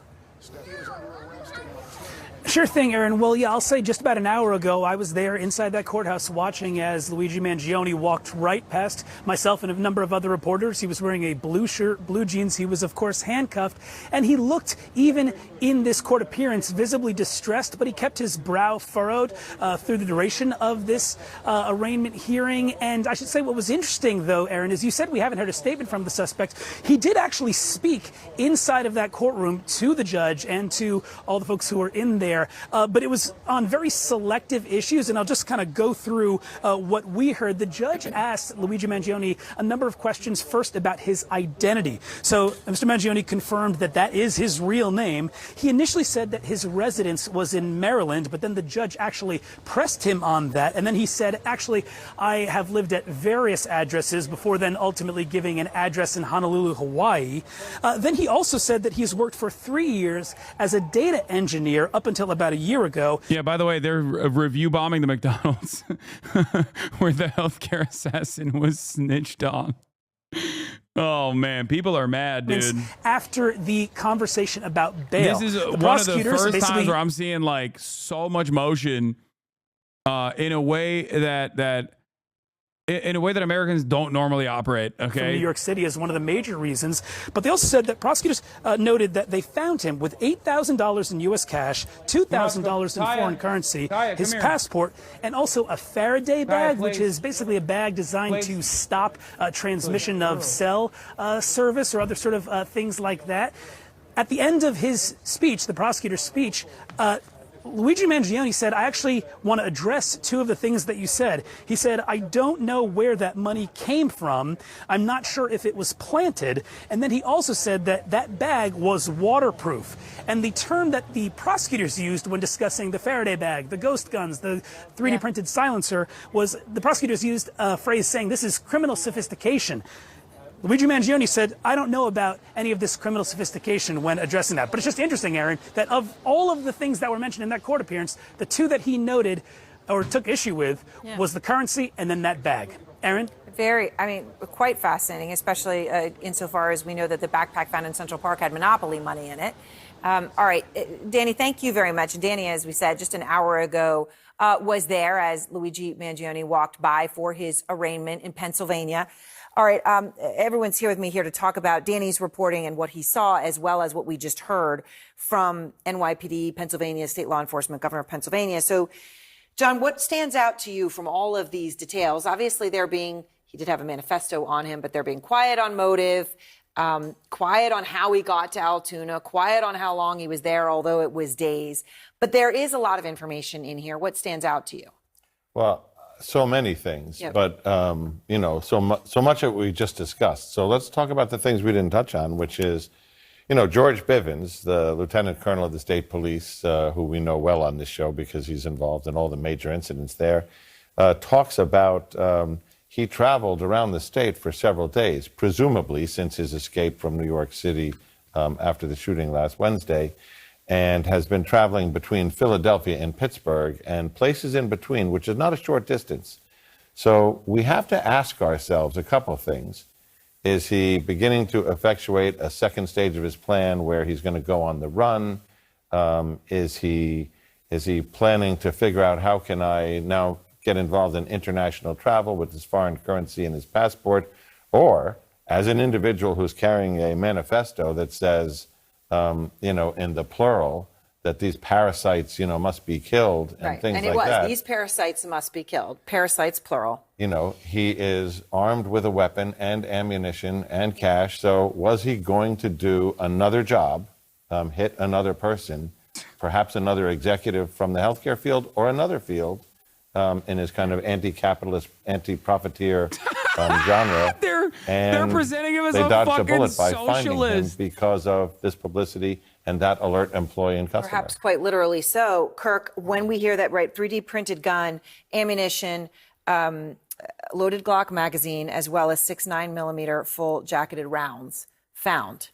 When you think about the ammunition that he used prior, when you hear what John's saying and what we see in this, does it seem to you that perhaps he was preparing for another one? I think so. I think John hit the nail on the head here. In particular, hearing about the cash, that's a fairly large amount of cash somebody can survive on for some time, and the Faraday bag. So it seems that he was not prepared to return to a particular location, but to move around. When I first heard about the weapon, I thought perhaps he retained the gun in order to elude capture and perhaps battle it out with the police. Right, if police arrest him, he has it to shoot back. Yes, but clearly he wasn't prepared to do so when these police officers approached him because he knew who they were. He could see them coming. And also he didn't have the gun on his person. So it does sound like he... Why are you laughing? That will only hurt us. I'm not gonna begin to even stress how much positive motion that this shooter has in the hearts and minds of regular Americans. I think you're wrong. Okay. I'm laughing because it's just not real. It's not correct. I don't think he is a card carrying anti-capitalist or anything like that. I think the reason why they're doing it matters. The reason why they're doing this, I think, is important. I think that the reason why they're doing this is to present him as an enemy of the state. And they're utilizing like old rhetorical tricks. Americans hate socialism, capitalism, anti-capitalism. So they're just being like, oh, he's an anti-capitalist terrorist. Like that's really part of what he intended to do, was to continue on with the shoot. You're laughing. A CEO got whacked by a tight, fit-looking centrist, and you're laughing. I don't care if they fucking present him as a socialist hero or some shit. Okay? All right. All of you stay with me. We, of course, just everyone know our coverage will continue through the evening. Laura Coates has a special report as well tonight at 11 o'clock. You heard just a moment ago, though, they mentioned that he had been in Honolulu, that was an address, Honolulu, where he had been living. Well, we have been able to track down the person with whom he was living in Honolulu. A friend of Luigi Mangione lived with him, is going to talk about what they talked about, how they spent their time, and also about how he complained about chronic back pain. So that interview is after this. And then let me just show you this here. We'll have more on it. The gun found on the site. Wait, that's not a ghost gun.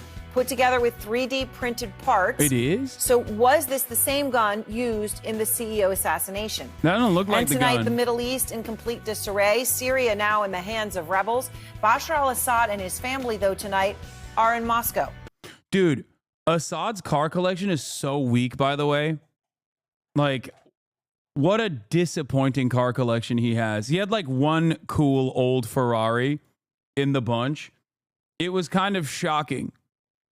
Like, no taste, no riz. Half of his cars in the car collection are like fucking Toyota FXs or whatever. It is kind of wild how weak his car collection is for being such a long-standing regime enjoyer. He has a Ferrari F40 that's legit elite. Yeah, that's what I'm saying. He had like one dude.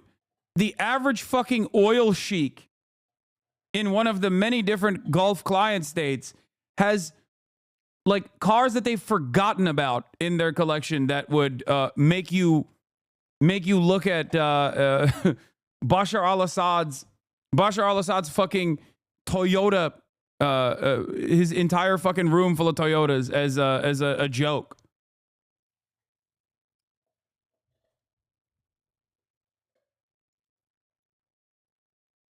FJ Cruisers are literally gold bricks.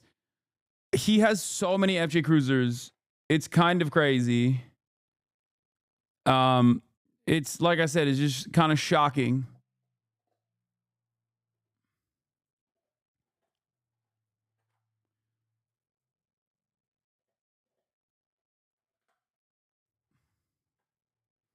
Isn't Syria better under Assad? America certainly wanted him gone. Okay, I do not like Bashar al-Assad, and no, I don't think he was a competent leader. Okay, only time will tell what happens to Syria. It can, it can move in a positive direction, but that's less likely than that's less likely than what will most likely happen. But no, he was not a he was not even remotely good at keeping things together. Thanks for signing my copy of the Communist Manifesto. A boss says was a great talk. Oh, yeah, hell yeah.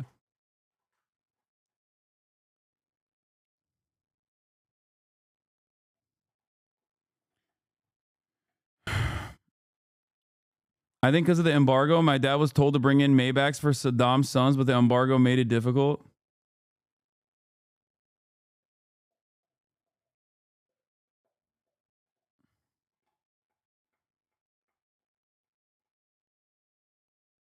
I thought about what you said yesterday and I have the same fear now. I mean, I think it's a reasonable and healthy fear to have,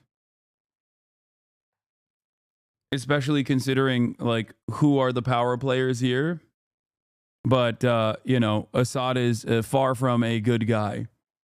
I mean, he is in the same vein as Saddam, but even worse. And it's not like Saddam was a good guy either.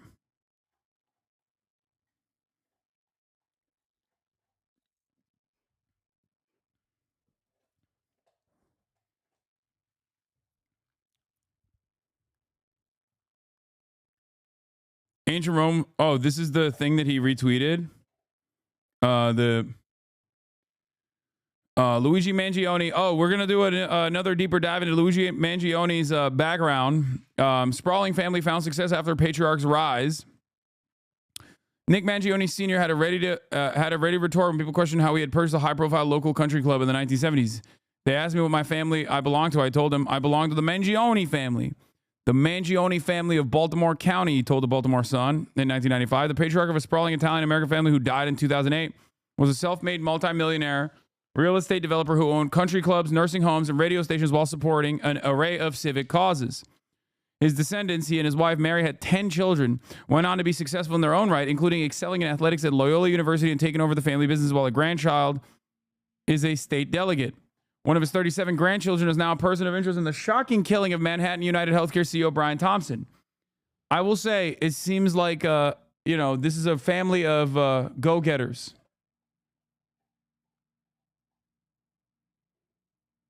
You know, they are upstarts, and they are, it seems like they are, they seize on opportunities. It seems like they see something and they take it. If that makes sense. Yeah, real movers and shakers, okay? His descendants, he and his wife Mary, had 10 children, okay? Luigi Mangione, 26-year-old, whose father led the Mangione family enterprises, was himself off to a prominent start, valedictorian at the Gilman School, which is, from what I understand, in Baltimore, private school that's like relatively expensive. A graduate of UPenn and an early career data engineer. Luigi Mangione was taken into custody for questioning Monday after being recognized at a McDonald's in Altoona, Pennsylvania, police said.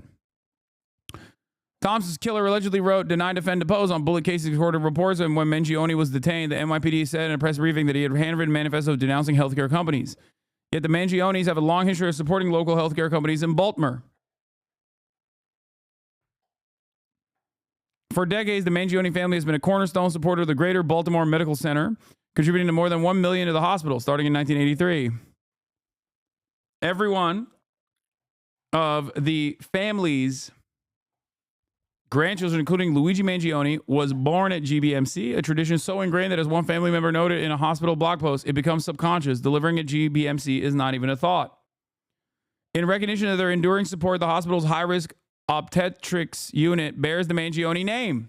Goddamn.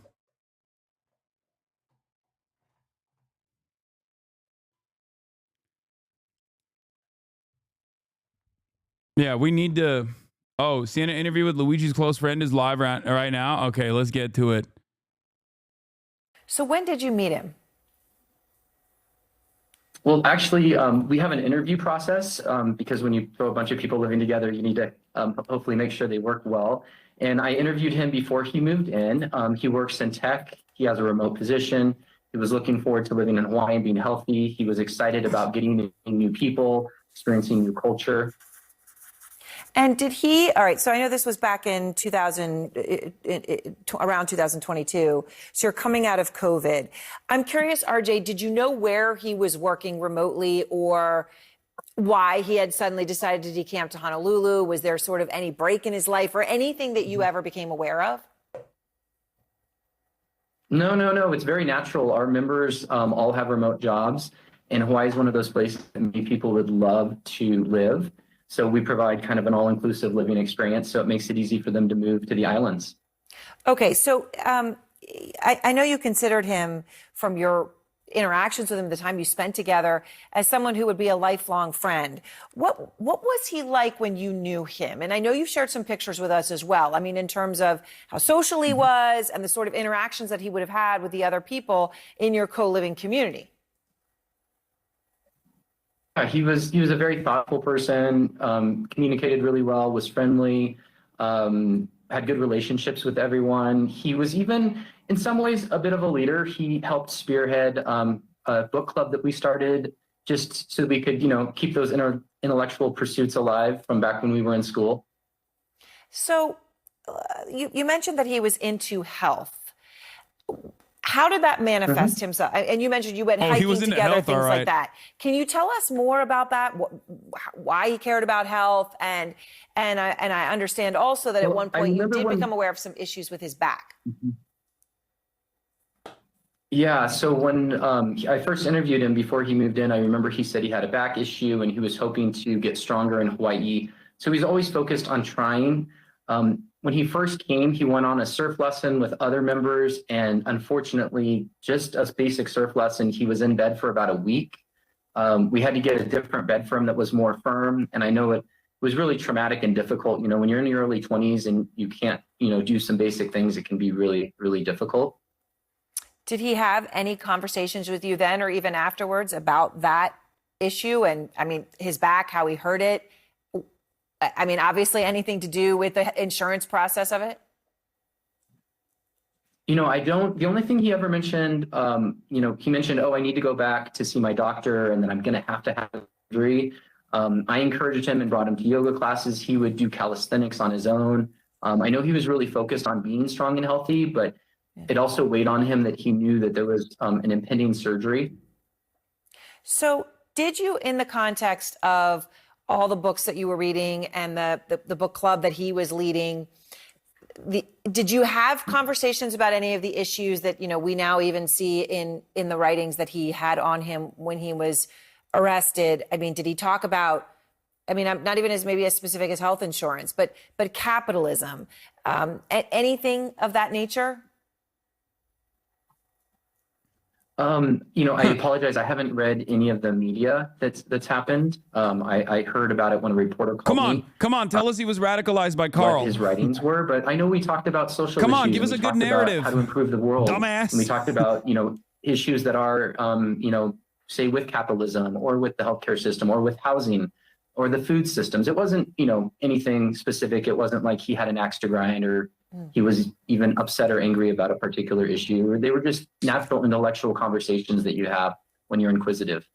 So you stayed in touch with him. I know you spoke to him earlier this year, although I understand, RJ, that you tried to reach out to him multiple times even since then, but that he had not responded in those cases.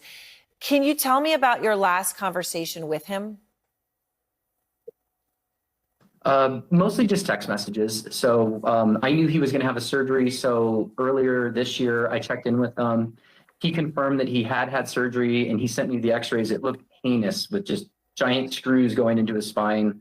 After that, he called me once. I didn't pick up. We kind of texted a little bit, but we, you know, unfortunately, I feel terrible now. I wish, you know, I would have made more of an effort to communicate with him. Did you ever have any conversation with him where he brought up anything like guns or anything in that area? Dude, it is crazy. He looks like Joseph Gordon-Levitt, and Mangione looks like fucking Dave Franco. He was absolutely they all look like person, as far as I could tell. Fucked up versions of actors. RJ, in all of this, sorry, as you're just struggling to get your head around what happened here with someone, you know, that you had considered would be a lifelong friend. And I know you've only had a few hours to even try to comprehend it. But just in these initial hours, do you have any idea why or how someone that you knew natty, Chad. in the way you knew him He's a natty baddie. Done this? Personally, I can make zero sense of it. You know, there's never justification for violence. We live in a democratic system with processes and procedures to address, you know, our issues. And I can make no sense of it. Well, RJ, I appreciate your taking the time to share all this with us. I know you're in shock about what happened. Still natty because the TRT claim was denied by his HMO. And trying to help everyone understand a little bit more here about this, what happened. Thanks. Absolutely. Thank you very much. Lived up friend. Well, now you listen to RJ talking about the person that he had considered a very close friend, Luigi Mangione. I want to show you the gun that Mangione had on him when he was arrested today.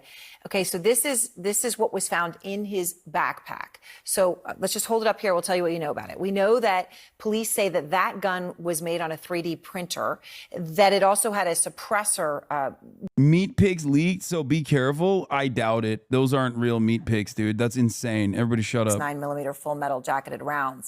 Out front now, our security correspondent, Josh Campbell, former FBI. And Josh, the suspect today was arrested with this made on a 3D printer. We do know that he had an undergraduate degree as well as a master's degree. That doesn't look like a 3D printed gun. I'm not gonna, I mean, engineering, AI. Those guns look exactly like normal guns. It's just the lower is it's like a 80% finish lower that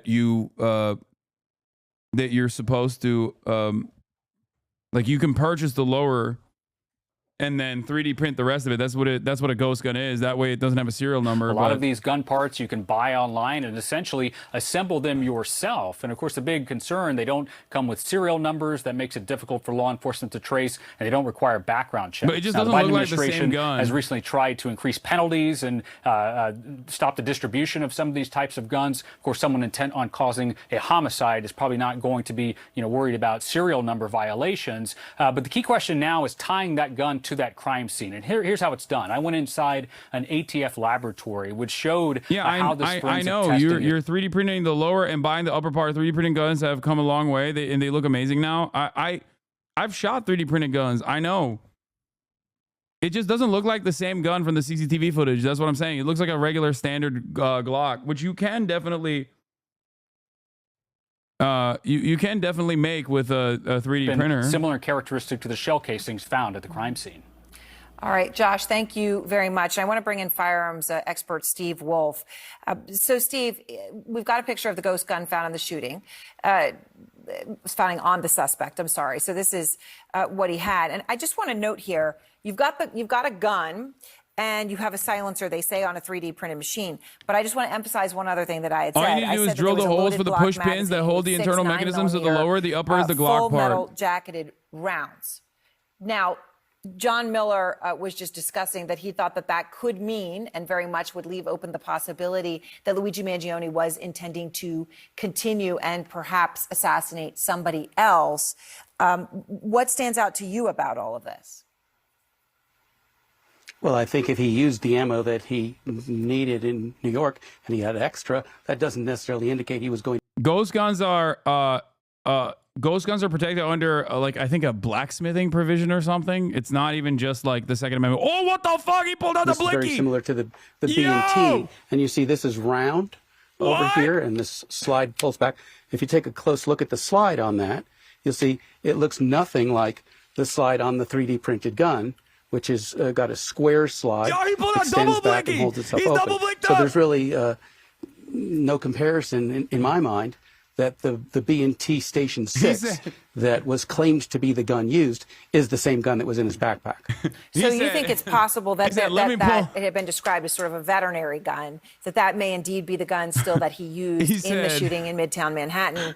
Maybe he disposed of it. I know they've been dredging waters in Central Park, but that this would be separate. That the gun that was today was a different gun. That's my belief based on what I've seen of the guns, yes. The gun that was recovered on him today doesn't look anything like a B&T Station 6, which is the gun that they said was used in the murder. I'm curious because people have been talking about his background, his technology, engineering degrees. Would that make it easier, as you see it, for someone who, at this point, we don't know whether he had shooting range experience or anything like that, although we've heard nothing about that to this point. Would it be easier for someone with that kind of just general background to be able to print a gun like this and actually use it successfully to kill somebody? Well, the B&T wasn't printed. The gun that was that he was found with today is the one that had a printed frame. Way. That's Most of those good. parts, though, are not printed. They're metal. So we're just talking about the plastic frame, which not a huge consequence as a function of the gun in total. All right. Well, Steve, I appreciate your time, and thank you very much for explaining some of this. Thank you. Absolutely, Aaron. Thank you. All right. I'm glad to talk to you. And next, the crisis going on. Yeah, it wasn't just me. The gun expert that had not one but two blickies said that it doesn't look like the same gun. So what's up? Okay. I do want to go really quickly to Fox News and their commentary on this because they're losing their fucking minds. It seems Laura Ingraham is very upset. Very, very upset at the way that Luigi's actions are being received by the broader American public. We'll dig into it later. The Instagram posts from nutbag people, which I was sent in the commercial break earlier. The Instagram posts I've seen from nutbag people. CEO slaying suspect. Bro, they just keep making him. If their goal is to make this guy look bad and look crazy, I feel like they're doing a bad job at it. Okay, explain this. Oh, oh, Your Honor, this is from the latest episode of the Fear End podcast.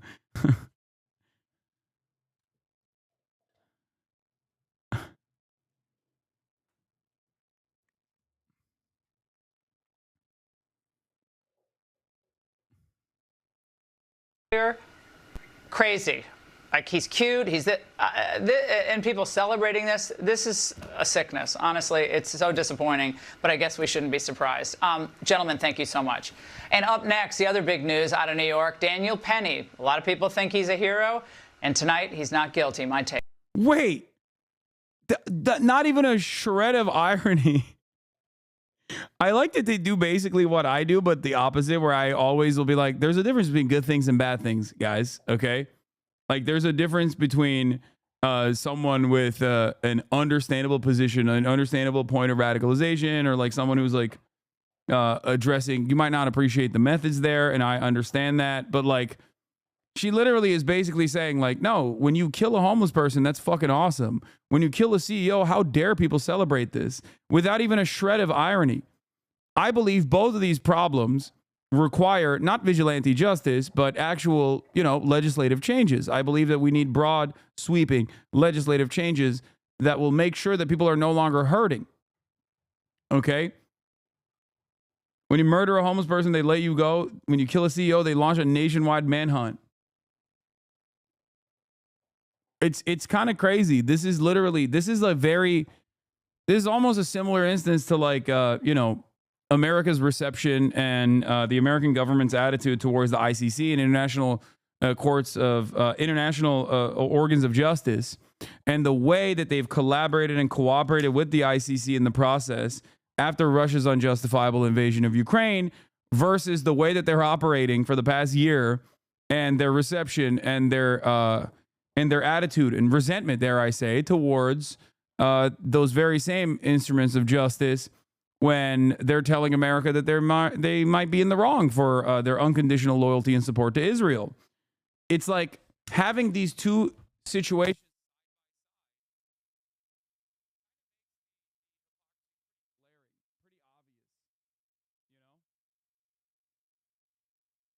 It's wild. I know. I have a mic mute situation. I know. It's just fine. It's not that fucked. I fixed it. The mic wire is cooked, but I fixed it. Kaya is drinking water. She's fine.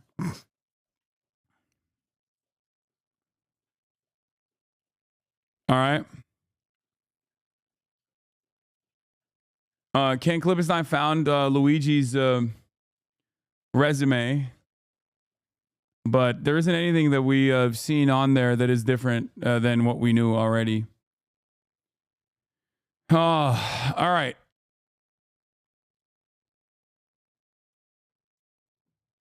Interesting that this is the Ingram angle. Also, I don't think that Luigi wrote that. Manifesto found on Luigi Mangione. Mangione mentions United Healthcare by name, noting the size of the company and how much money it makes, according to a senior law enforcement official who saw the document.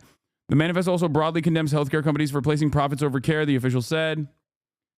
I think it's going to be really funny when people realize that his attitude is also similar to that deny, defend, depose book, where it's like, I'm not against profit making. I just think these big healthcare companies are going a little too far with their profit-seeking attitudes.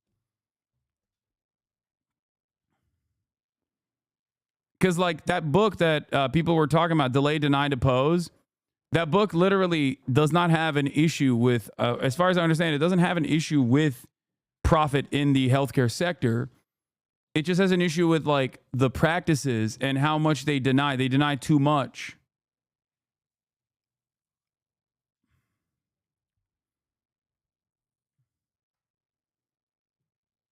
You know?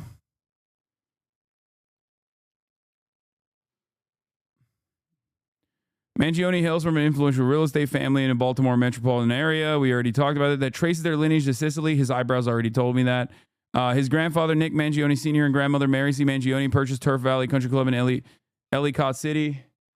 Gelmek üzere. It's almost here.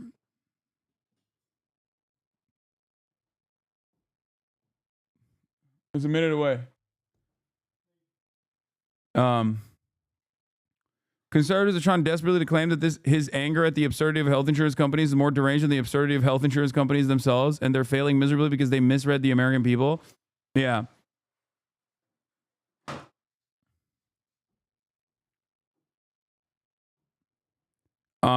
The Mangione family also founded the nursing home company Lorian Health Services, which he worked at, by the way. The family business also included ownership of the radio station WCBM AM, which airs politically conservative programs. Mangione's cousin, Nino Mangione, is a Republican state delegate who hosts a show on WCBM. He did not immediately respond to a request for comment. Goes to show, once again, that it literally does not matter what your family's political background is, how wealthy you are. Healthcare can still cook you.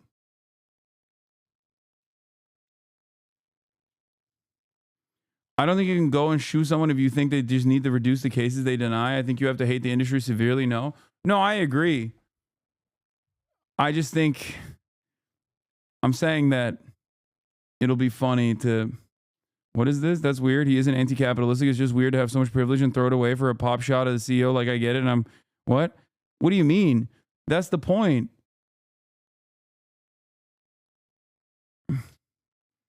The point is, it doesn't matter how wealthy you are. It doesn't, this is not like a card carrying communist. Okay. I don't think this is the case. I think this is a person, regardless of like how wealthy he is or how wealthy his family is, experience, it seems, as far as all we know, but this is still pure speculation. But as far as we understand, as far as we know,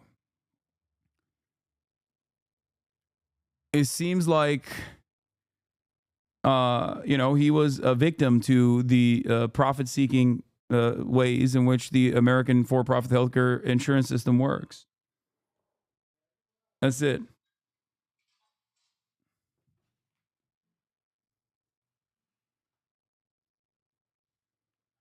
Anyway.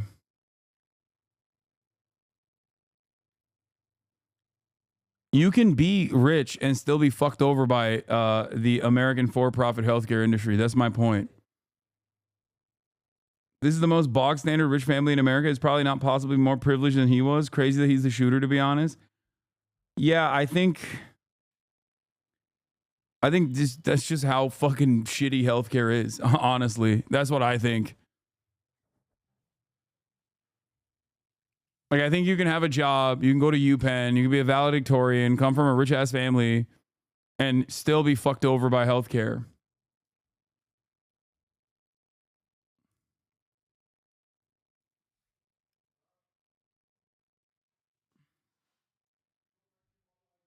Do you understand? Also, Elon Musk, Mr. Free Speech, took down the now increasingly popular Twitter account of Luigi Mangione, which is very odd. Perhaps, maybe free speech is not alive and well on X, the everything app. Oh, he reinstated it? Thank God.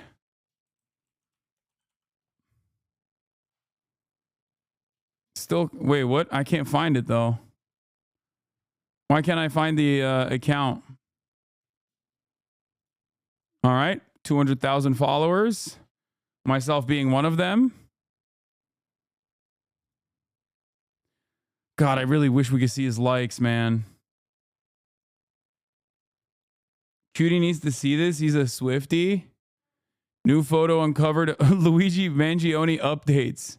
Luigi craved. The pop that Luigi craves. New photo uncovered of Luigi Mangione at Miami N3 of the Eras Tour. Wait, is this actually from the Eras Tour?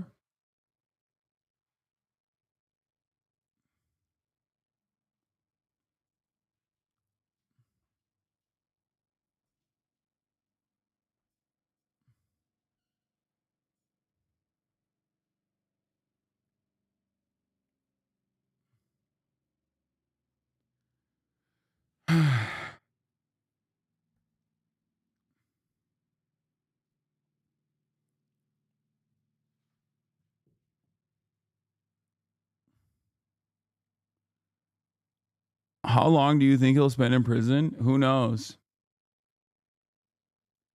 Dude, it's already started. They're saying he's not the guy. 26,000 likes.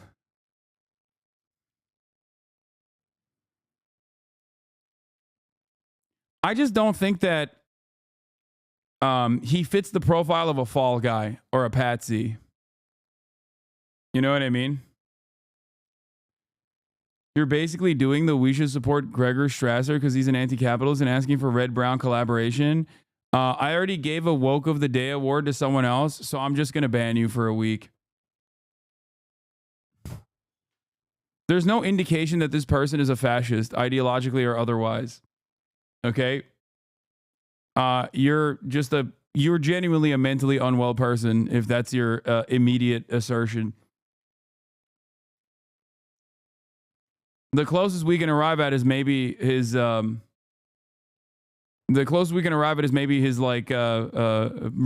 of Peter Thiel. But even then, I think a lot of people just like genuinely cannot comprehend that Americans never actually fit a perfect mold.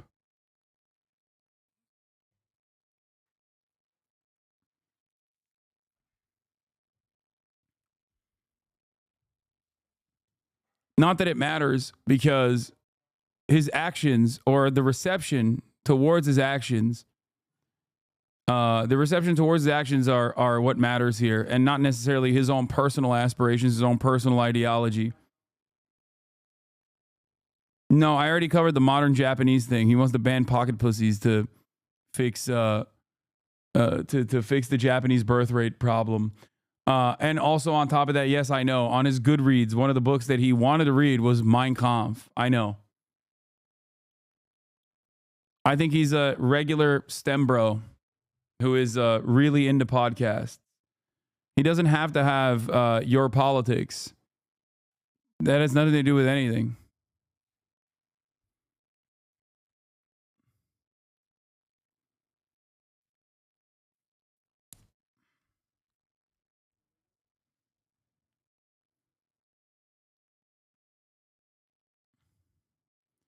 Yeah, you don't know. You don't know if he wanted to read the book while shaking his head like this. You don't know. Just so everybody knows. Could be a Harlan Crow style situation.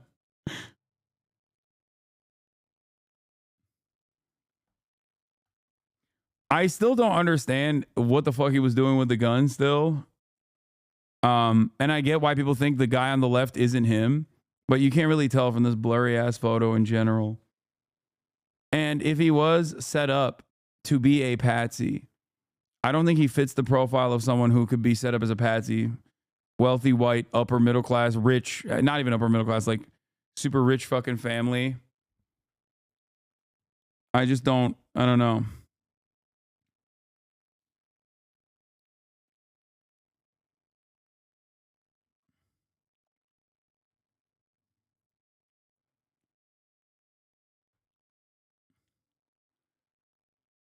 Usually patsies are at least people that are malleable, people that are easy to fit into a certain mold. Having someone with a lot of footprint like this, who's like not a shut-in and is a relative normie, I think it makes it quite difficult to use as the fall guy. You have to admit it's a little weird. This dude is this intellectually curious never stumbled across any videos about not talking to the police or Fifth Amendment rights. Yeah, the fact that he like started leaking details immediately to the cops, I guess that fits the profile of someone who thinks they can outsmart the police, which is a very dumb thing to do. You know what I mean?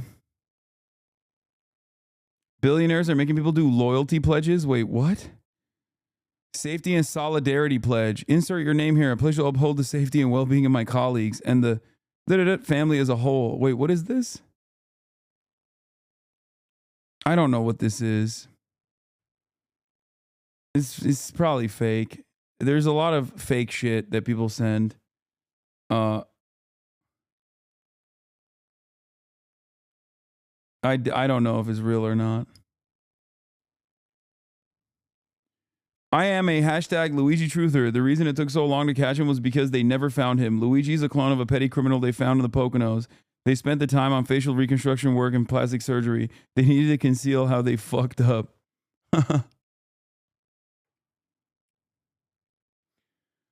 What did he leak to the cops? He said a bunch of shit. Gonna be hard to pick a jury. No women. He's too cute. No Italians. Difficult in New York, but not impossible. No one who has any kind of experience with private healthcare. Impossible unless they can get like an 8-year-old. No one who likes the Lorax. Scratch the 8-year-olds. Yeah, no gay people either. He's a Charlie XCX fan. Recently watched Wicked.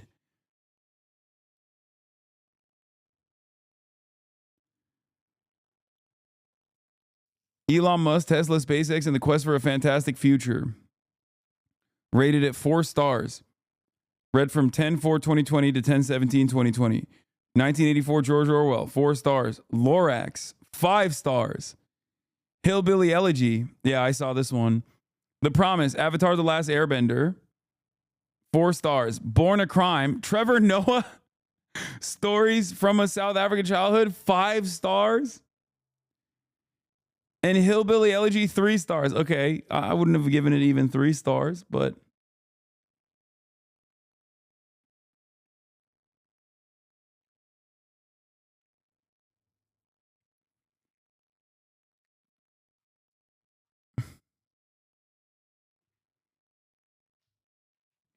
He wanted to know more about Zuko's mom.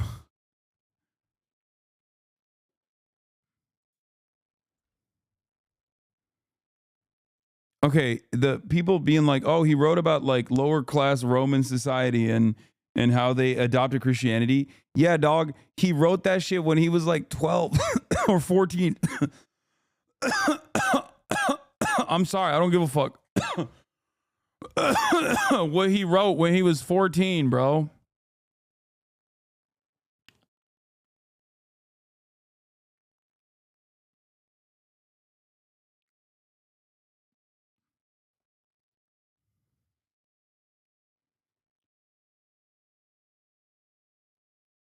Anyway.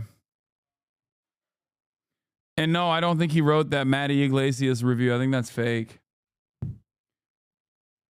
But yeah, latest on the case is, oh God, they're literally fucking glazing the one cop that collared him. He's only been 6 months on the job. It's like, okay, dude, he didn't do shit. He just walked over after a tip and got this like scared guy and arrested him. Luigi Mangione will most likely be transferred to a Pennsylvania State Correctional Facility this evening, according to Josh Shapiro. Mangione faces 2 felony charges related to a firearm and false ID and 3 misdemeanors, 2 relating to a possession and a use of false ID and 1 relating to a possession of an instrument of a crime.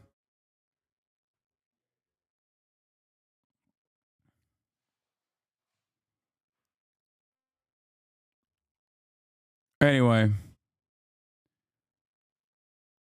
But yeah, the McDonald's, this McDonald's is full of rats. Food 1, service 1, atmosphere 1, 1 star. This location has rats in the kitchen that will make you sick, and your insurance isn't going to cover it. People are fucking mass spamming, review bombing the McDonald's where he got popped. What is this? Corporate America's asking for loyalty? An email was just leaked from a help. I don't know if this is real, man. I'm sorry. I need more. I need this. Whenever I see a narrative that is too good, I'm a little skeptical. Okay, chat? And you should be too. Like, sending me a TikTok of it does not actually prove this at all. If anything, it furthers my skepticism.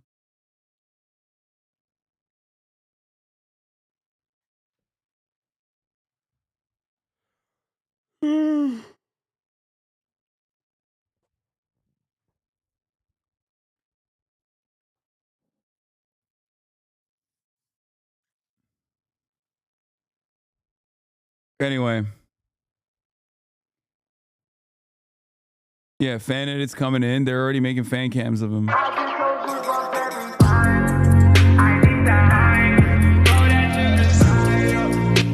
I feel bad. It seems like he lost a lot of weight from his peak physical form.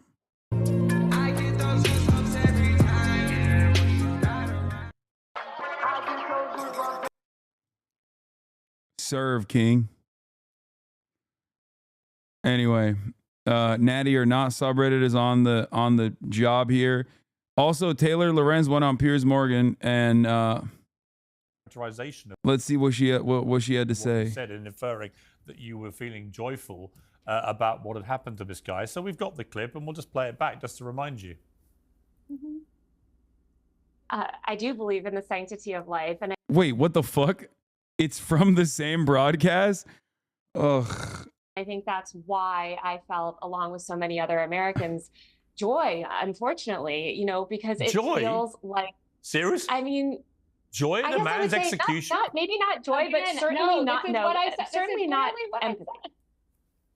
This is literally... So you felt joy?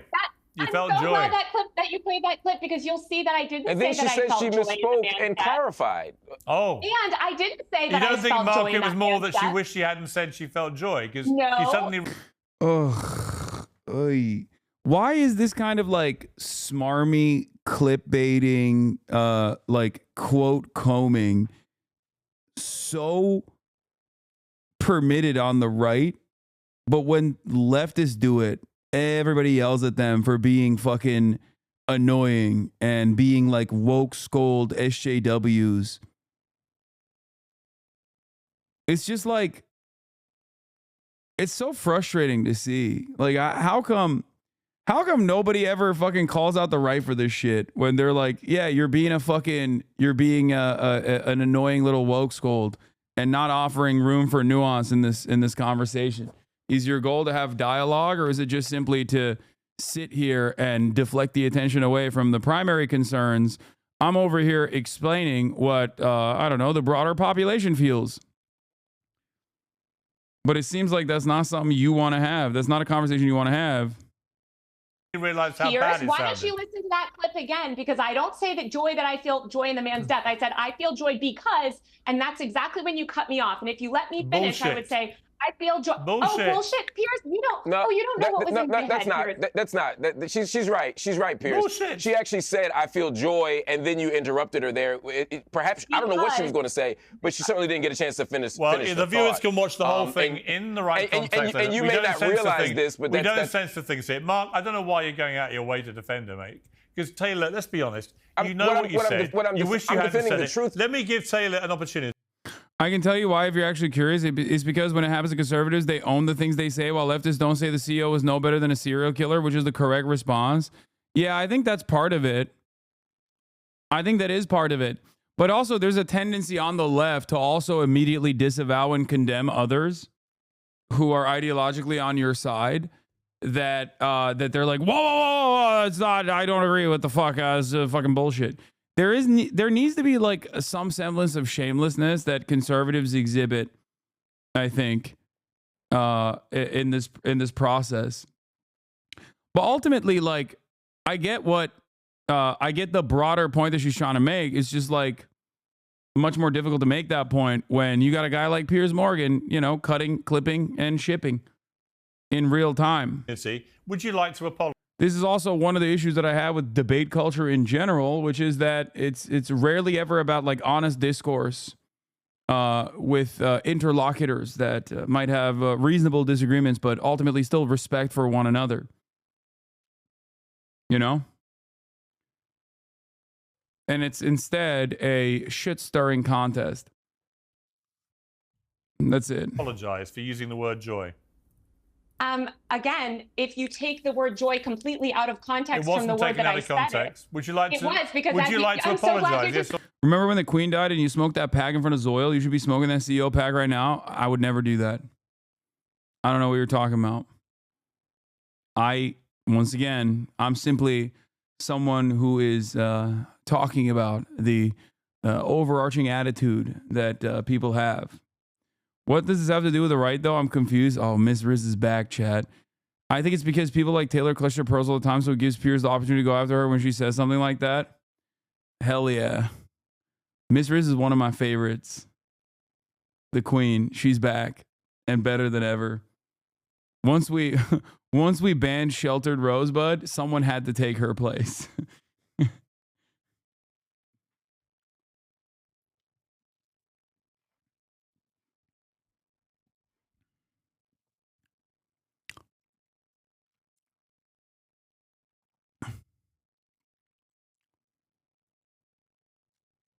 Anyway.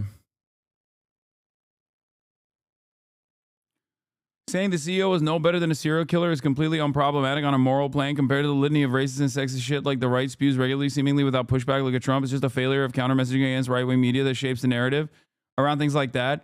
Yeah, but this is one of the few instances where, regardless of the right wing that normally is very good at reframing the narrative into a left-right dynamic, into camps that people already have like anger and resentment towards, and move the attention away from class dynamics that are that unite many people regardless of color, creed, age, or ideological backgrounds.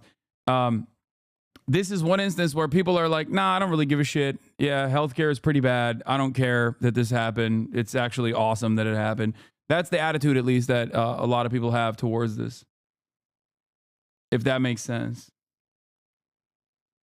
And I think ultimately a lot of these right-wing guys that are desperately trying to do their primary function, which is to move the attention away from the anger and resentment that people feel towards CEOs and for-profit healthcare, are kind of falling short of what is necessary because of the very glaringly obvious ways that people have been hurt by this industry.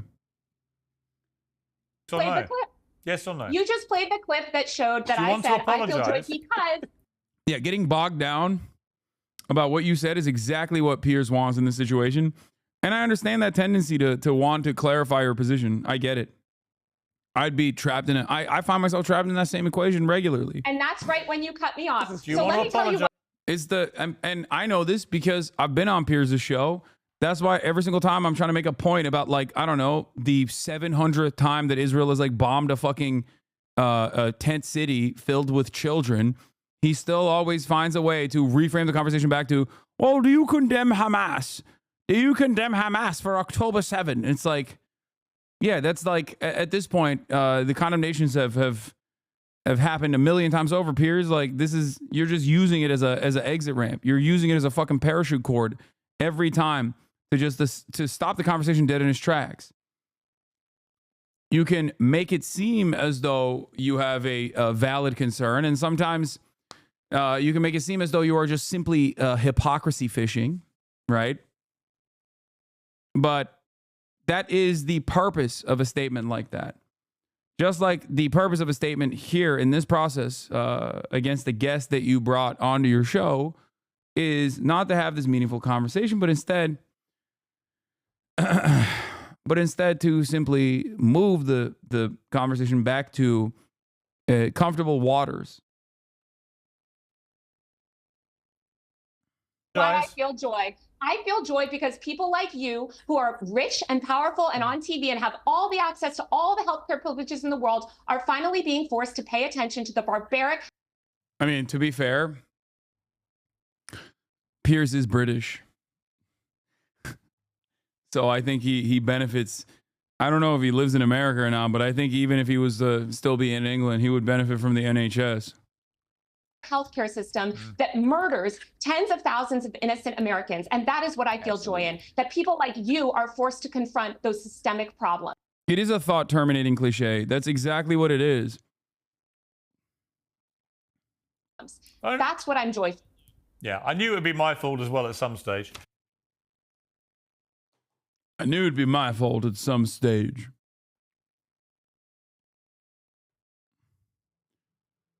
Anyway, she did a good job of Let the clip play. You cut her off more than Piers does. No, she turned it around. She redirected it back to Piers, which is good. Okay. Damn, this was a hit tweet. I've identified the McDonald's employee that snitched on the healthcare CEO shooter. 68K. Okay, chatter.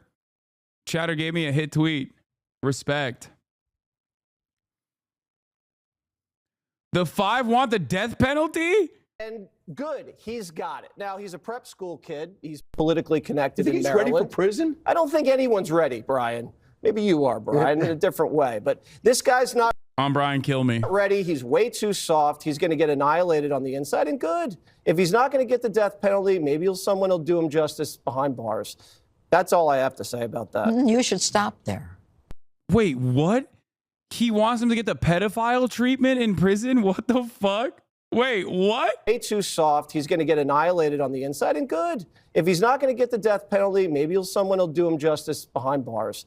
That's all I have to say about that. You should. Oh my God. Damn, dude. What the fuck? They want this guy to be assassinated. Should stop there. Right. And yeah, I think that I'm not gonna lie. I feel like they're not gonna hate on him too hard in prison. You know what I mean? Like, I feel like I suspect he won't be regarded as a bad guy in prison. Like, I don't think that they will, you know, prisoners have immediate family members that are also that also experience the same problems, I think.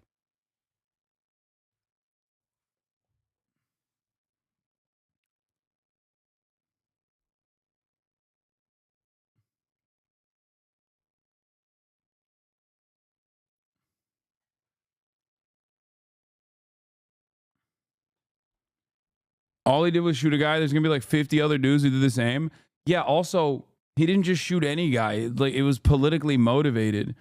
I don't think prisoners are going to be like as invested in bootlicking for fucking billionaires as you know, as Jesse Waters is. This is for the stakeholders, inmate says as he pulls out a shiv. Yeah.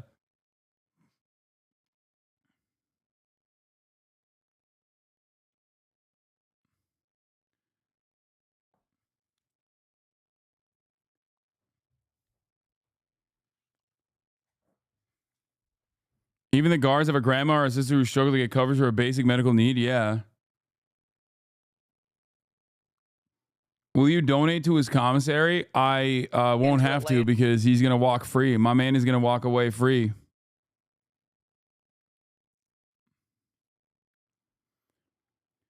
Huh. Do we think that this will hurt the right media to any effective degree? No, they'll forget about it. The next time there's like a major story, people will immediate forget how Jesse Waters called for the extrajudicial prison assassination of the guy who killed a CEO, a for-profit healthcare CEO. I don't think that people will remember it. Some people will. Some people will lose faith or maybe even like look at the likes of Ben Shapiro a little bit differently. You know what I mean? I think some people will look at Ben Shapiro and maybe even Tim Pool and others a little bit differently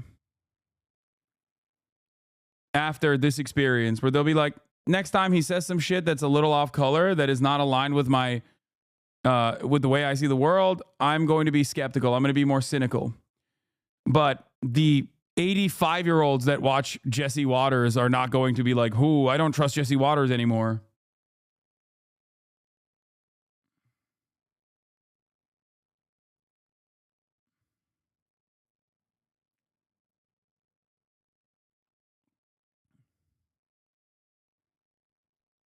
They found his Twitch. Did you check if he subscribed yet? No, they did not actually find his Twitch. I think that's fake, chatter. You got duped. I don't think Live Agar raid. Hey, Live Agar.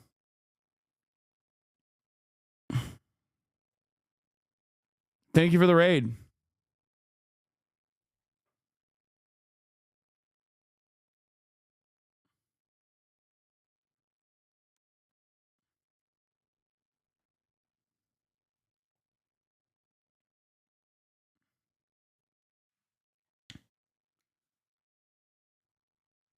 Sorry for the repeated question. How many deaths do you think UHC is personally responsible for? I don't know.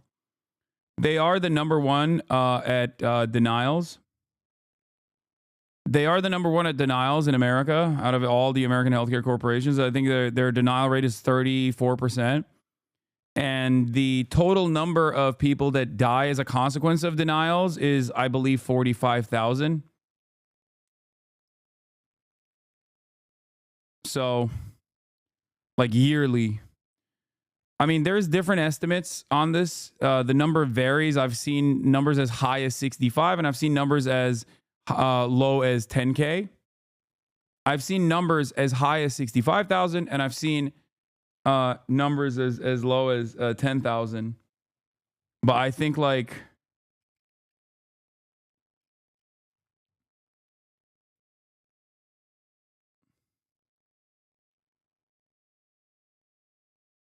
you know, does that count people who die because they don't have insurance in general? Yes.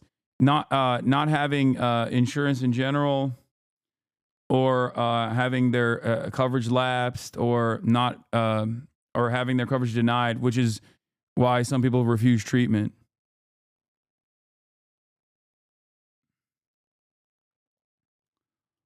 But yeah, the data on the United Healthcare denials are that they are the number one at denial.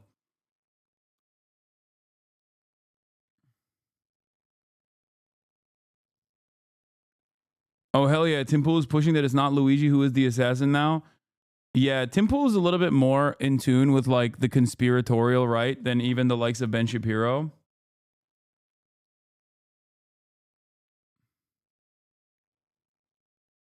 So I can see him like trying to redirect the attention.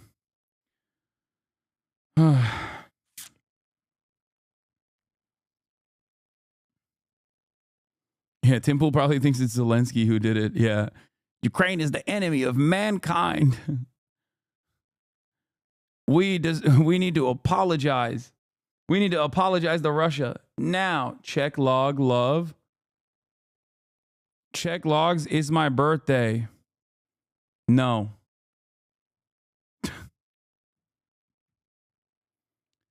%98 of the time when someone says check my logs, please, over and over again, it's almost always not worth, but happy birthday. Happy birthday, though.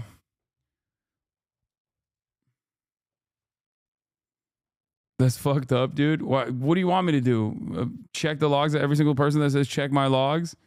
We would not do anything. All right. But let's talk about JAYZ. Speaking of crime, JAYZ denies claim he sexually assaulted minor Rashawn Diddy Combs 24 years ago. We're going to begin this hour with rap mogul JAYZ forcefully denying claims in a new lawsuit that he and Sean Diddy Combs sexually assaulted a minor at a party 24 years ago. JAYZ said it's just an attempt at blackmail, and he called it, quote, idiotic. The suit originally mentioned only Combs, who's facing federal sex trafficking charges. Jerika Duncan has more now on the allegations against JAYZ. Cops wanna knock me, DA wanna box me in, but somehow I beat them charges. You mean to tell me that claim denials kills more Americans than opiate overdoses and car accidents? They should make headlines every day. Yeah, lack of healthcare does kill more Americans because it over encompasses opiate overdoses and car accidents as well, on top of everything else. I don't think that's a shocking revelation.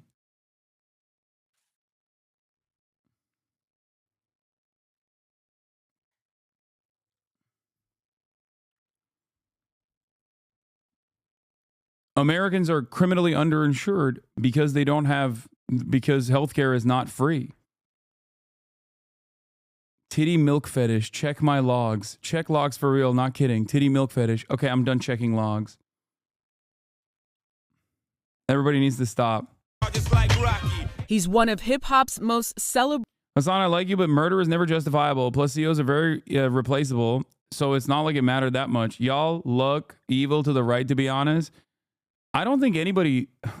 I think you need to check yourself and check the right. They are the ones who are openly celebrating it. I would never celebrate it. I would never. I have not. I condemn. I do not condone. I condemn. But I think you should go and have a conversation with your Debras and Barbaras in your immediate vicinity, because it seems like most people are, in America at least, celebrating it. Also, the idea that the right has a higher moral compass on this is so laughable, especially considering the reality that they do celebrate murder on a regular basis. They do. As long as it's like someone who is powerless, someone who's fucked over. Yeah. They celebrate the murder of a black homeless person experiencing a mental health episode. They celebrate that murder. They're like, this is sick. Fuck yeah. We should do more of that. Celebrated artist, a successful businessman known for launching careers, and he's married to one of music's biggest stars. But on Sunday night, Sean Carter, who goes by JAYZ, said being named in a civil lawsuit alleging rape is blackmail. According to the accuser, named Jane Doe in the lawsuit, the assault happened at an after-party following the 2000 MTV Video Music Awards when she was 13. She claims she attended a house party thrown by Sean Diddy Combs, who is also named in the lawsuit. She says she was given a drink that left her feeling, quote, woozy and lightheaded. Doe claims she entered an empty bedroom so she could lie down. Shortly afterwards, she said Combs and JAYZ and an unnamed female celebrity came in, with Combs saying, quote, you are ready to party. The accuser then claims she was pinned down and raped first by Carter and then by Combs as the female celebrity watched. CBS News legal contributor Jessica Levinson. The details of these allegations are really troubling. What the plaintiff here alleges that Sean Combs and JAYZ drugged her and then raped her. It's hard to get more serious than this. In a statement, Carter responded to the allegations and lashed out at Doe's attorney, Tony Busby, calling him a fraud and stating, I will not give you one red penny, and these allegations are so heinous in nature that I implore you to file a criminal complaint, not a civil one. Whomever would commit such a crime against a minor should be locked away. Would you not agree?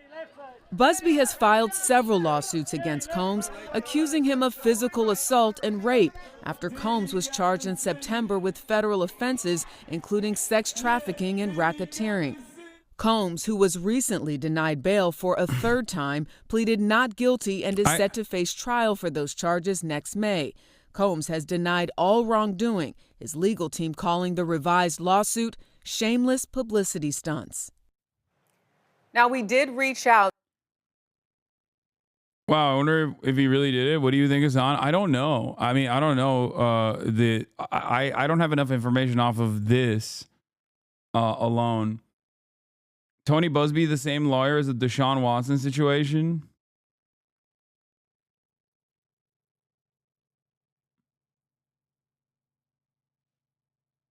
I think that, JAYZ's response is kind of crazy. My lawyer received a blackmail attempt, called a demand letter from a lawyer named Tony Busby. What he had calculated was the nature of these allegations the public scrutiny would make me want to settle. No, sir, it had the opposite effect. It made me want to expose you for the fraud you are, very public fashion. So no, I will not give you one red penny.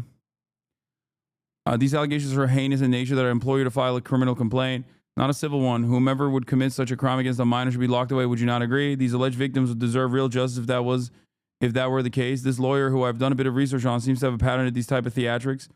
I have no idea how you have come to be such a deplorable human, Mr. Busby, but I promise you I have seen your kind many times over. I'm more than prepared to deal with your type. You claim to be a Marine. Marines are known for their valor. You have none. You have neither honor nor Dignity. My only heartbreak is for my family. My wife and I have to sit our children down, one of whom is at the age where her friends will surely see this. See the press and ask questions about the nature of these claims and explain the cruelty and greed of people. I mourn yet another loss of innocence. I think it's, I mean, this is a, I mean, Jay-Z is cooked regardless. Jay-Z's cooked regardless for even having any sort of involvement with,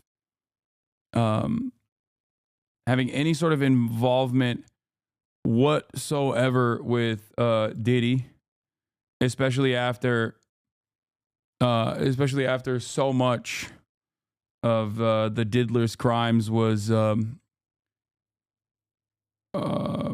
exposed. So I don't know.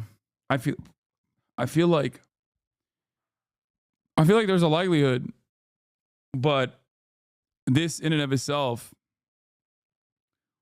I don't know.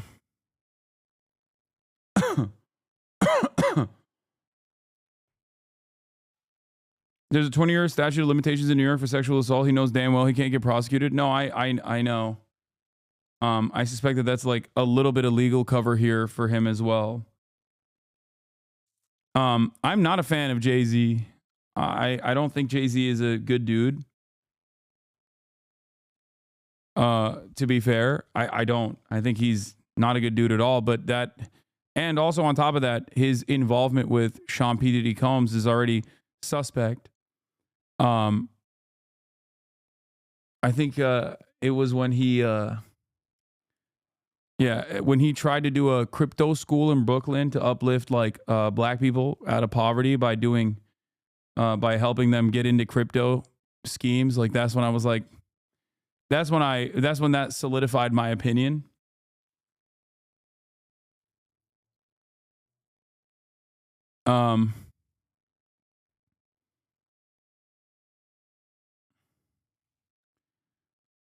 But I don't know. My only heartbreak, my heart is I'll wait and see. He filed a motion arguing that the accuser should have to reveal her name for smearing him, knowing damn well that would get her threatened or harassed. My heart and support goes out to the true victims of the world who have to watch how their life story is dressed in costume for profitability by this ambulance chaser in a cheap suit. You have made a terrible error in judgment thinking that all celebrities are the same. I'm not from your world. I'm a young man who made it out the project of Brooklyn. We don't play these types of games. We have very strict codes and honor. We protect children. You seem to exploit people for personal gain. Only your network of conspiracy theorists, fake physics, will believe the idiotic claims you have levied against me. Okay, but like, I don't understand why he's saying, I don't understand why he's saying he protects children, because I mean, wasn't he also once again aligned with P. Diddy when he was doing a whole bunch of sex trafficking, assault? So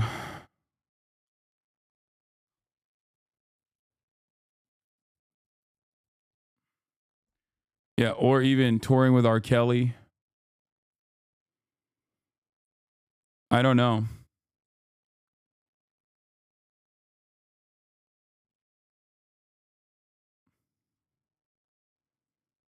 To the accuser's attorney, Tony Busby, for comment, but have not heard back. He did respond online saying that Jay-Z's statement on X saying that he and his client will let the filing speak for itself and support her case in court. Gail? It seems like Jay-Z is basically saying, bring it on. I mean, normally you don't see a response this forceful, but he's very confident in what he's saying. Yeah, if you believe you're falsely accused of something, that's a fight strong back. response. That's exactly what he's doing. Thank you, Jerika. Thanks a lot. Jay-Z is denying allegations he sexually assaulted a 13-year-old girl alongside rapper Sean Diddy Combs. That civil lawsuit filed against Combs in October was amended Sunday to include Jay-Z. The accuser, identified only as Jane Doe, says she was sexually assaulted by both men at a Video Music Awards after party in 2000. In a blistering statement, Jay-Z accuses Jane Doe's attorney of trying to blackmail him. He said further, quote, "These allegations are so heinous in nature that I implore you to file a criminal complaint, not a civil one. Whomever would commit such a crime against a minor should be locked away." Jay-Z's lawyer, Alex Byer, was asking the judge to hurry up and dismiss the lawsuit for the avoidance of doubt. Mr. Carter is entirely innocent. This is a shakedown. This is a matter of the utmost importance, and we request an expedited hearing. I mean, I get why he would want to dismiss it.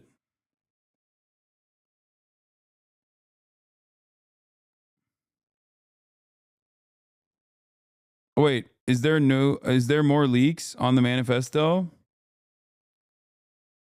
I doubt it. I don't know if this is real or not.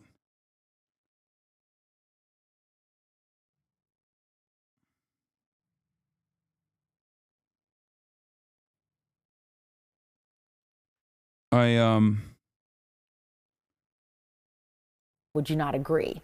He added, my only heartbreak is for my family. My wife and I will have to sit our children. I will wait for confirmation before, and I urge you to do the same before leaning into the manifesto of the shooter. As far as I understand, the manifesto of the shooter has only briefly been mentioned in media, only bits and pieces, including the quote about parasites. And that's it. Children down, one of whom is at the age where her friends will see the press and ask questions about the nature of these claims and explain the cruelty and greed of people. Joining us now, Joey Jackson, CNN legal analyst and criminal defense attorney and former prosecutor. There's a lot to unpack here. Joey, I want to start with just the statement from Jay-Z, which is so forceful in its denial. I just read a teeny part of it. It's long.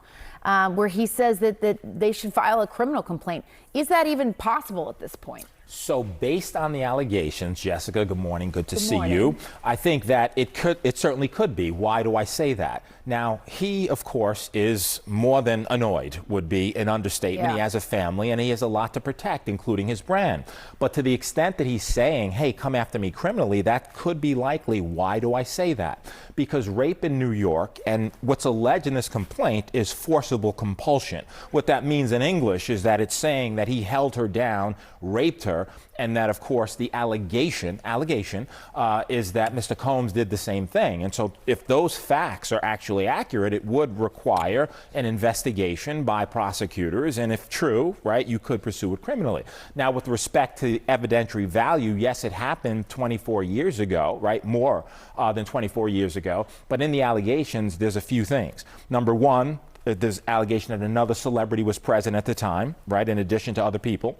Number two, there's the claim by the victim, right, that she left, that she went and she was seen by a gas attendant who saw her in distress. Number three, that she phone called her dad, who showed up, the 13-year-old, and now removed her. So civil complaint, simply allegations, needs to be proven in a court of law, but if true, it could rise to the level of criminality, and we'll see what happens, or if the DA looks and investigates. So what happens now? So what happens now is this is simply a civil complaint. And in a civil complaint, it goes through the technical legal process. Now, the distinction, Jessica, between civil and criminal, of course, is that civil is for monetary damages, right? The system can only reward you with money. There's allegations that this 13-year-old is suffering from post-traumatic stress disorder, suffered depression, etc. So now you go to fact-finding, right? Before that, just briefly, there was a demand letter sent. And a demand letter is a letter being sent by a lawyer saying, hey, I don't have to sue you. We can sit, we can mediate it. If we reach an agreement, it never sees the light of day. Jay-Z saying, I don't care about your demand letter. I look at it as blackmail. You want to sue me, sue me. You want to look at it criminally, look at it criminally, but it'll go through the fact-finding process. If a trial is necessary to determine the facts, that's what will happen, but it'll be deemed civil. No indication at this point as to whether or not any criminal investigation will ensue as a result of this. Yeah, and Jay-Z came back incredibly forcefully against these allegations and really singled out that attorney as well. Blondie fan 101, thank you for the 25, give the subs. I'm paraphrasing here, but greedy, saying he's out to get money, and calling that letter essentially blackmail. Yeah, and in addition to that, Jessica, also suing the attorney, saying he's intimidating him, harassing him, etc. Now, demand letters are not new. What lawyers do is they send them out as a matter of protocol and practice so that you can expedite the process. At the same time, there's certain ethical standards that you have to use, and you have to have a good faith factual belief that this is true. Now, you can argue this complaint complaint was filed in October, right? Could have mentioned Jay-Z then. You didn't. Why? It was amended now to include him. Are the factual assertions true? Are they fact or fiction? Is it a money grab or not? All of that will be litigated in a court of law, but according to Jay-Z, this never happened, is pure fiction. It is a money grab, and he's fighting for his... I think it's like the thing is, like, it's a relatively, I feel like it's relatively easy for Jay-Z to disprove if this is untrue. You know what I mean? Like, was he at the party? And was she at the party that he was at? You know? At that point, it's like, these are, I'm saying, if untrue, like in the way that he's claiming, even though it was 24 years ago, how do you prove 24-year-old claims is true? What are you talking about? Bro, they were famous 24 years ago.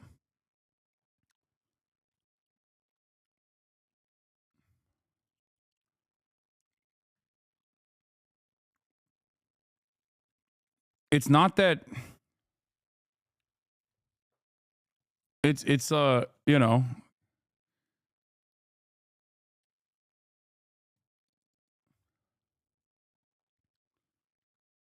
and also on top of that, usually there are more victims that come forward as well. Quick highlight of the creepy shit Jay-Z has done. Yeah, I mean, look, I'm not a fan of Jay-Z. I think a lot of this stuff is just people, you know. I'm bringing up other things like the fact that he groomed Beyonce. I guess she was very young when they first met. But I don't know anything about this process to make a straightforward assessment. You know what I mean? His name, reputation, and certainly... Like, I feel like these are, you know, these are very significant. Then you are unlike CNN, who are clearly a fan of Jay-Z weirdly. No, CNN is a fan of anybody rich and powerful. Where he was famous, if he wasn't there, it'll be discoverable, but not the 13-year-old's whereabouts. There is no way there's data on that. Her location will almost certainly not be recorded adequately unless Discovery somehow finds a photo or video. One, Sean P. Diddy Combs, notorious taper of all things. That's number one. Number two, they mentioned the fact that her father actually got involved and got her out of the party.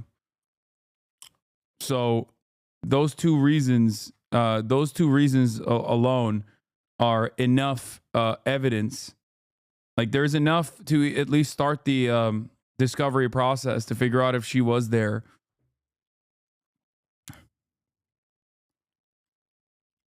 Yeah, there are multiple witnesses at that point. Innocence and justice in his view, which is he didn't have anything to do with it. Yeah, and you touch on point two that I wanted to ask you about, which was that this was an amendment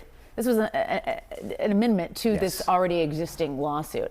What are people to take away from that? The fact that they're coming back and adding to this now with this specific name. Yeah, you know, Jessica. So it depends. That's and apparently there's a third unnamed female celebrity involved as well. So common, you could amend lawsuits, right, as a matter of course, and you do, to include certain factual allegations. The interesting thing to me in terms of your question and the takeaway, if you had this information about Jay-Z, it happened allegedly in September of 2000, why not include it in the original complaint? What happened between October and now that necessitated you putting in, and it's a question of credibility. Was he celebrity A, right, as was noted in the October complaint? Is this pure fiction? And what's interesting in the complaint is he really, that is the lawyer, tries to tie Jay-Z to Mr. Combs in so many ways, right? Birds of a feather is the argument that he's making. You can make that argument. You need the facts to sustain it. Let's see if they come up with any facts. All right, we will see. All right. Yeah, I mean, that's what matters in this situation. Like, I think it's too early to make assertions beyond the fact that Jay-Z, notoriously not a good guy. Diddy, obviously very bad guy, and now legally liable for a bunch of the bad shit that he did. And it's not only going to stay with Diddy himself. Obviously, there are plenty of other celebrities, high-profile celebrities, that have involved themselves in these parties and whatnot, and have most likely engaged in actions that are illegal as well. So I think that only time will tell, but yeah, I'm good that these matters are coming to light for sure. I'm happy that these matters are coming to light. Developing now, he calls the allegations idiotic and heinous, and now he says he's being extorted. Rap superstar JAYZ is accused of sexually assaulting a 13-year-old girl along Sean Diddy Combs more than 20 years.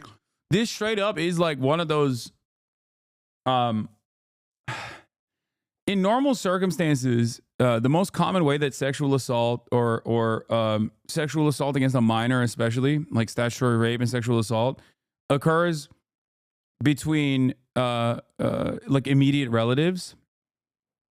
So in those circumstances, the truth is easier to obfuscate. These aren't high profile people, right? And obviously, for the most part, when wealthy people engage in these sorts of actions at these parties and whatnot, for a very long time, I think people have been able to people have been able to shelter themselves from any sort of legal scrutiny. Okay? But when one major power player gets exposed, they bring down a lot of other people with them as well. Unless it's Jeffrey Epstein, in which case the power players involved are entirely too powerful, and therefore they can escape additional legal scrutiny. I don't think that the likes of JAYZ and many others who have involved themselves with Sean P. Diddy Combs are going to be able to shelter themselves from legal scrutiny in the same vein. Because they're not Bill Clinton, you know what I mean? So I guess what I'm saying is that there is more paper trail and more documentation readily available in a situation like this than the ways in which sexual assault against minors usually happens.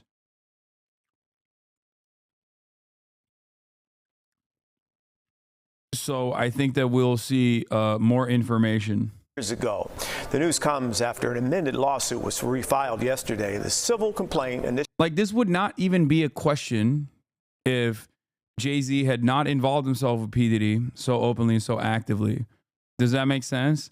Like people would just be like, people would, I think, be infinitely, they would be readily available to dismiss such accusations as smears or as someone who's like trying to blackmail you. But you're kind of fucking caught dead to rights when you are so closely involved with the likes of Sean P. Diddy Combs, and also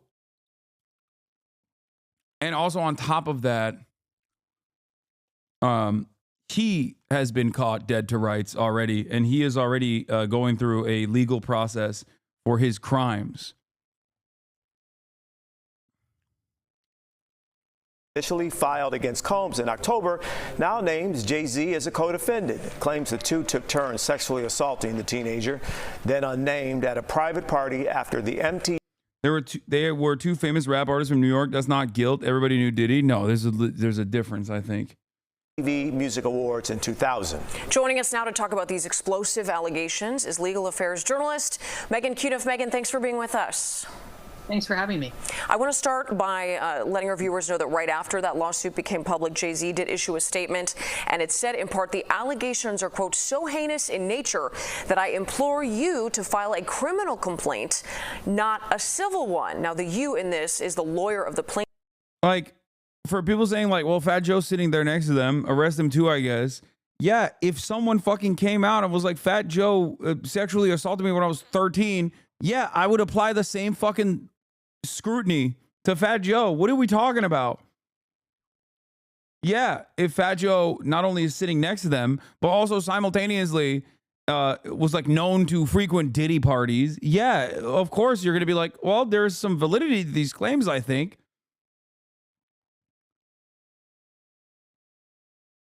it's such a weird attitude to take.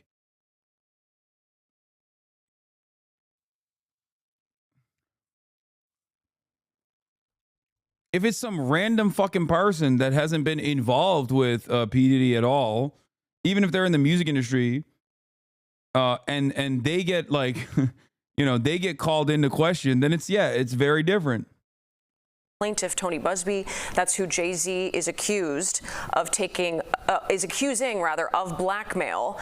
A lot of people, I think, were surprised by how fiery that statement was. So what are you hearing about Jay-Z's response?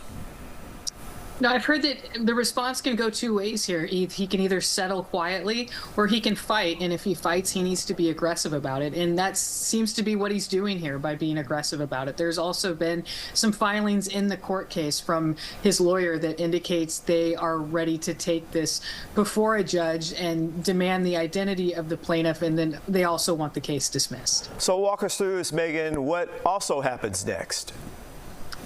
The immediate issue, and we've seen this in a lot of other lawsuits that have been filed against Sean Combs, is whether the plaintiff can proceed anonymously. And the judge in this case actually did rule about a month ago that there was reason for her to proceed anonymously under a Jane Doe name. But now that there is a new complaint, that process will start over again. And this will be the first time that there has been serious defense litigation against that. And other lawsuits we've seen have been against Combs, that has favored Combs in the fact that the judge has ordered that the plaintiff does need to identify herself. So that is going to be the most immediate issue here. Interesting. Now, I know you don't have insider information on this case, but if you could look into your crystal ball or just with your legal knowledge, do you think this is just the tip of the iceberg?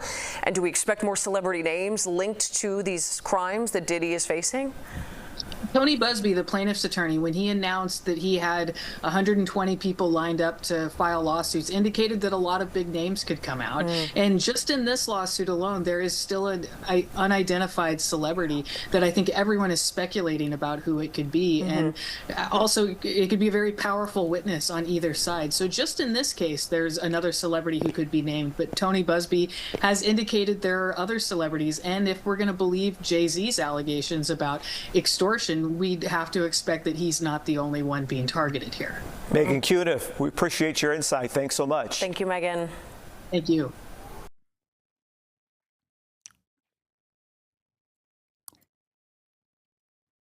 Yeah, I mean, I have no additional takes on this. All right. Now to the Trump. Trump has outlined his aggressive agenda for the second presidential term, where he talked about going against the 14th Amendment and, well, in other circumstances, creating a constitutional crisis. But in this circumstance, no constitutional crisis will most likely happen, considering the Supreme Court is entirely bought out by Trump loyalists who will advance his white nativist anti-immigrant project. He has said that he is going to revoke birthright citizenship. Transition. The president-elect sat down for his first TV interview since the election, outlining an aggressive agenda starting on day one. Our chief White House correspondent, Mary Bruce, is in Washington with more. Mary, good morning. Good morning, Whit. Well, we haven't really heard from the president-elect like this since his victory. And this morning, we are getting a clearer sense of what Donald Trump is planning for his first day in office, from immigration to the economy and his vows of retribution.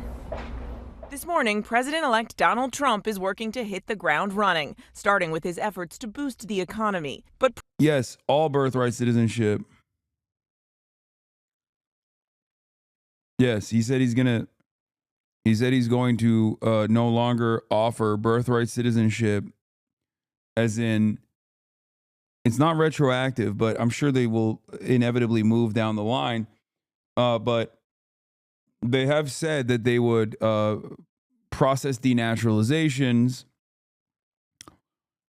but basically what he's saying is that they are looking into stopping birthright citizenship, as in if you are born on U.S. soil currently as it stands, and this is in the Constitution, okay?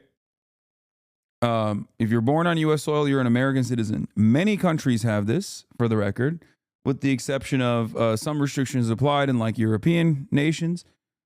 But like even in fucking China, as far as I understand, you can't be a Chinese citizen unless you get unless you get like a specialty naturalization process. But if you marry a Chinese citizen and have a child on Chinese soil with a Chinese citizen, then yeah, your child is a Chinese citizen. Now,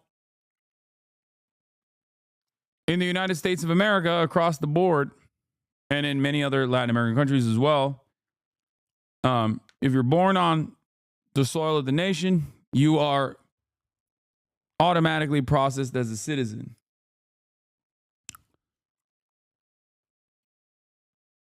What is this? Jabuki on HasanAbi stream when? Oh my God, Jabuki quote retweeted anti-piker. Oh no. Do we really think it's a good idea to tell the world that all you have to do to become famous and loved and have millions of people thirst after you online is kill a healthier CEO? Really, America? Let me hold your hand when I say this is a major yikes for me. Hashtag facepalm.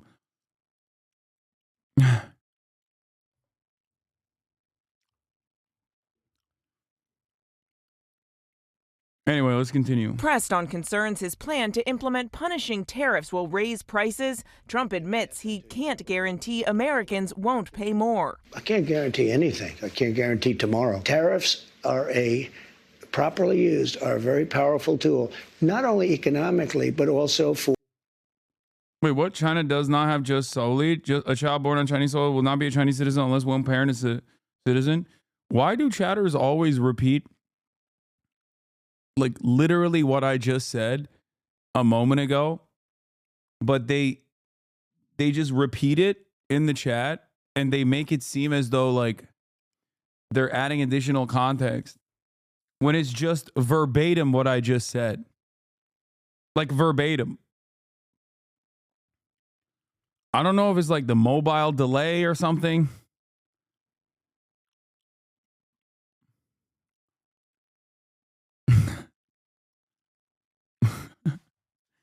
I just said that.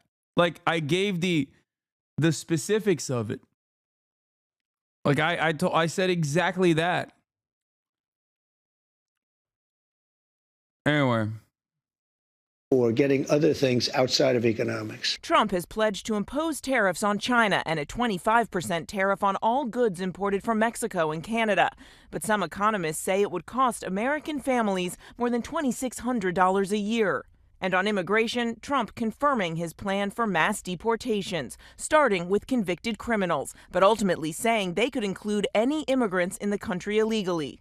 I think you have to do it, and it's a very tough thing to do. But you have to have, you have rules, regulations, laws. They came in illegally. Even if they have children that are U.S. citizens. I don't want to be breaking up families, so the only way you don't break up the family is you keep them together and you have to send them all back. Trump confirming his plan to try to end birthright citizenship on day one, even though it's enshrined in the 14th Amendment, suggesting he may try to amend the Constitution. We're going to have to get a change. We'll maybe have to go back to the people, but we have to end it. One group that could be protected under his plan, the so-called Dreamers, undocumented immigrants who came to the U.S. as children and have lived here most of their lives. In many cases, they become successful. They have great jobs. In some cases, they have small businesses. Some cases, they might have large businesses. And we're going to have to do something with them. I think we can work with the Democrats and work something out. And when it comes to his campaign promises to seek revenge against his opponents, Trump says he will not direct his administration to pursue. One is the kids in cages guy. Yeah, now he has another better solution, I guess, a less violent solution, which is mass deportation of the children and the parents. That's what he's saying. He's like, we're going to keep the families together. We're just going to deport them together. We're going to put them in the concentration camps together and then deport them together. Two political prosecutions, suggesting he will leave such decisions up to his attorney general and FBI director. I'm really looking to make our country successful. I'm not looking to go back into the past. I'm looking to make our country successful. Retribution will be through success. But he is also lashing out at members of the House committee that investigated his role in the January 6th attack on the Capitol, calling out former Congresswoman Liz Cheney, saying they should all be imprisoned. For what they did. Yeah. Don't trust Misgive. He is hoping for your downfall. What? What the fuck does that mean? Where the fuck did that come from? Honestly, they should go to jail. Now, Liz Cheney. Wait, who did he say should go? Oh, yeah. He said Liz Cheney and them should go to jail for the crimes that they committed against the January 6ers. It investigated his role in the January 6th attack on the Capitol, calling out former Congresswoman Liz Cheney, saying they should all be imprisoned. For what they did, honestly, they should go to jail. Now, Liz Cheney overnight responding to Trump's comments, calling them an assault on the rule of law. Trump. I mean, just, sometimes he throws us a bone. You know what I mean?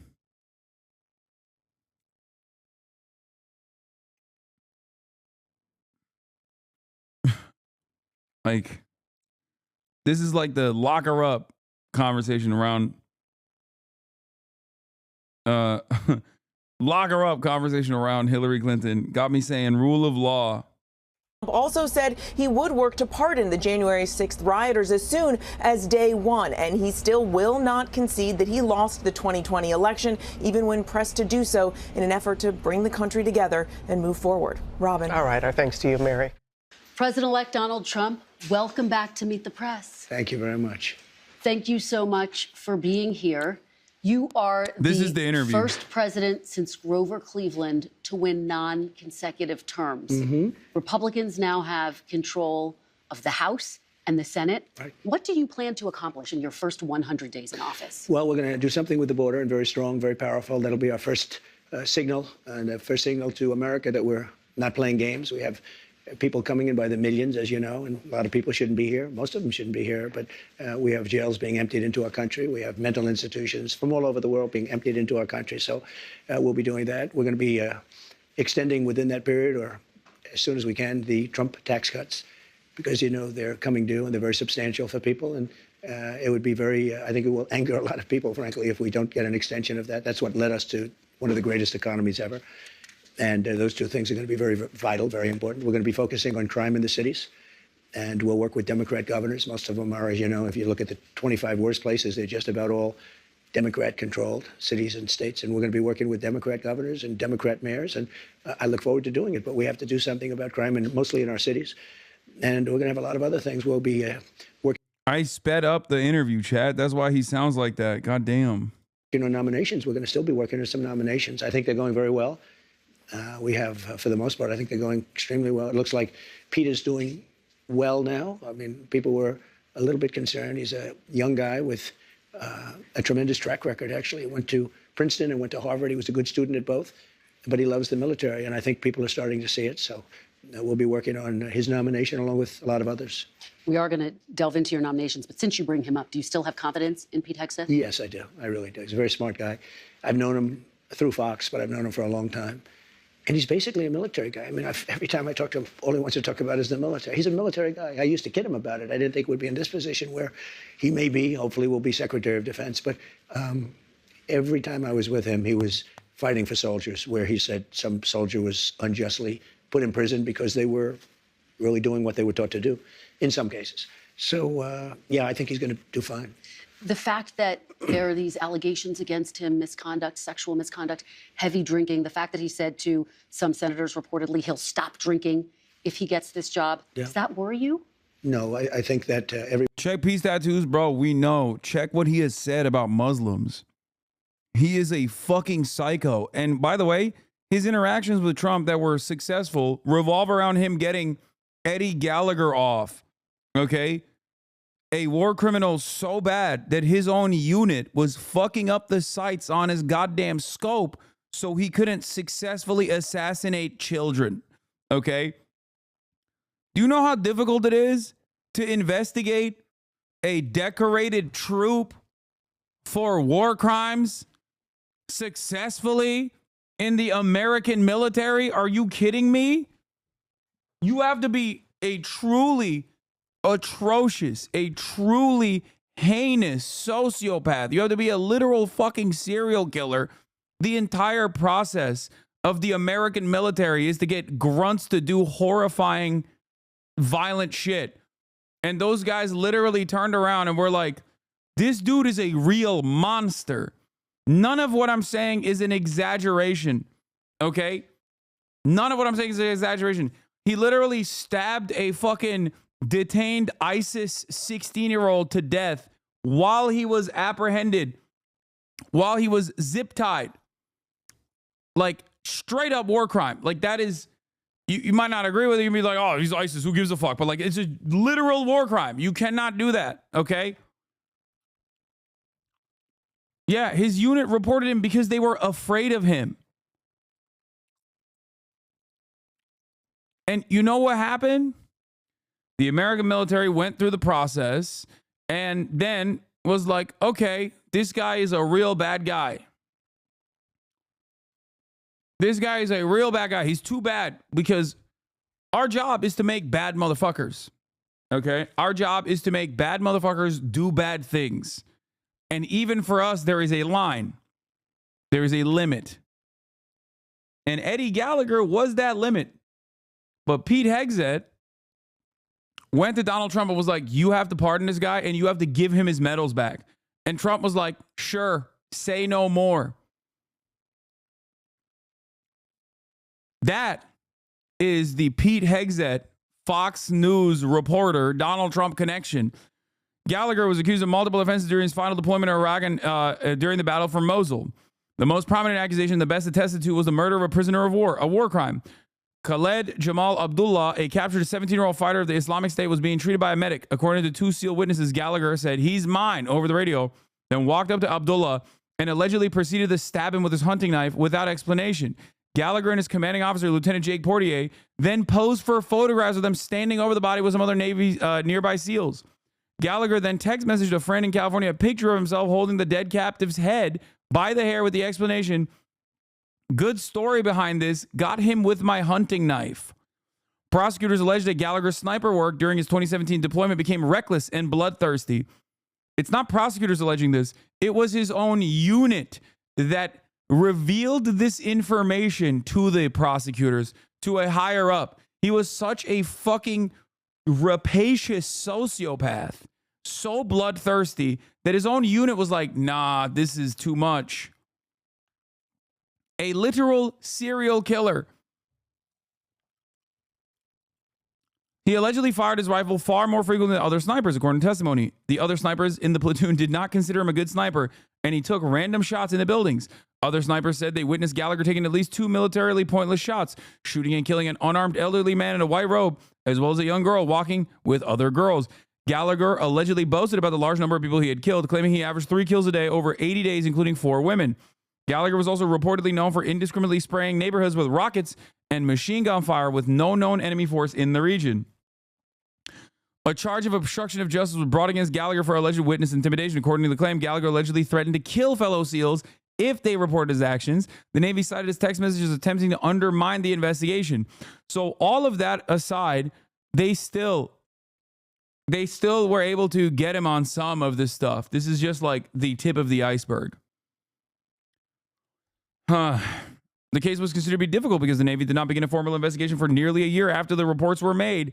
And by then, much of the physical evidence, such as the bodies of those alleged to be killed by Gallagher, were not recoverable, for the record.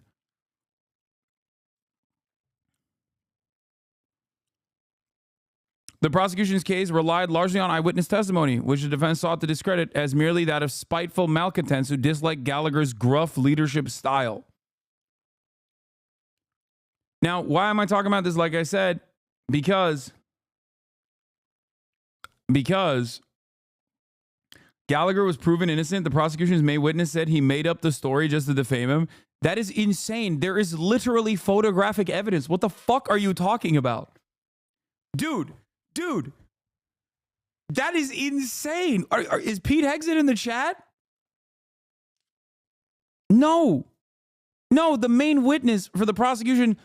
Did you even see the court case? Yes, I literally listened to members of his platoon openly talk about changing the sights of his weapons, like fucking up his rifle optics, specifically so that he would not be able to target random women. And no, he was not found innocent. He had to be pardoned by Donald Trump.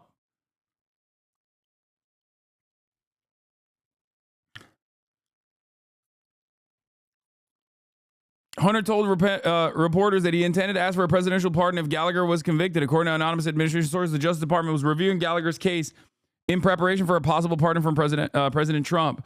This potential pardon was hotly criticized in the Washington Post opinion pages. During a podcast interview, Hunter said that he himself had posed for pictures of dead enemy combatants and American artillery fire had killed hundreds of Iraqi civilians in and around Fallujah.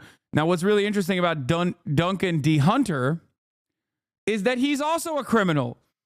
What's really funny about Duncan Hunter, you might remember Duncan Hunter because his offices were raided by the FBI as a part of a criminal investigation agency's computers, other electronics, and financial records because he was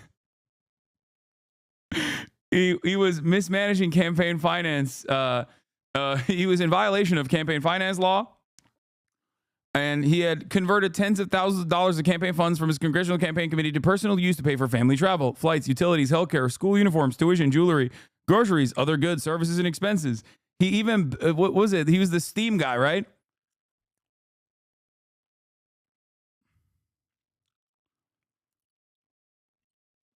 Yeah. Hunter said that he had repaid his campaign approximately $60,000 in 2016.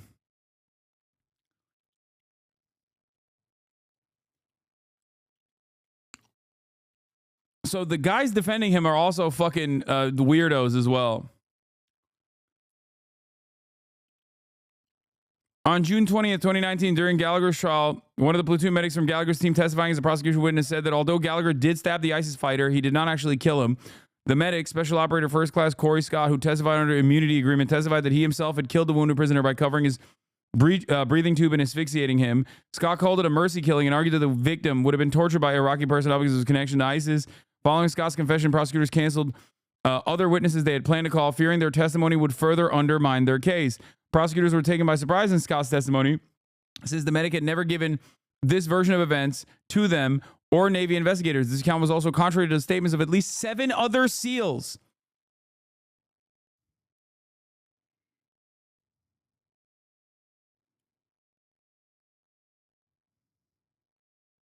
From his own platoon.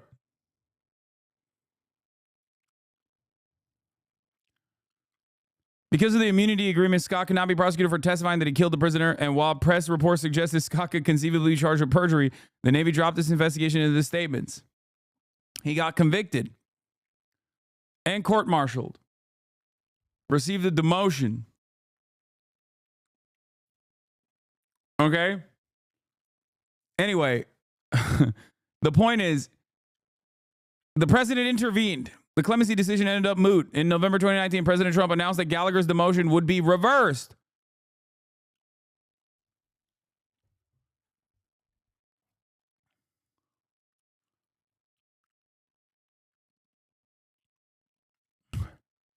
Why did he do this? Well, I'll tell you why he did this. Because Pete Hegseth.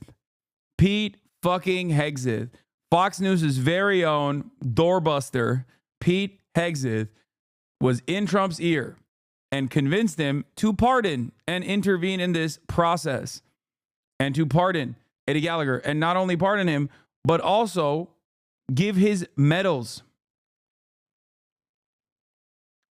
Give his medals back.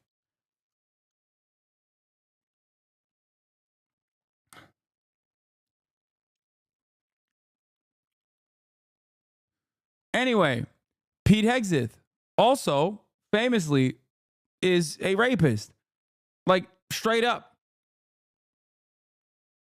He sexually assaulted a woman who was inebriated and could not consent, was drugged and could not consent. And it was reported as such in the police report that was filed at the time. He packed it up by, settling out of court, giving money to this person, this victim. Pete Hegseth was such an obvious abuser that his own mom sent him an email. Okay? His own mom in 2018 sent Pete Hegseth a fucking email. Stop lying. What are you talking about?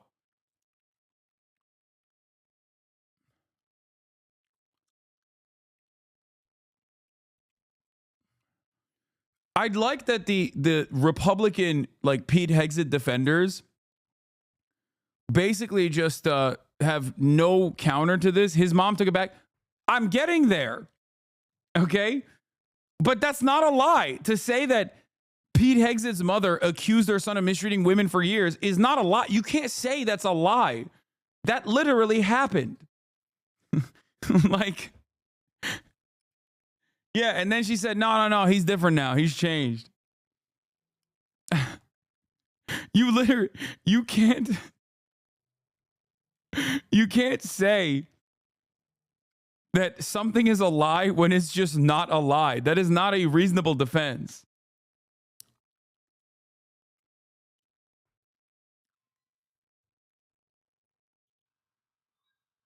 Doors open.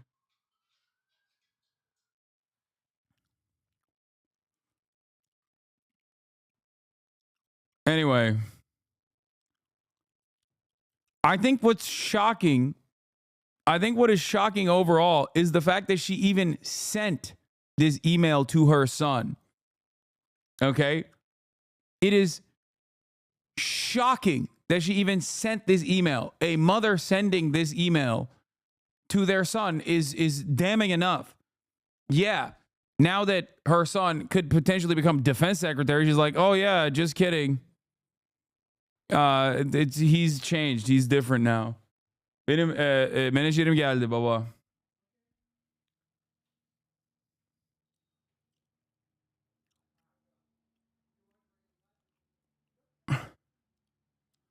On behalf of all the women, I know as many you have abused in some way, I say get some help and take an honest look at yourself, Penelope Hegseth Roth, stating that she still loved him.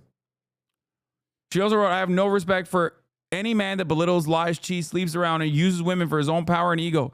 You are that man and have been for years. And as your mother, it pains me and embarrasses me to say that. But it is the sad, sad truth. Mrs. Hegseth, in a phone interview with the New York Times on Friday, said that she had sent her son an immediate follow-up email, at the time apologizing for what she had written. She says she had fired off the original email in anger with emotion at a time when he and his wife were going through a very difficult divorce.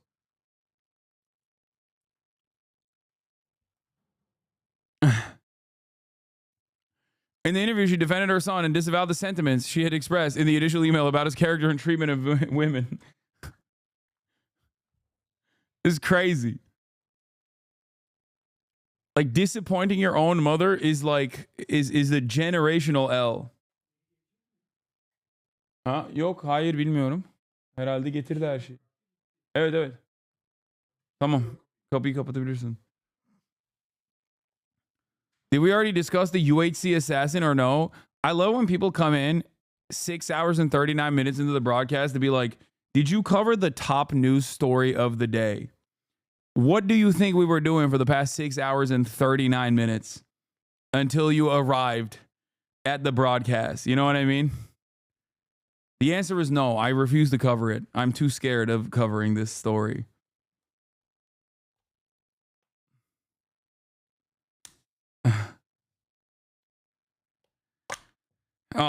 Questions about Mr. Hegseth's treatment of women have emerged in the weeks.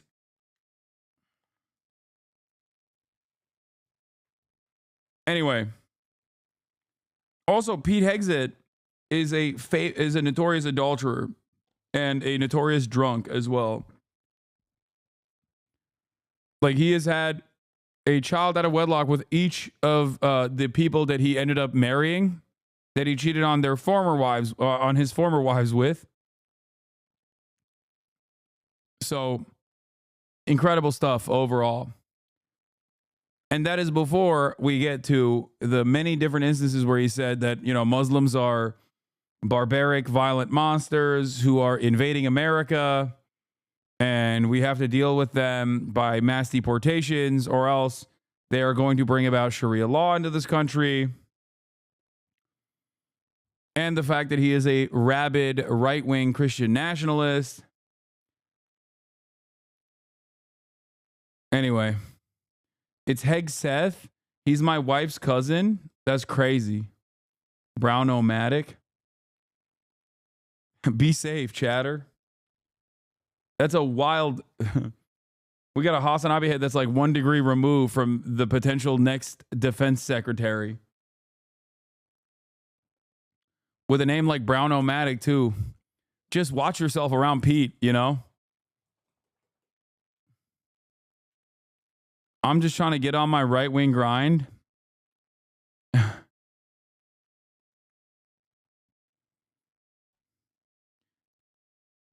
Anyway. Yeah, Pete Hegseth, not a good guy. Everybody has something that they can stop. Some people can stop eating. I'm lucky I'm not a drinker, but I could stop eating. And we all want to stop doing something. And if he said that, I mean, that's a nice thing to say. That's a good thing to say. But he's very respected. I can tell you, I know a lot of the people at Fox, they think he's fantastic. And the people that work with him, really, they love him.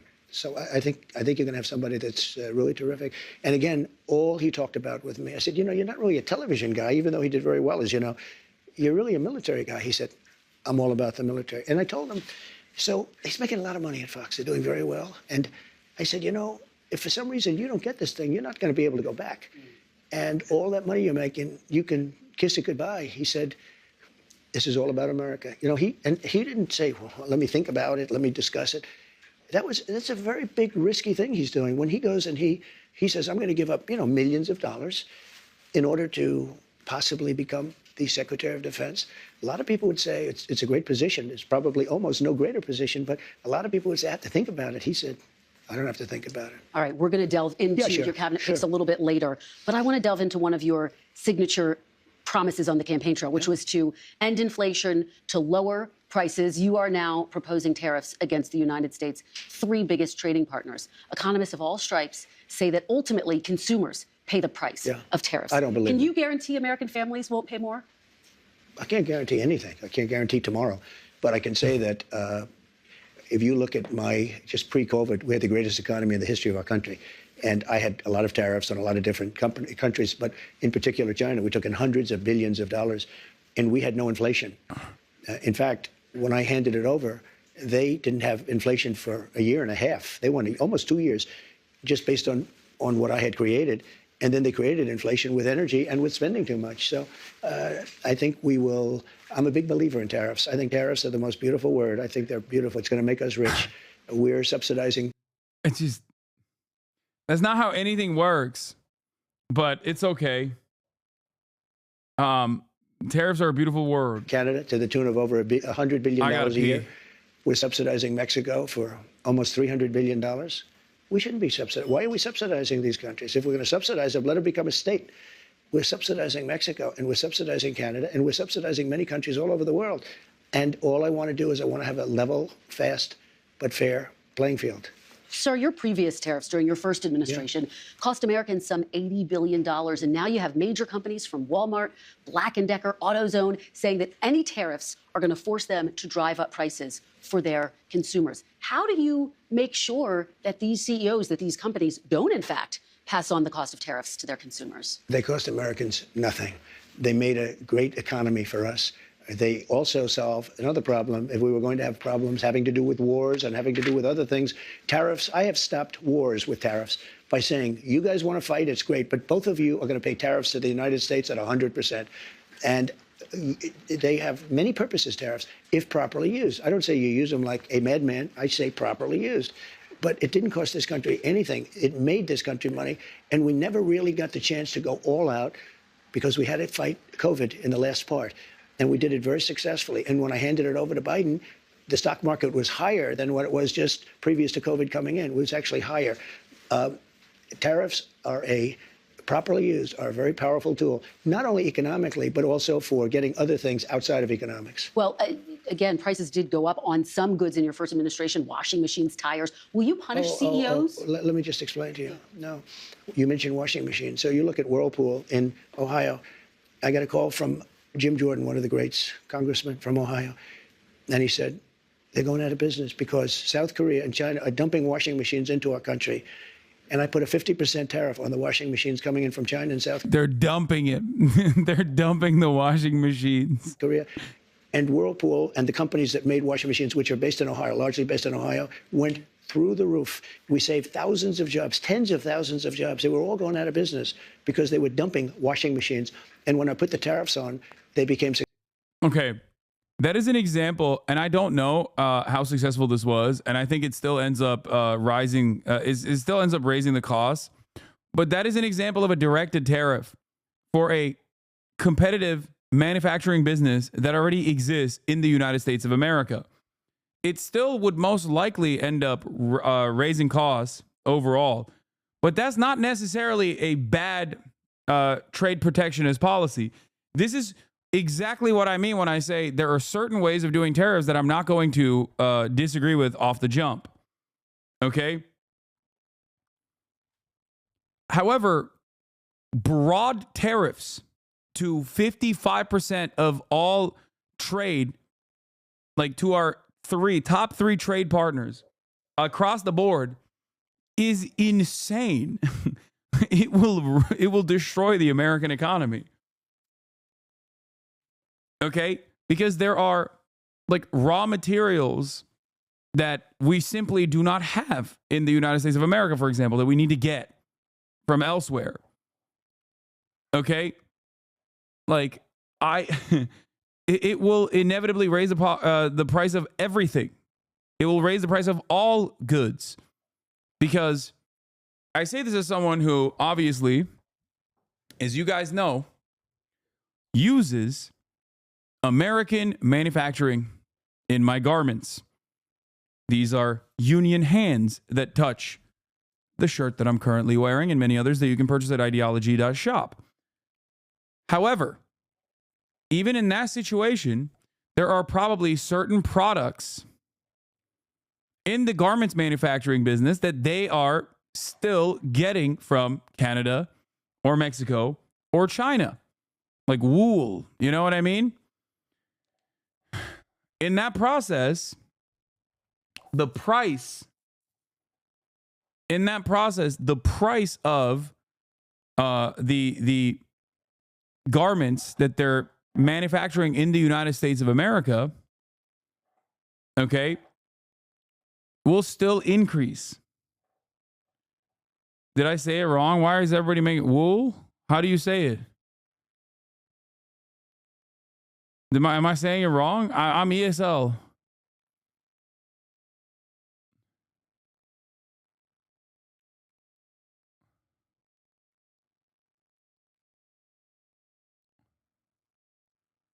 What? Okay, whatever. Stop making fun of me. You guys are lame and annoying. Okay, speak 2 languages and then we'll talk, okay? Oh, I'm sorry. I'm sorry that I'm fucking bilingual. Monolingual chatters chirping in the chat. You can't even speak English good enough, okay?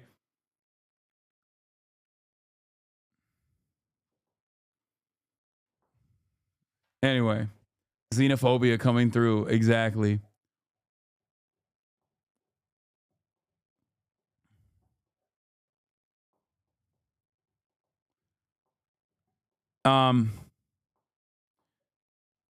Yeah. Speak English well enough. I know.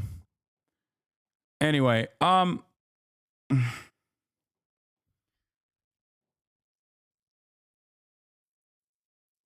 where was I? You knocked me out of my train of thought.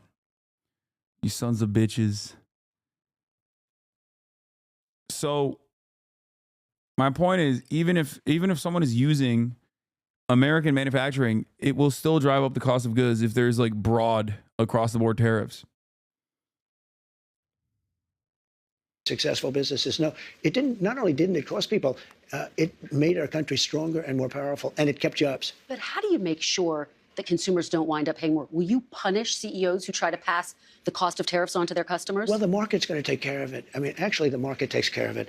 And if it doesn't, we adjust it somewhat. But in the case of Whirlpool, or let's say companies that made washing machines, they were all being put out of business by the dumping from, in particular, South Korea and China. And when I put the tariffs on, very substantial tariffs, although peanuts compared to what people do to us, what countries do to us, it became a very, very powerful, successful company. Now, let's say I didn't do the tariffs. It would have gone out of business. You would have lost tens of thousands of jobs, and you don't include that in your equation. No, they make a lot of money. I'll go a step further. China bans exports to the United States of gallium, germanium, antimony, and other key high-tech materials. So that means we can get it ourselves from our own USA ground/dirt. Stop relying upon China and foreign countries. Andy Thomas is going to he's going to find it, dude. That's right. You don't understand it, Xi. Xi Jinping, you're on notice. I'm going to make this chip with American dirt.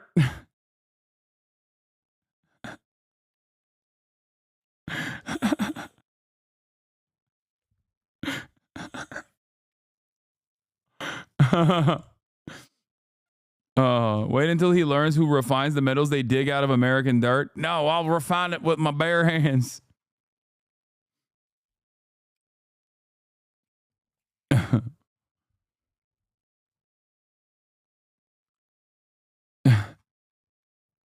He's a prospector.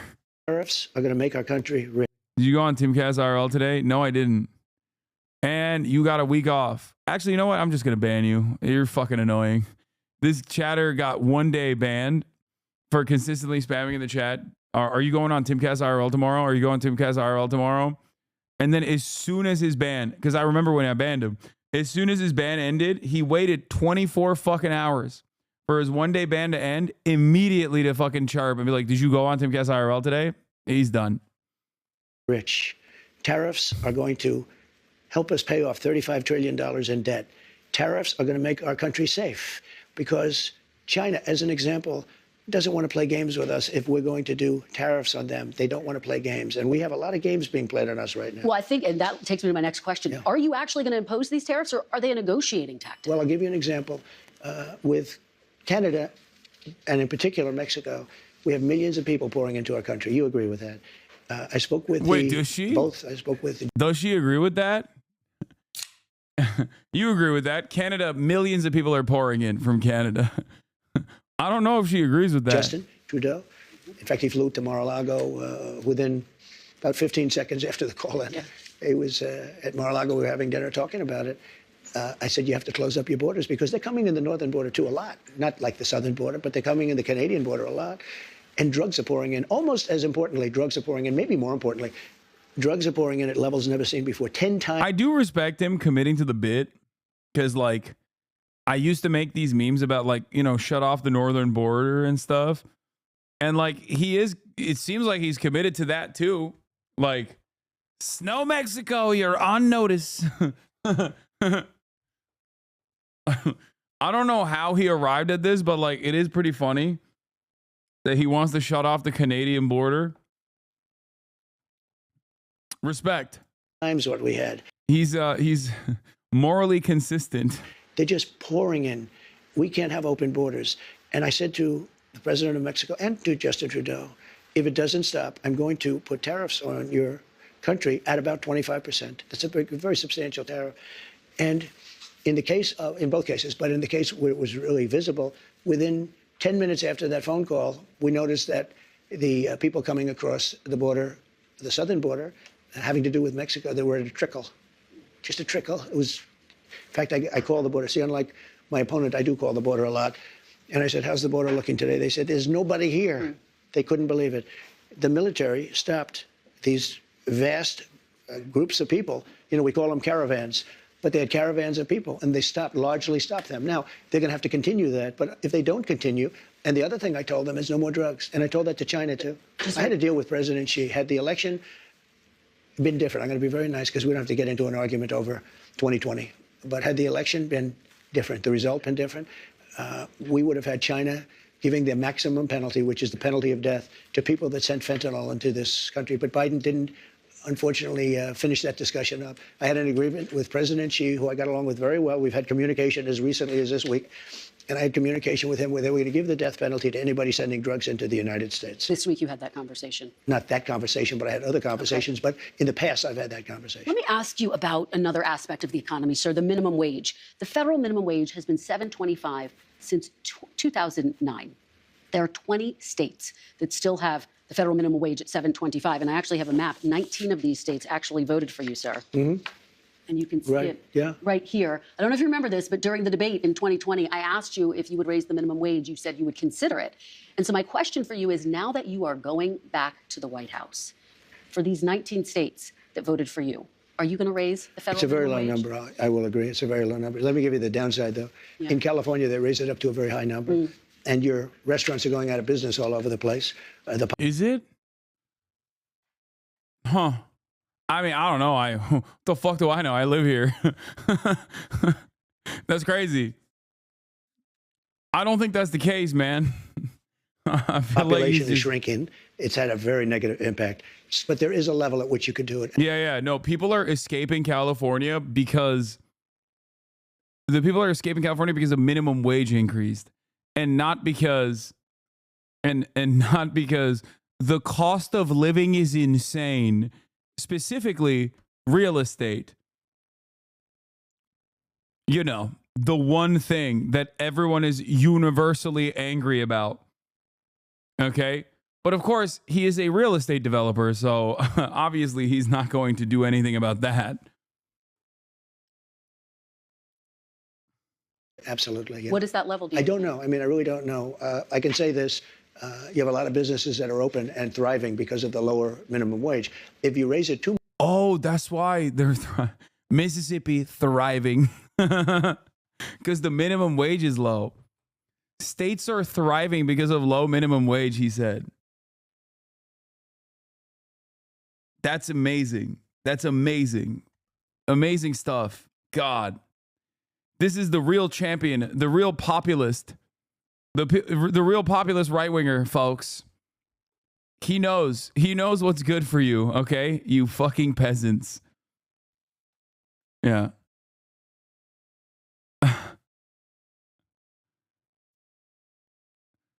Ay. I wouldn't say the one thing people are mad about. People seem to be pretty upset at health insurance. Yeah, I mean, health insurance and housing, like those are two major pressure points. You don't understand. An anti-minimum wage conservative think tank with a vague, unassuming name said that California has lost fast food jobs since the minimum wage hike. Yeah, but Donald Trump doesn't fucking read those things. What are you, crazy? He doesn't. He can barely read. I don't think he's literate. He's just saying. He's just basically fucking, shooting from the hip here. Too much, and you understand this. If California went crazy. They went crazy. And the restaurants are closing all over. Many more people are hurt. So I hear you saying, similarly to sort of what you said in 2020, will you consider? Is this something you're going to look at? I'd want to speak to the governors. And the other thing that's very complicated about minimum wages is places are so different. Mississippi and Alabama and great places are very different than New York or California. I mean, in terms of the cost of living and other things. So it would be nice to have just a minimum wage for the whole country, but it wouldn't work because you have places where it's very inexpensive to live, where a minimum wage, which is $8 or $9, might have very little effect because the cost of living in certain places is really low. Before we move on to immigration, which I do want to talk about, the chairman of the Federal Reserve, Jerome Powell, said he will not leave his post even if you ask him to. Will you try to replace Jerome Powell? No, I don't think so. I don't see it. But I think if I told him to, he would. But if I asked him to, he probably wouldn't. But if I told him to, he would. You don't have plans to do that right now? No, I don't. Okay, let's talk about mass deportation, one of your big agenda items. You've talked about prioritizing people who have criminal histories. Correct. But is it your plan to deport everyone who is here illegally over the next 4 years? Well, I think you have to do it. And it's a very tough thing to do. But you have to have, you have rules, regulations, laws. They came in illegally. The people that have been treated very unfairly are the people that have been online for 10 years to come into the country. And we're going to make it very easy for people to come in terms of they have to pass the test. They have to be able to tell you what the Statue of Liberty is. They have to tell you a little bit about our country. They have to love our country. They can't come out of prisons. We don't want people that are in for murder. So we had 11,000 and 13,000 different estimates, 13,099 murderers released into our country over the last 3 years. They're walking down the streets. They're walking next to you and your family, and they're very dangerous. The 13,000 figure, I think, goes back about 40 years. No, it doesn't. No, it's within the 3-year period. It's during the Biden term now. That's not true. She's right. He's wrong. Why?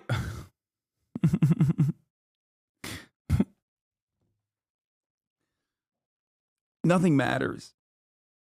Literally nothing matters. It just doesn't matter. Like there's no reason to ever conduct a fact check of any sort here.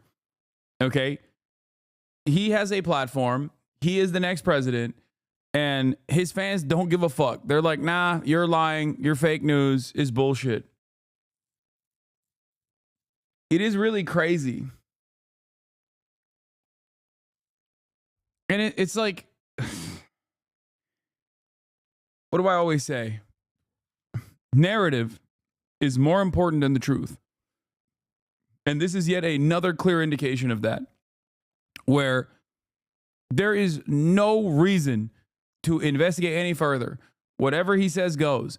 And this happens in, obviously, like, even daily silliness that we experience here on this broadcast. Like, this has become a not necessarily like a right-wing phenomena, but just like something that happens over and over again from very limited and tiny and rather inconsequential experiences that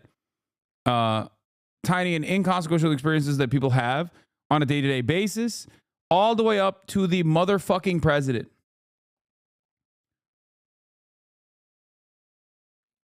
That's it. No more live interviews with Trump, only boring clips and analysis like on the HasanAbi broadcast. No, it's just like, it doesn't matter. It just doesn't matter. It doesn't matter. He just straight up lies all the fucking time. And people do it all the time too. Like, people just do it against people that they don't like. I mean, think about it this way. Here, I'll give you a micro example of this that has played itself out. Misgiv farmed LSF the other day, and he was like, Hasan was not allowed to be in front of the brands because he's a brand risk, right? You say, ironic coming from Hasan. Okay, explain to me where I have done this, and we can discuss. Twisting truth, if it is narrative, is what you mean. Ironic coming from Hasan. But we'll table this, had Ebola, and we'll get back to you in a second. So Misgiv said something that immediately was clipped on LSF. It just wasn't true at all. The idea that, like, I really wanted to stand in front of, like, the branded step and repeat. A branded step and repeat that I did stand in front of to get my photos taken regardless.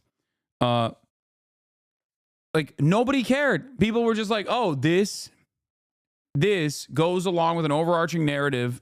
I don't like Hasan, so I'm just going to be like, yeah, this is real. He wanted to really be in front of the step and repeat, and he was desperately trying to be in front of the step and repeat, but, like, they just wouldn't let him.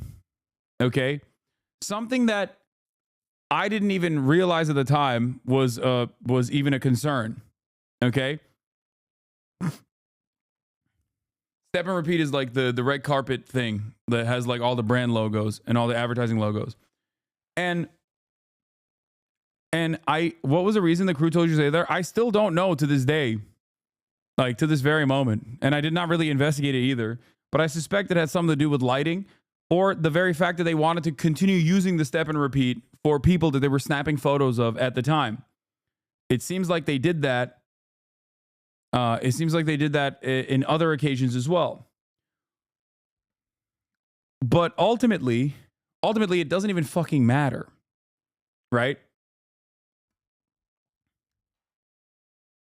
It did not matter at all.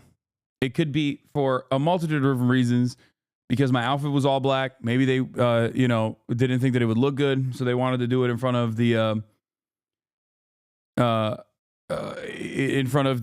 green shrubbery. It could be because they had kept moving Rom away from the step and repeat over and over again because they wanted him to not take advantage of the step and repeat because people were taking photos on it. But ultimately, it's a relatively inconsequential thing. Okay, ironic coming from Hasan. Nuke Staku covers it best. Oh my God, ew. Nuke Staku covers it best. You should have a little bit more shame. First of all, be a man. Okay? Be a man.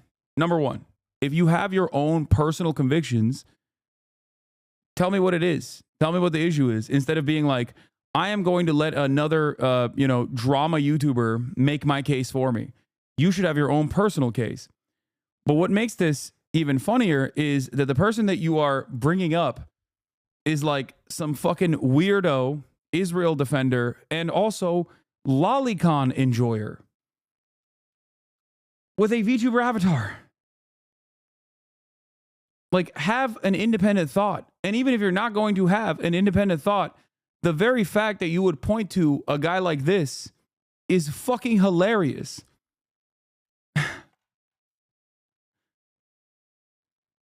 Have some decency, man.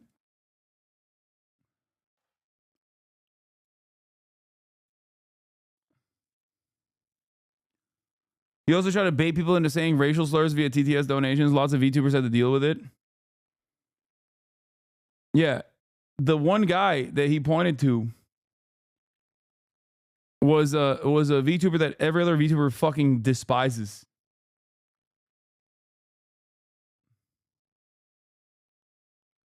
Anyway.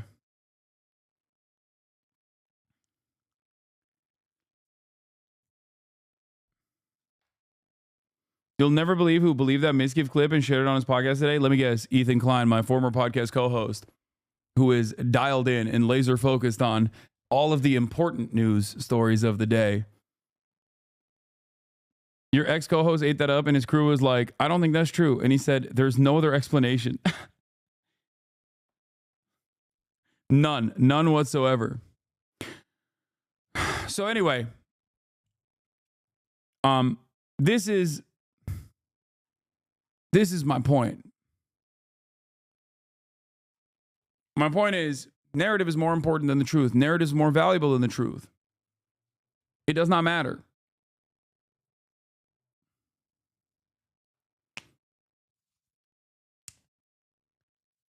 And people, when they realize what the truth is, okay?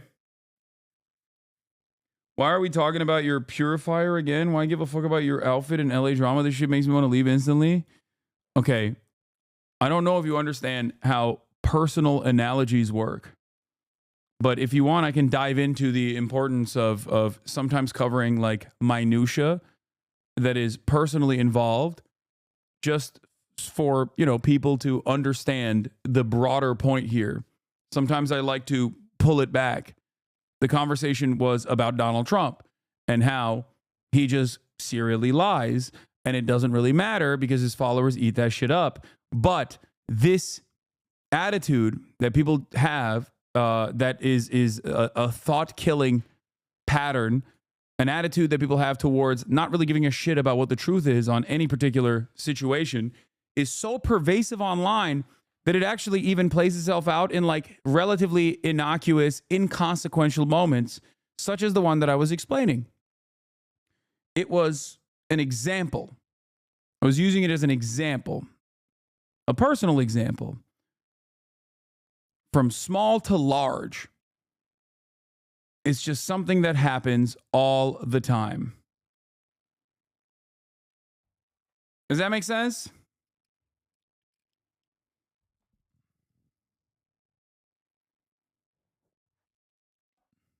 And it is very frustrating, and I don't know how to deal with it in general. I don't know what we do. That was a fiction that they put that out. This was done by the Border Patrol. It's 13,099, and it's during the Biden period of time. And these are murderers, many of whom murdered more than one person. You don't want those people in this country. But you're saying something, sir, that's significant. I just want to make sure I'm clear, which is that you're saying, yes, you're going to focus on the people with criminal histories, but everyone who's here illegally has to go. I'm saying this. We have to get the criminals out of our country. We have to get people that were taken out of mental institutions and put them back into their mental institution, no matter what country it is. Do you know that Venezuela, their prisons are at the lowest point in terms of emptiness that they've ever been? They're taking their people out of those prisons by the... Like, this is also a falsehood. Like, I don't know. I don't know why he says this all the time. I have no fucking clue where this comes from. It's just a relatively strange thing. It's just another thing that he just says. The thousands, and they're drunk. And just to get back, because I know exactly what you're getting at. Number one, we're doing criminals, and we're going to do them really rapidly. We're getting the worst gang probably with MS-13, and the Venezuelan gangs are the worst in the world. They're vicious, violent people. And you see what they've done in Colorado and other places. They're taking over, literally taking over apartment complexes and doing it with impunity. They don't care. They couldn't. They just are, they're in the real estate business. You know, the local police say that is not the case in Colorado. Oh, it's totally the case. I mean, I you have it on don't tape. believe the local police. I play it. I used to play it at my rallies every single night. No, they're breaking into doors. They're taking over the building. But sir, you and by the raised way, the point. The police are afraid to do anything. You raised the point. Also not true. That the logistics are But complicated. it doesn't matter. You said Sure it yourself. they are, You would but need everything's 24. complicated. Yeah, you mean you need 24 times more ICE detention capacity just to deport 1 million people per year, not to mention more agents, more judges, more planes. Is it realistic to deport everyone who's You have here no illegally? choice. First of all, they're costing us a fortune. But we're starting with the criminals, and we got to do it. And then we're starting with others, and we're going to see how it goes. Who are the others? Others are other people outside of criminals. We have convicted murders. We don't mean people that are even on trial. We have people that have murdered numerous people are on our streets and in our farms, and we have to get them out of our country. What about dreamers, sir? Dreamers who were brought to this country illegally as children. You said once back in 2017, they, quote, shouldn't be very worried about being deported. Should they be worried now? The dreamers are going to come later, and we have to do something about the dreamers because these are people that have been brought here at a very young age, and many of these are middle-aged people now. They don't even speak the language of their country. And yes, we're going to do something about the dreamers. What does that mean? What are you going to do? I will work with the Democrats on a plan, and if we can come up with a plan, but the Democrats have made it very, very difficult to do anything. Republicans are very open to the dreamers. The dreamers, we're talking many years ago, they were brought into this country. Many years ago. Some of them are no longer young people. And in many cases, they become successful. They have great jobs. In some cases, they have small businesses. Some cases, they might have large businesses. And we're going to have to do something with them. And you want them to be able to stay. That's what you're saying. I do. Okay. I want to be able to work something out. And it should have been able to be worked out over the last 3 or 4 years. And it never got worked out. You know, Biden could have done it because he controlled, Congress to a certain extent, right? He could have done something, but they didn't do it. I never understood why, because they always seem to want to do it, but then when it comes down to it, they don't. I think we can work with the Democrats and work something out. Let me ask you about another group of people, the estimated 4 million families in America who have mixed immigration status. So I'm talking about parents who might be here illegally, but the kids are here legally. Your borders are. You're talking about separation? Yeah, well, I mean, there are two aspects to this. Your borders are, Tom Homan said, they can be deported together. Correct. Is that the plan? Well, that way you keep well, I don't want to be breaking up families, so the only way you don't break up the family is you keep them together and you have to send them all back. Even kids who are here legally? Well, what you're going to do if they want to stay with the father? Look, we have to have rules and regulations. How help us make sense of this? He's just saying he's going to do mass deportations with the children in tow. You can always find something out like, this doesn't work, that doesn't work. I'll tell you what's going to be horrible. When we take a wonderful young woman who's with a criminal, and they show the woman. Yes, Trump did initially give Venezuelans TPS before the 2020 election to win their support. Yes, he did. He added an extra round of TPS extensions to the Venezuelans specifically in the lead up to the 2020 election. This is correct. He hates them now. Woman, and she could stay by the law, but they show the woman being taken out, or they want her out, and your cameras are focused on her as she's crying, as she's being taken out of our country. And then the public turns against us. But we have to do our job. And you have to have a series of standards and a series of laws. And in the end, look, our country is a mess. We have the highest crime rate. And during the debate, a man whose ratings have gone way down, David Muir, said to me, no, crime is, because I had to debate 3 people, not one. Debating 1 was easy. Debating 3 was actually pretty easy, too, if you want to know the truth. But David Muir said, the crime rates have gone down. I said, no, they've gone up. And then the following day, they released the crime rates, and they were way up. Yeah, and the FBI statistics. Sorry, you're talking about those FBI statistics. Well, no, but he gave. No, that's not correct. No, crime is still down. They literally have not gone up. He gave the wrong answer. Confusing based on what you're. That's not true. What is she saying? Yeah, but a lot of that is migrant crime. Let me ask you about another aspect of this. No, it's not. No, it's not. Crimes that are conducted by undocumented immigrants are just so marginal, so inconsequential in the grand scheme of things. It is ridiculous. As a matter of fact, migrants are, as I always repeat over and over again, more of it is unreported. That is not true. You are wrong. No, there are statistics for that as well. There's data for that as well. Okay, there's a national crime victimization survey. And even that does not have like a massive fucking bump. The idea that even if there were additional unreported crimes that are ongoing, the notion that they are conducted and committed by undocumented migrants who are just secretly so good at evading the authorities somehow is ridiculous. Just pure racism. You just made that up, okay? You literally just made it up in your mind. You're like, oh, there's unreported crimes. who is more responsible for it? Probably the people that are responsible for less crime per capita than documented U.S. Citizens are. Okay? Natural born citizens are responsible for a higher rate of crime than undocumented Americans are. Okay? It's ridiculous.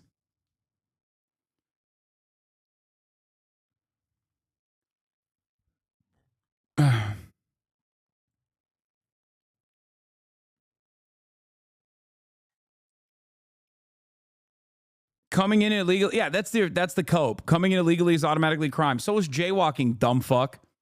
Okay, during the period of chattel slavery, having slaves was not a crime, but helping escaped slaves find freedom was a crime. Does that mean that automatically it was correct? It was morally righteous? It's dumb as fuck. This is a dumb fucking bullshit thing to say. That's not what he's talking about. He's talking about murders. He has said undocumented immigrants are causing murders, hundreds of thousands of murders. The idea that like you would compare that to illegal entry into a country when the only thing that actually, could fix that problem is paperwork is ridiculous. If something can be fixed by paperwork, if they are not actually constituting a serious threat, a serious national security threat, and the only crime is that they don't have fucking paperwork, the proper paperwork, then yeah, that's ridiculous. Huh.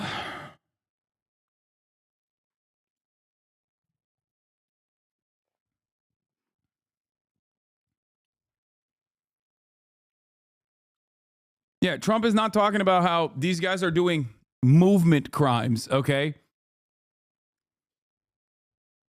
They're not. Trump is talking about, he's lying and saying that they're doing rapes and mass murders.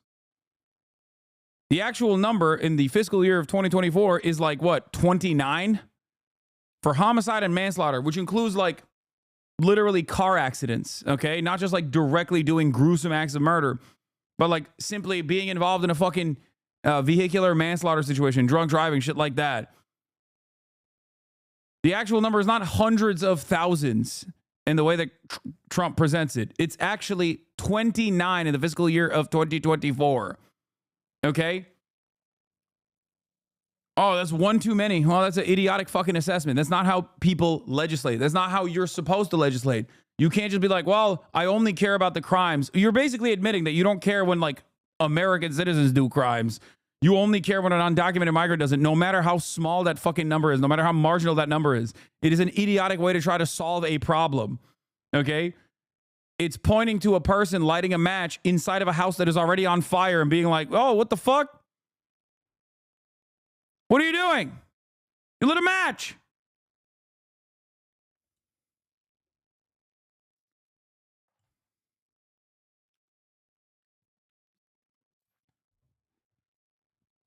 Get out illegals. Democrats' safe house is over. Really? I hope your car gets totaled by an undocumented person with no insurance. I like that. I hope your car gets totaled by an undocumented person with no insurance like mine did. And you pay out of pocket like me. What the fuck? Breaking the law. Illegal status is breaking the law. What the fuck? Ironic, because if that person wasn't undocumented, because my advocacy is that that person gets the proper paperwork, then they would have insurance, you dumbass.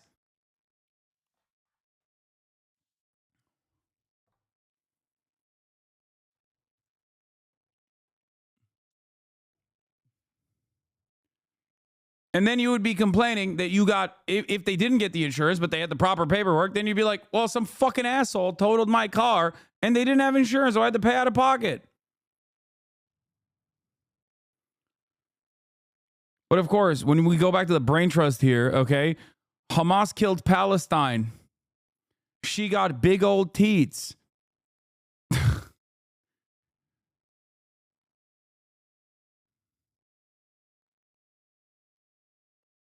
Oh no. Is this the car that got total, chatter?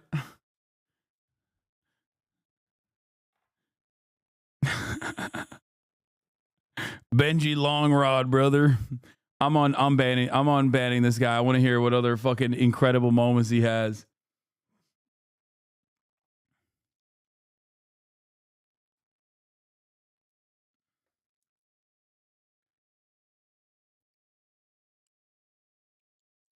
Anyway.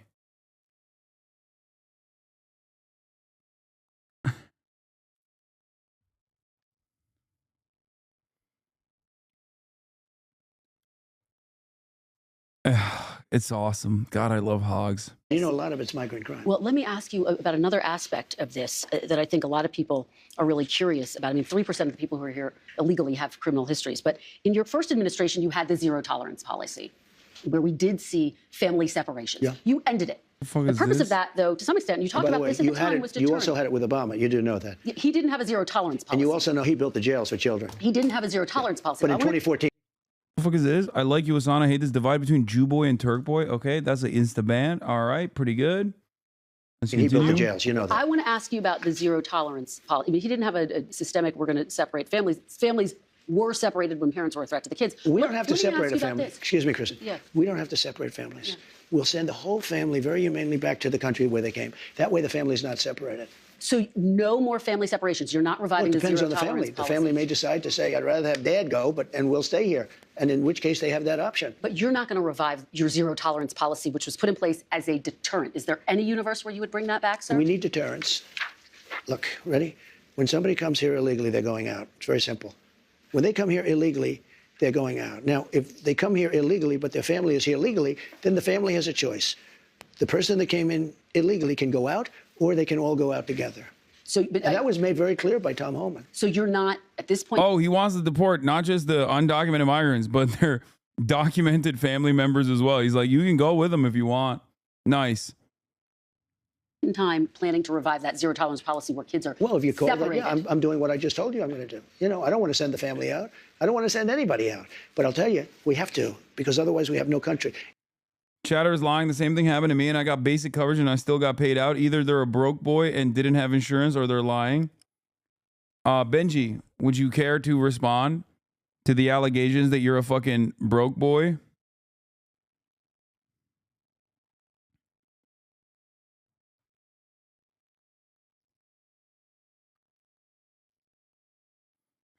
Benji's like, I was drunk driving.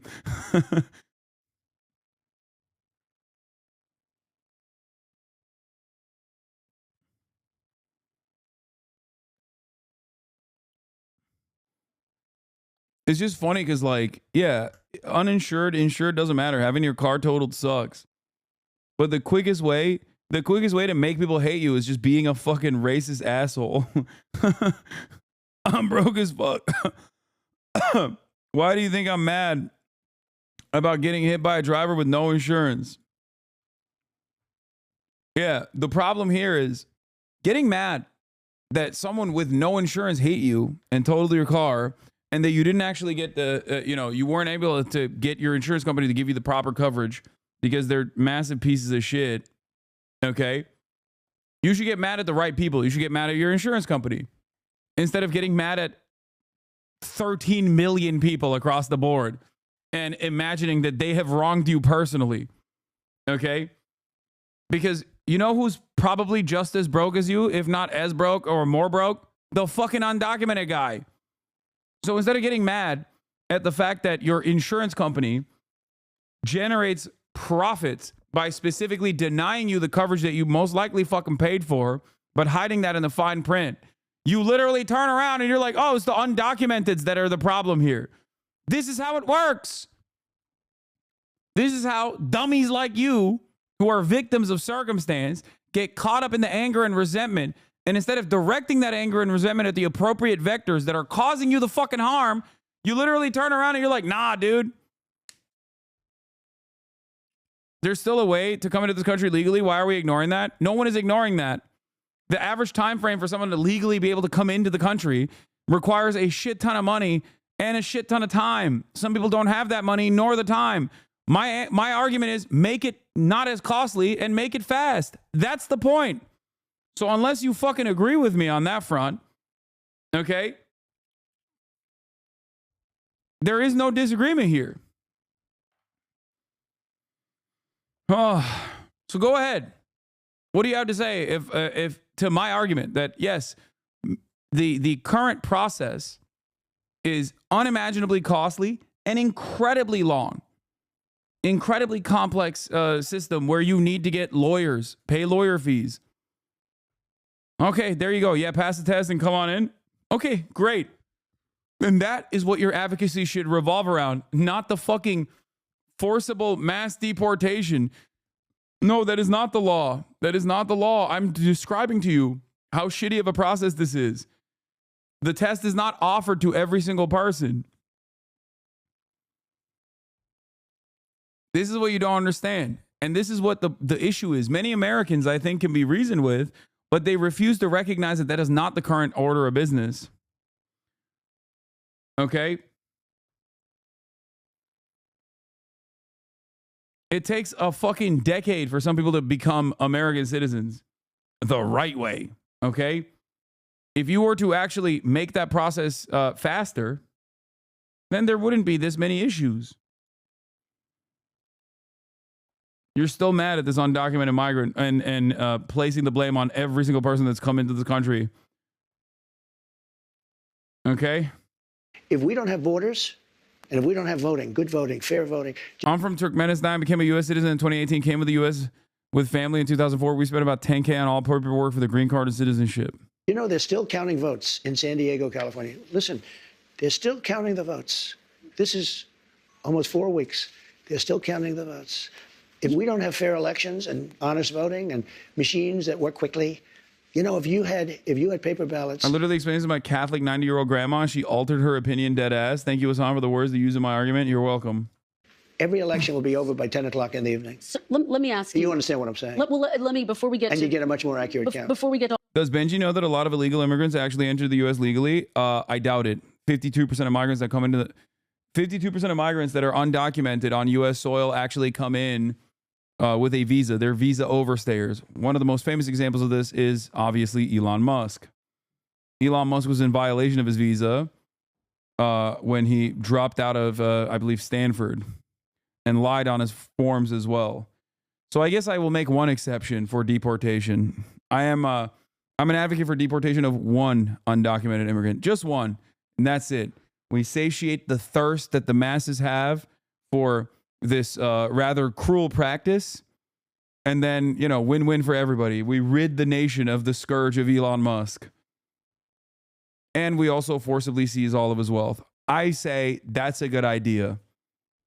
Repatriation, or not repatriation, of fucking nationalize all of his industries, all of his businesses.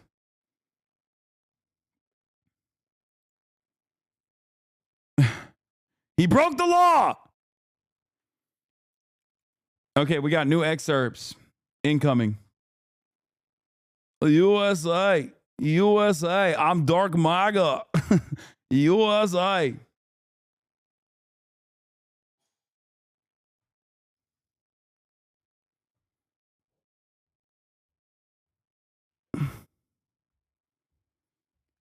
The 262-word handwritten manifesto the police found on Luigi Mangione begins with the writer appearing to take responsibility for the murder. According to a senior law enforcement official who saw the document, it notes that United Healthcare's market capitalization has grown. American life expectancy has not. To save you a lengthy investigation, I state plainly that I wasn't working with anyone, he wrote. The note condemns companies that continue to abuse our country for immense profit because the American public has allowed them to get away with it. Oh my God, he is the method. He has the motion. Jason is calling. Yo, what up? Yeah, I am live, yeah. Oh, you still wanted to hoop or nah? I don't think we can today. There's a lot of stuff that took place. There's a lot of news that happened. News. Well, okay, then all right, I'll just text you then. Okay. All right. Peace. All right, bye.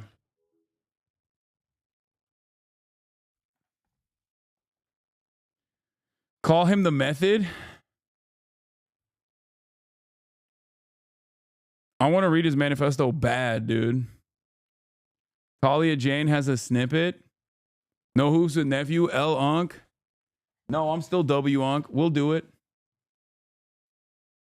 We'll do it. No, he texted me beforehand. He said he probably won't be able to do it today. We were supposed to do it now. What? I shouldn't have banned? Oh my God, deport the smartest man on the planet, a truly genius take. Yes, why would you ban this person? That person is a cherished cherished new, very productive member.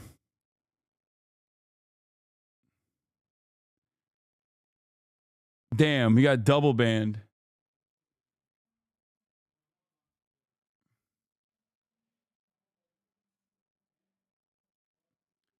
Ken didn't post the manifesto because they thought it was fake. Okay, guys, stop banning Kaiba. I want to see what they have to say.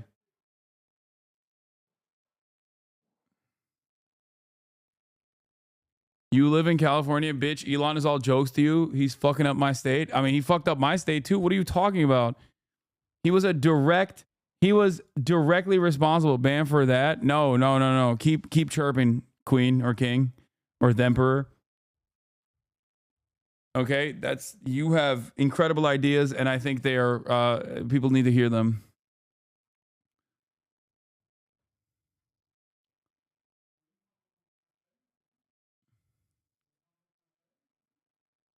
Some mods love banning people. They get high off it, and it's disgusting.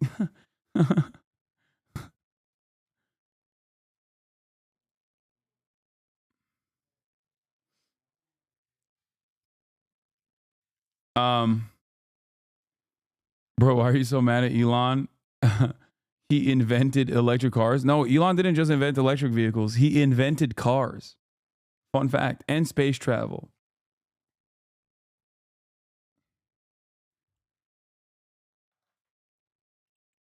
Why do your chatters hate you? Ha ha ha. There's 30,000 people in here. There's always going to be people that come in with hate in their hearts, but it's okay. Okay. I think I think the reason why is because I allow people to fucking engage in the discourse. The only limitation I have is not that, that you must subscribe, but only follow for 10 minutes. What? Keep balling, brother. Big fan of the content. Don't agree on anything. That's fine to say. But he employs thousands with good jobs. First of all, no, he is notoriously bad with his employment practices. I mean, he's literally been sued by every federal regulatory agency for numerous things, including including racial discrimination. So no.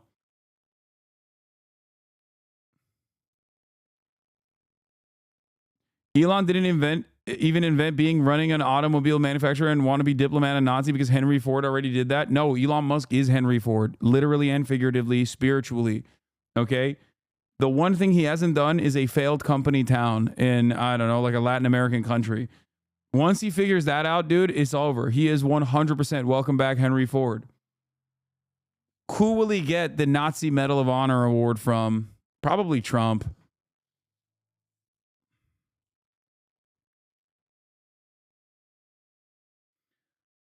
I don't think that Henry Ford was a Nazi. Oh my God, open the schools. Open the fucking school. They don't teach that in schools.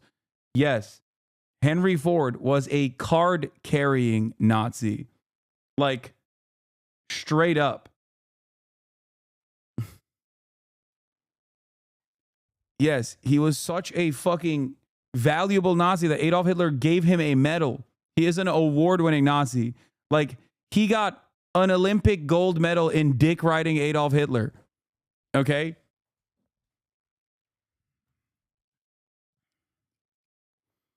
I don't want to see the alleged manifesto, chat. I want to see the real shit.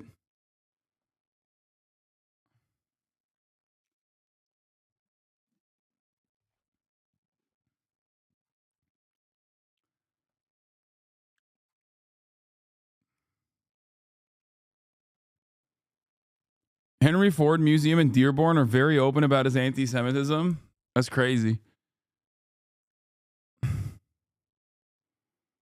Yeah. The Dearborn Independent. The International Jew is a 4-volume set of anti-Semitic booklets or pamphlets originally published and distributed in the early 1920s by the Dearborn Publishing Company, an outlet owned by Henry Ford, the American industrialist and automobile manufacturer. The book is for a collection of articles originally serialized in Ford's Dearborn Independent newspaper, beginning with The International Jew, the World's Problem. Yeah.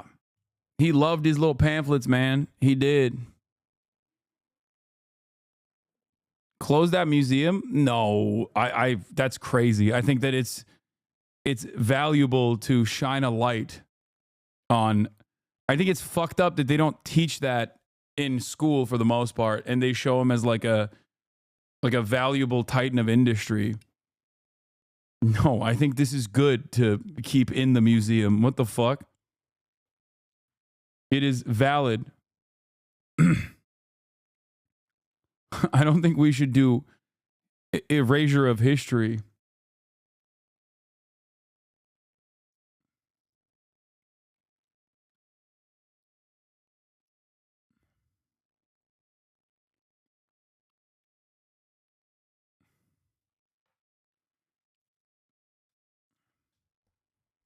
Hasan, U.S. public schools don't even teach kids that founders had slaves. Yeah, I don't know. I feel like that seems a bridge too far. I feel like I'm sure they do, right? I'm pretty sure they do. They just probably like dance around it. Like they say stuff like they were really kind to their slaves or something. They don't. I don't know. I didn't go to school here, so I can't trust chatters on this, but that seems fucking insane. It seems like it's a very important detail to just skip out. Scroll down to the important part. Dude, he wrote so much. God damn, he wrote, bro, like look at the effort post, dude. Like, holy shit, dude. How do you have so much? He's just like Elon, bro. He's just like Elon. He was like redefining the assembly line while simultaneously, seemingly, once again, CEOs have way too much time on their goddamn hands just posting nonstop. Someone said autistic fixation. Motherfucker, why do you have so much time? Not a single one of the dudes. Not a single one of the dudes that works on the factory floor was like, hold up. How do you have so much fucking time to write 80 whole volumes? 80 different pamphlets on Jewish people.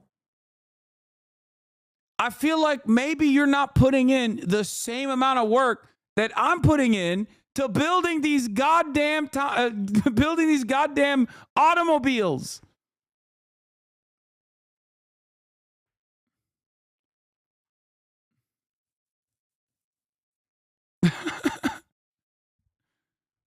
It's like after the 8th volume, you got to be like, all right, maybe you care a little too much. You're being a little silly, sir. You know?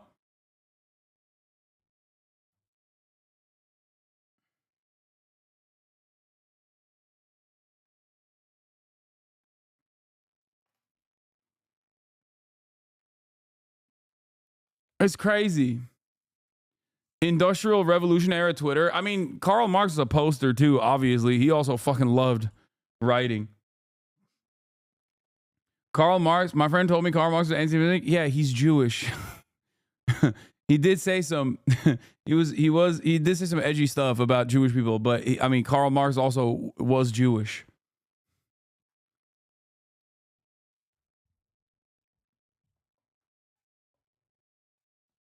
He was the original dirtbag leftist.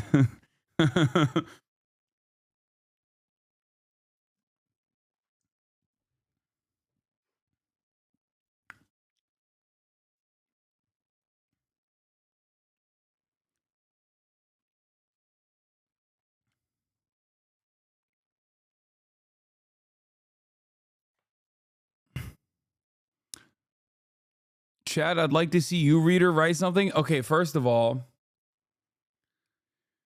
I don't know if you want these motherfuckers to write. Have you seen the shit that they write in the chat?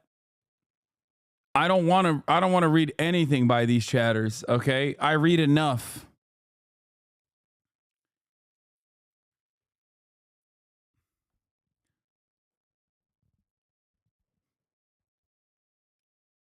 Anyway,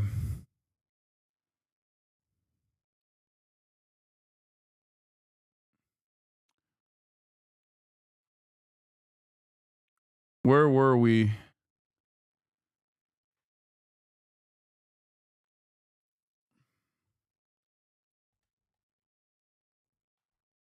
What is this? Did you see this yet? I did. Everybody's posting this Luigi post. Okay, I'm trying to get it taken down. Look at the title of number 51. Will Jewish Zionism bring Armageddon? Damn, dude. Christian Zionism is the OG method.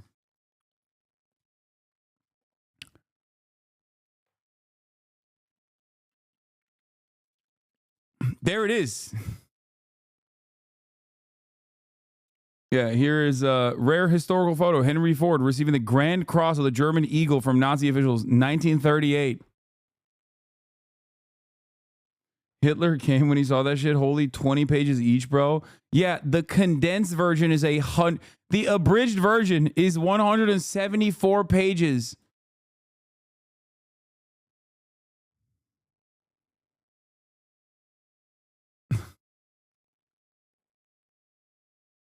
This man was so obsessed, dude. It is crazy.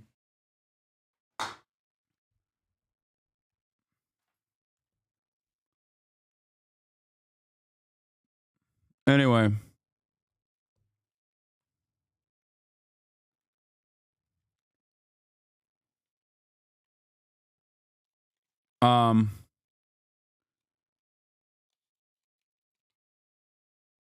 Gotta give it to Nazi. They only have one talking point, but they really stick to it. Yeah. There's so much lore. TikTok is down? What do you mean?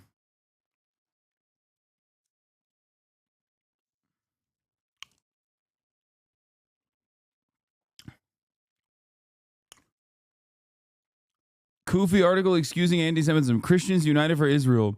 100 years of Ford and the Jews. From anti-Semitism to Zionism.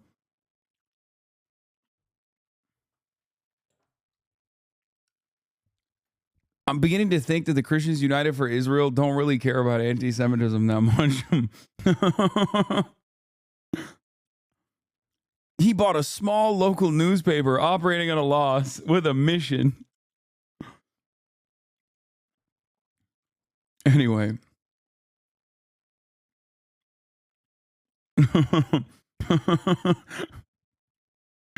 Okay.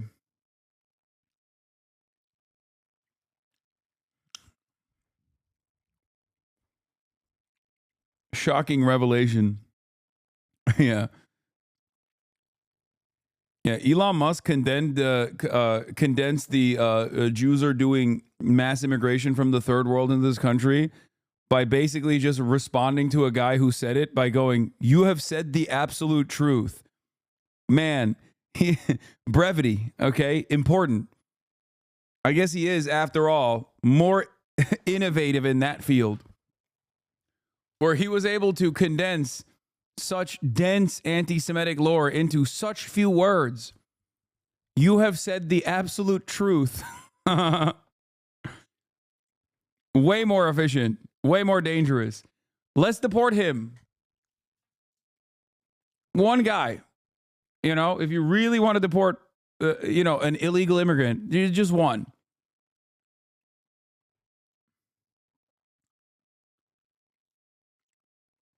Also, I'm beginning to realize that oh my God, what Ford did with the independent newspaper in terms of writing all of his pamphlets, Elon kind of has done by purchasing Twitter at a loss. Oh my God. He literally is Henry Ford. It is. Oh my God.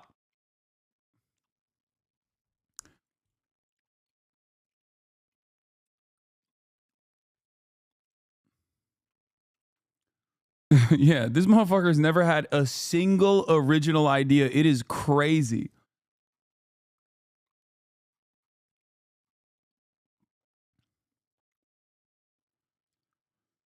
Oh.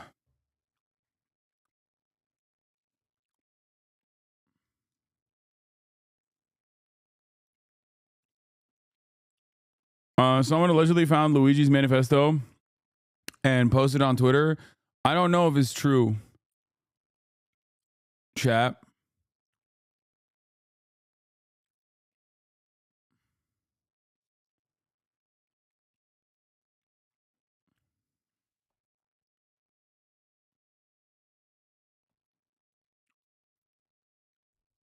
Ken Klippenstein thinks it's bunk.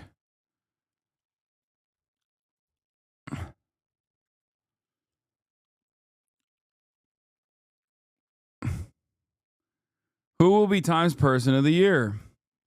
See the short list. Joe Rogan, Claudia Scheinbaum. This is, who is this woman?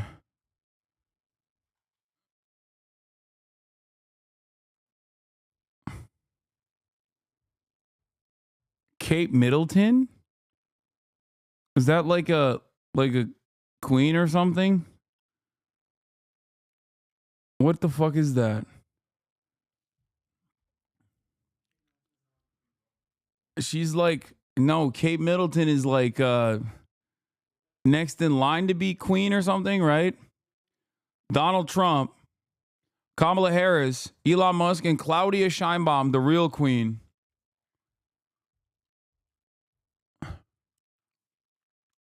I'm assuming it's not going to be Claudia Scheinbaum that wins this. But that is the only person that is good on this list that I like.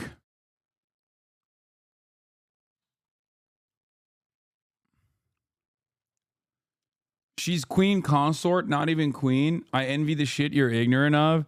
I'm sorry, dude. Like, oh, I don't know who fucking Kate Middleton is. Immediately clocking them. Like, my bad. I feel like there's more significant people. Elon Musk. Yulia Navalnaya, Russian economist, has been in the spotlight after her husband and country's leading dissident Alexei Navalny died in February. Navalnaya announced that after her husband's death in prison, she would continue his work. She accused Russian President Vladimir Putin of killing her husband, has met with world leaders. Oh, gross. Benjamin Netanyahu. Jerome Powell. Come on. Come on. Chairman of the U.S. Federal Reserve's 2018 serving under Trump and Biden administration as chairman. He's been steering the ship on the economy. Joe Rogan. I mean, this is all cooked. Throw this whole list in the trash. Bro, we are going to put a podcaster on Times Person of the Year short list. What is happening? All right, let's see what they said about Claudia. In October, Claudia Scheinbaum made history when she was sworn in as Mexico's first ever female president. Scheinbaum, a lifelong leftist, is also the first Jewish leader in the country of more than 200 years of independence. Scheinbaum forced her campaign on fighting for the poor and is taken into office at a time when Mexico faces issues ranging from struggling economy to rising organized violence. After Trump announced his plan to impose a 25% tariff on all products from Mexico coming into the U.S., Scheinbaum was quick to issue a firm response, indicating that Mexico, that's like...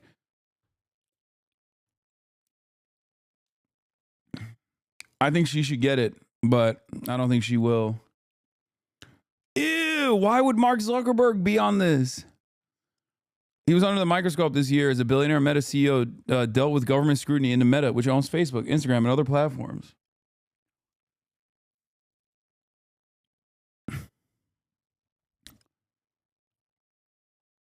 Ugh. It's going to be Bibi. I mean, Adolf Hitler has been man of the year. So it wouldn't shock me if they made Benjamin Netanyahu man of the year.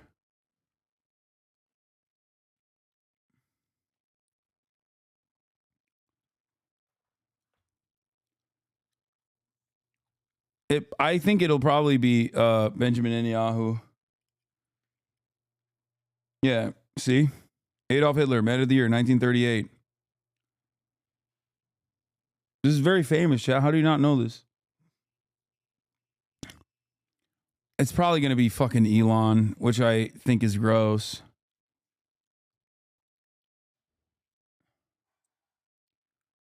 They did not mention Jelani. He popped off. He popped off too late, okay? That's recency bias. Also, that's really fucked up. They put Jelani on that short list and not Zelensky. That's fucked up, okay? Jelani snubbed.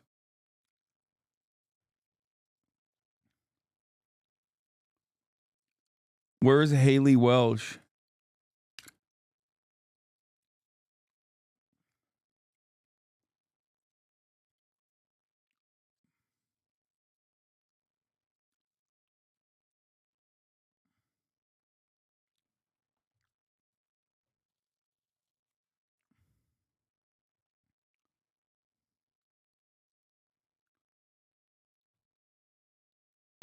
What about the Luigi Mansion guy? Again, too much of a latecomer, so it won't happen. Notice no le bisexual. It's because le bisexual, le goat, le Mao Zedong is man of the year every year in my heart, and that's what matters.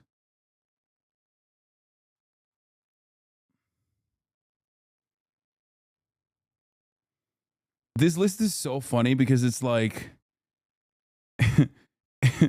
there's like one person that it's not like the others here, you know what I mean? Is in terms of like causing a metric ton of harm. And I guess Kate Middleton too. Like, the fuck has she done? Nothing, you know what I mean? But then everyone else is like a villain in very meaningful ways. Like responsible for so much. Anyway, that'll be all for today, chat. However, I do have some announcements. Tomorrow, I have an insane lineup, an insane sequence of guests, and you are not ready for this. Lena Khan, Ta-Nehisi Coates, and last but not least, Stavy Baby Halkias. 3 banger guests tomorrow. Okay? It is a slam-packed banger. Guests out the wazoo. Filled to the brim. The triple threat. And then, last but not least, this week I plan to go and work out with Bradley Martin at his gym. I also plan to do a collaboration with Maya Higa, most likely on Wednesday. So get excited, get ready. Yes, the real Greek freak, Stavy Baby Halkias will be in the fucking building. Get excited, get ready. Don't get it twisted. We got a stacked ass fucking week with some banger guests. All right. On that note, let's end this with a high note. Okay.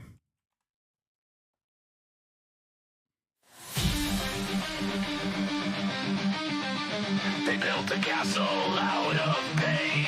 Okay, this sucks. Never mind. I thought this was good. It's AI. There's too much AI in it. So I'm just gonna run my regular outro song.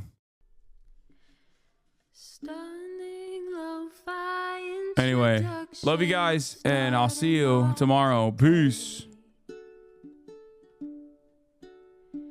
All the shadows trickling in has helped people hate. Sunny Los Angeles, California, says Hasan. The starlight to the starlight to the topic just begun. There he is again, Hasan is streaming. Hasan is streaming. There he is again, Hasan is streaming.